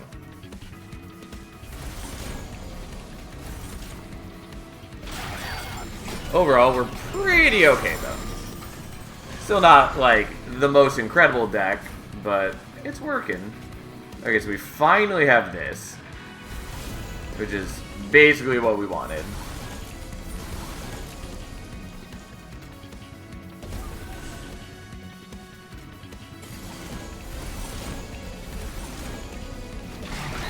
Because now we are way better at generating charges. Unfortunately, it's like right at the end, but whatever.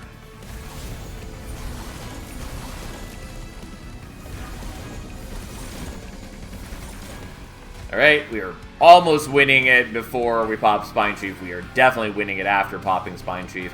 Even if we didn't win on that floor, we just would have had to generate like one charge on mid-floor, and he would have died.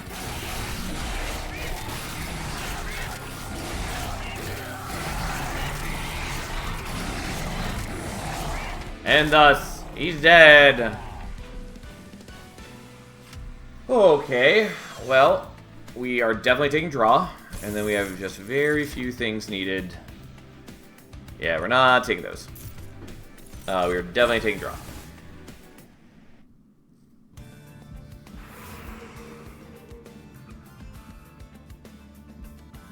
Yeah, hopefully we see Bog Slime. It's not the end of the world if we don't, but we become so much more powerful with Bog Slime.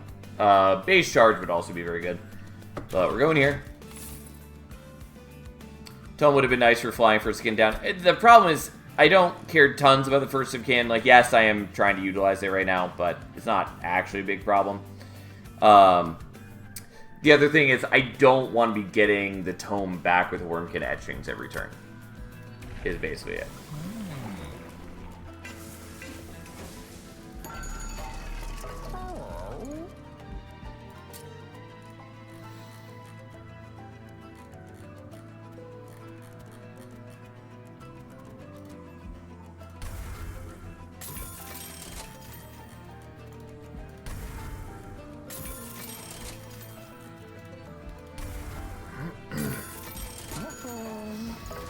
Alright, we're going to dupe the Beacon's Light.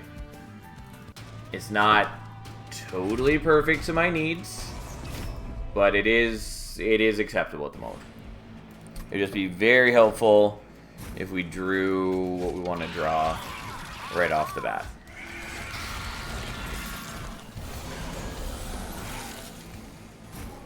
Okay, that's much better.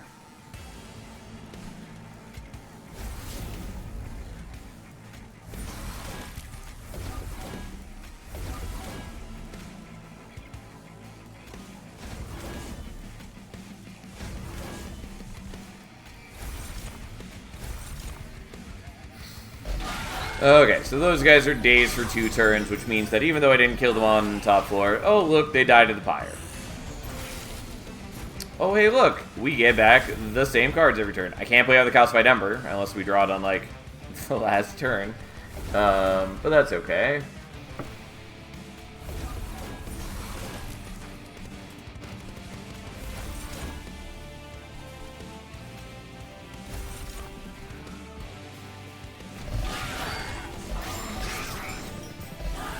And this way, even for the enemies that I'm struggling to kill, we are going to be increasing their days repeatedly.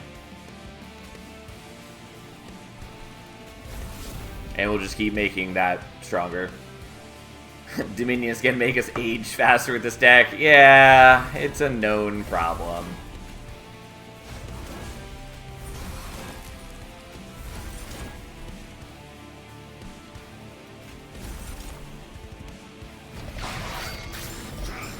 But we'll do what we can. There are sort of ways to speed it up a little bit in the Titan fight, but hey.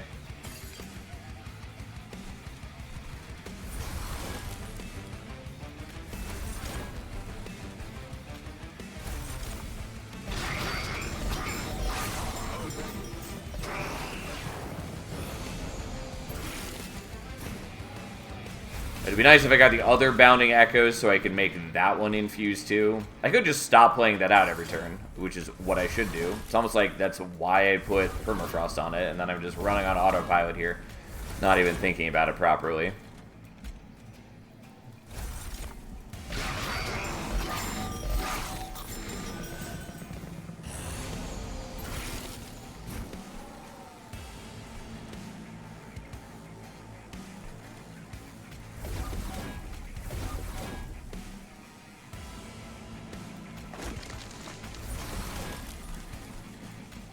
I actually probably should have held on to the Echo Snare so I could have more cards to play on this coming turn when the boss is here.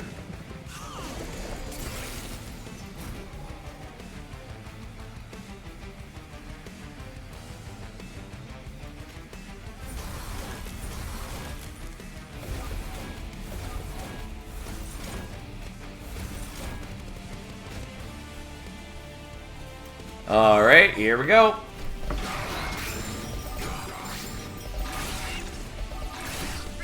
Again, I don't have, like, incredible stats on my bottom floor units, but we aren't taking damage basically the entire fight, and here we are. And if we don't kill them with our stats, then we kill them with the Reap. And barring that, we still have First of Kin on top floor if we really need it. Forgotten Trade would be appealing, except for the part where I don't actually let enemies attack. Entropy will attack later, but not now. The Sanctuary's kind of cute.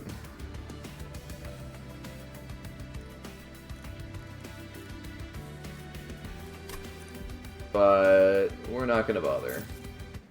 It is good, it's just also largely irrelevant to my needs. I will take Decayed Decoy. I guess I'll take Trader's Quill, even though it barely matters. Maybe.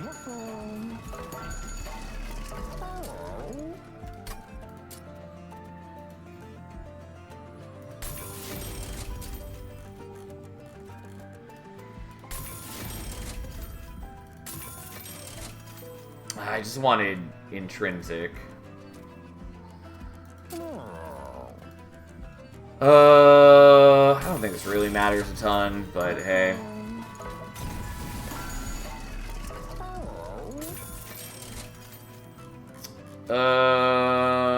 I guess I'll finally get rid of the Calcified Ember. Because I just don't have Ember to play it, basically, on any turn. Maybe I would with the Ember Staff. I don't know. We'll be okay. We'll make it work. I unfortunately didn't get to refine my deck nearly as much as I wanted to, but for the most part, we're gonna be alright. It would have been helpful if the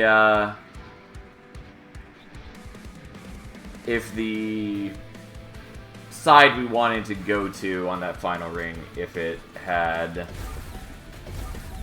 removals instead of healing. Of course you didn't refine, you have no heft. Ha ha ha ha.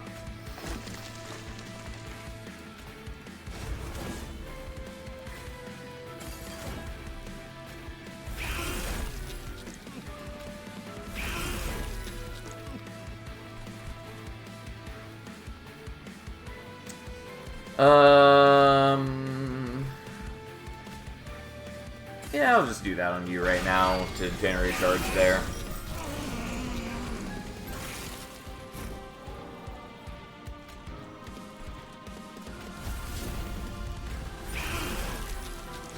Didn't really need Trader's Quill. Honestly, probably shouldn't have bothered with it, but here we are.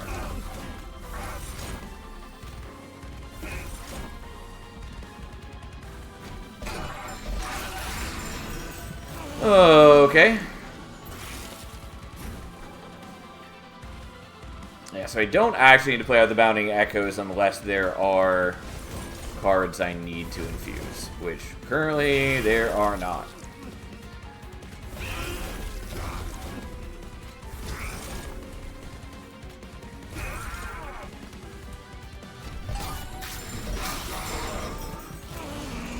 Again, I definitely do not have the best deck in terms of generating charges, but it's going okay.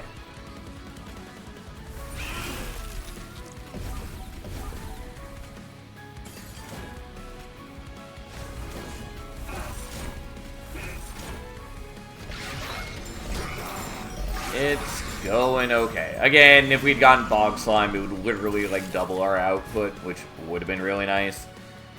But alas, we didn't.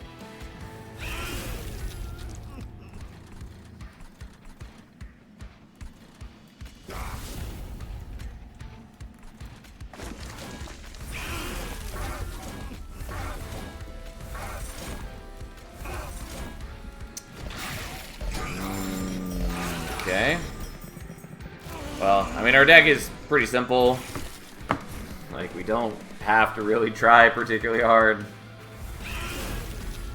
We don't want to play out this Bounding Echoes, though, because I have more than 5 cards to get back, and I'd rather get back an Echo Snare than a Bounding Echoes.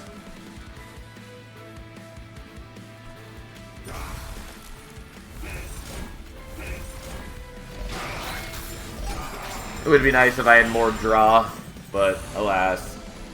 Because I did eventually minus cost most of my cards.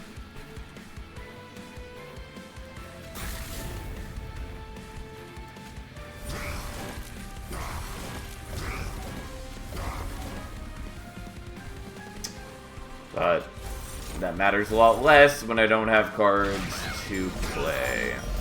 But that's okay. It will work out alright.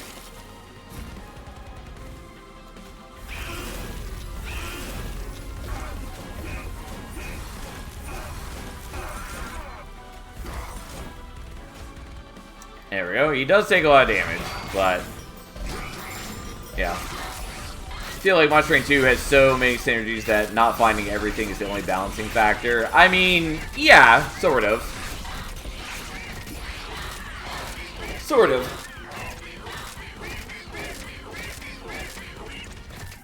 Which is partly why I push back all the time whenever people try to make suggestions or demands that the game be more consistent. Like, you know, for a long time people have been like, you know, non-banner units should be able to be given a deployable upgrade. Because, like, it feels bad to not draw them early on in the fight. But, like, that's part of deck building. And the game already gives you so much control over your deck in just a lot of ways that you need some things to require you to adapt as you go. Same with people who want to have all of the like shop upgrades guaranteed to be seen every time you go to the shop, or to be able to see what the shop upgrades are before you pick your route. Not that I meant to keep going on with this, but similarly, so like Lost Arsenal added in a bunch of new equipment. Particularly, it added in several new clanless equipment and rooms. And that was clearly partly to make that pool a little more diluted, so you weren't seeing, like, Bloodthirsty Blade, Inferno Room, and Zone of Silence in, like, every run anymore. And so, of course, there are now people who are like, oh, you know, you need to increase the amount of options in the Merchant of Arms to 4 because Lost Arsenal made it inconsistent, so you can't get the only useful things. And it's like, by design.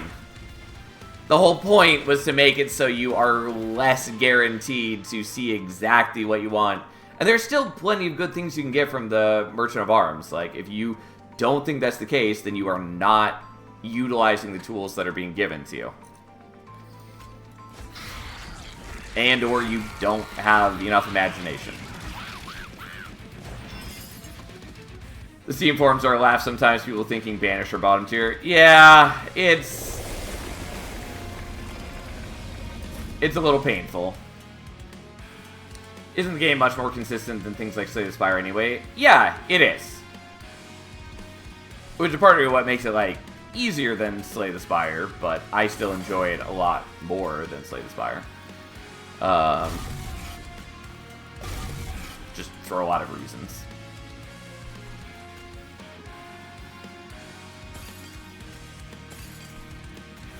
But again, just in so many different ways, like, Monster Train just gives you a lot more control over things.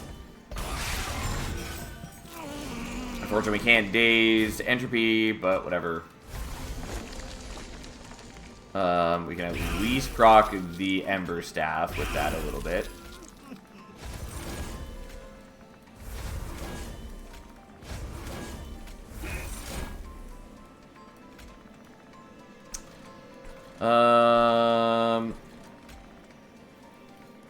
Yeah, whatever. Let's just generate a charge here so you start taking a little bit of reap damage on every floor. I personally dislike Banish because of their style, but I don't think that any faction Monster Train is too weak. I, for the most part, like Banished a fair bit. There was a time where I was thinking that they were a little bit boring, but I, for the most part, do really enjoy them. I actually maybe should be doing this slightly differently. Well, it's fine. I just, again, would really like to draw into the Bounding Echoes, and unfortunately I don't draw very quickly yet. But here we are.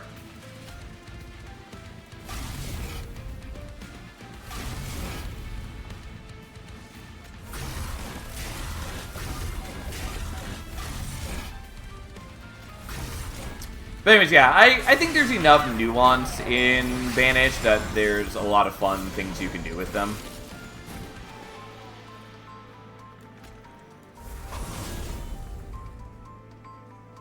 Only thing I wish they would change is give some visual indication on cards you can't get past certain rings as a reward. I always hate that Monster Train 1 you just kind of had to know. Yeah, it's... I don't mind that too much, but it is a bit weird that it's not stated anywhere, essentially.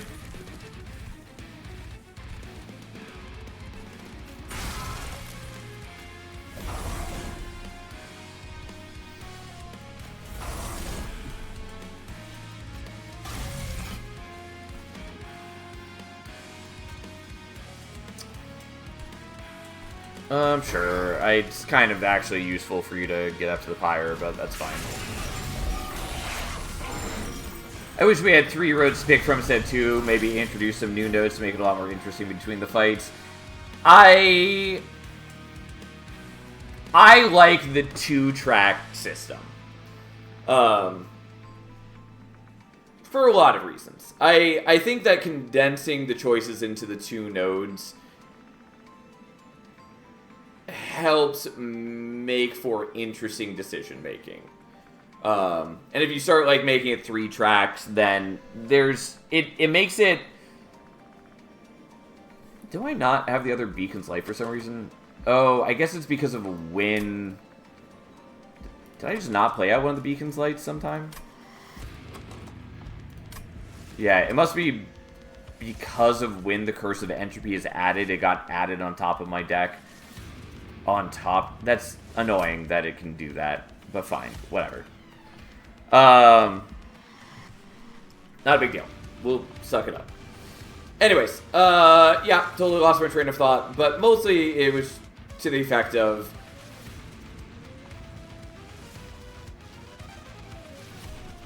hi, cat.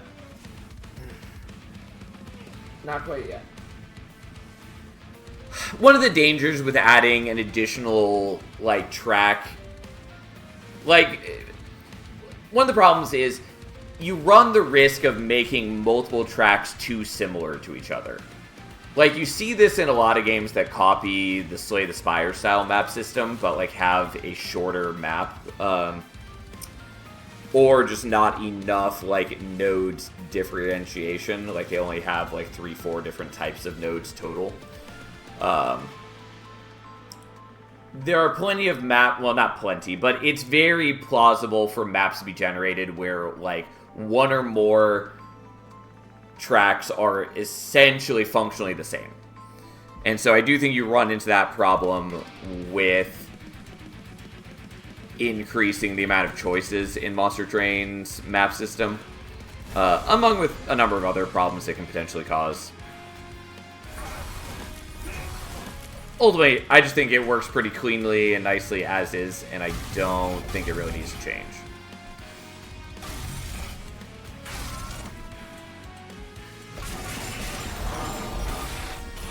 Sigyn isn't 2 weeks of faction, but that isn't true for both champions. Out of curiosity, which champion you think is the bad champion?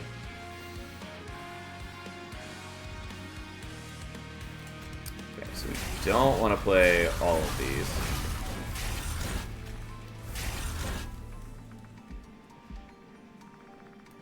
Also, I could bring Spine Chief alive, but it doesn't matter.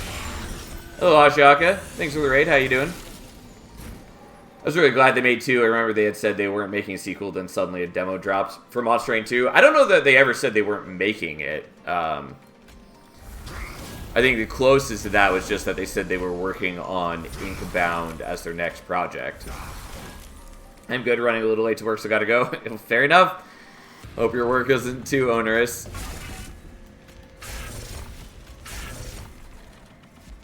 But yes, I absolutely adore that they made Monster Train 2. It is so much the game I was waiting for literal years. Also, fuck these guys. But we can at least Echo Snare and still kill everything on this floor.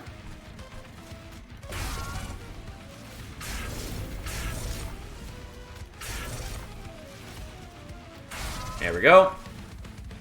And we still did it by turn 9 just because we were able to speed up Dominion a little bit with the Reap and with the Trader's Quill. Oh, I could have sworn I heard they said they weren't interested in making a sequel. Maybe I'm remembering wrong. To be fair, I also could be incorrect. I don't think they ever said that, but also, like, maybe they did. Maybe their plans changed at some point. Who knows? Also, could have been just one of those internet rumors where someone says it and then people repeat it and then it gets taken as fact. I don't know. But I don't personally remember them saying that. But again, I could just as easily be wrong myself, so who knows. Either way, I adore that they made Monster Train 2. I would love if they just keep working on it. Don't know if they will, since they haven't put out a new roadmap after the DLC dropped. That said, DLC seems to be well received by people so far. I wouldn't be surprised if they want to move on to another project, because, you know, they've been working on this one for quite a while, I'm sure. And also, I imagine there would be diminishing returns if they kept doing, like, DLC after DLC. And obviously, I have no idea what their, like, internal, like, sales numbers look like for the DLC or anything to know if it even justifies more work. But personally, I adore this game, and I want to fill in all this empty space with more clans. It does feel weird to me that, like, I recognize that they're a little strapped for space with the logbook, because they can't just, like, condense this. Like, this is already a very dense screen, and I think it would have annoyed people more if they had just, like, gone back to something more similar to the prior screen before the Monster Train 1 clans are unlocked, and just, like, add in Rail, Forge here, and then put all of the Monster Train 1 clans similarly on, like, a second page. But it does feel very conspicuously empty here. Like, there's plenty of space for them to add more clans or more stuff. I don't know. But who knows? Who knows? Anyways. We gotta stop there for the night because I gotta eat and, like, try to sleep at a reasonable hour and, I don't know, do stuff that I don't want to do. But regardless, thanks for hanging out, everyone. Yes, Kat, I know you want my attention. We will be back tomorrow. We'll play more Monster Train. It'll be a grand old time. Maybe at some point I will upload some videos. Either way, we'll see how it goes. Thanks for hanging out. Have a wonderful evening, and I'll see you tomorrow.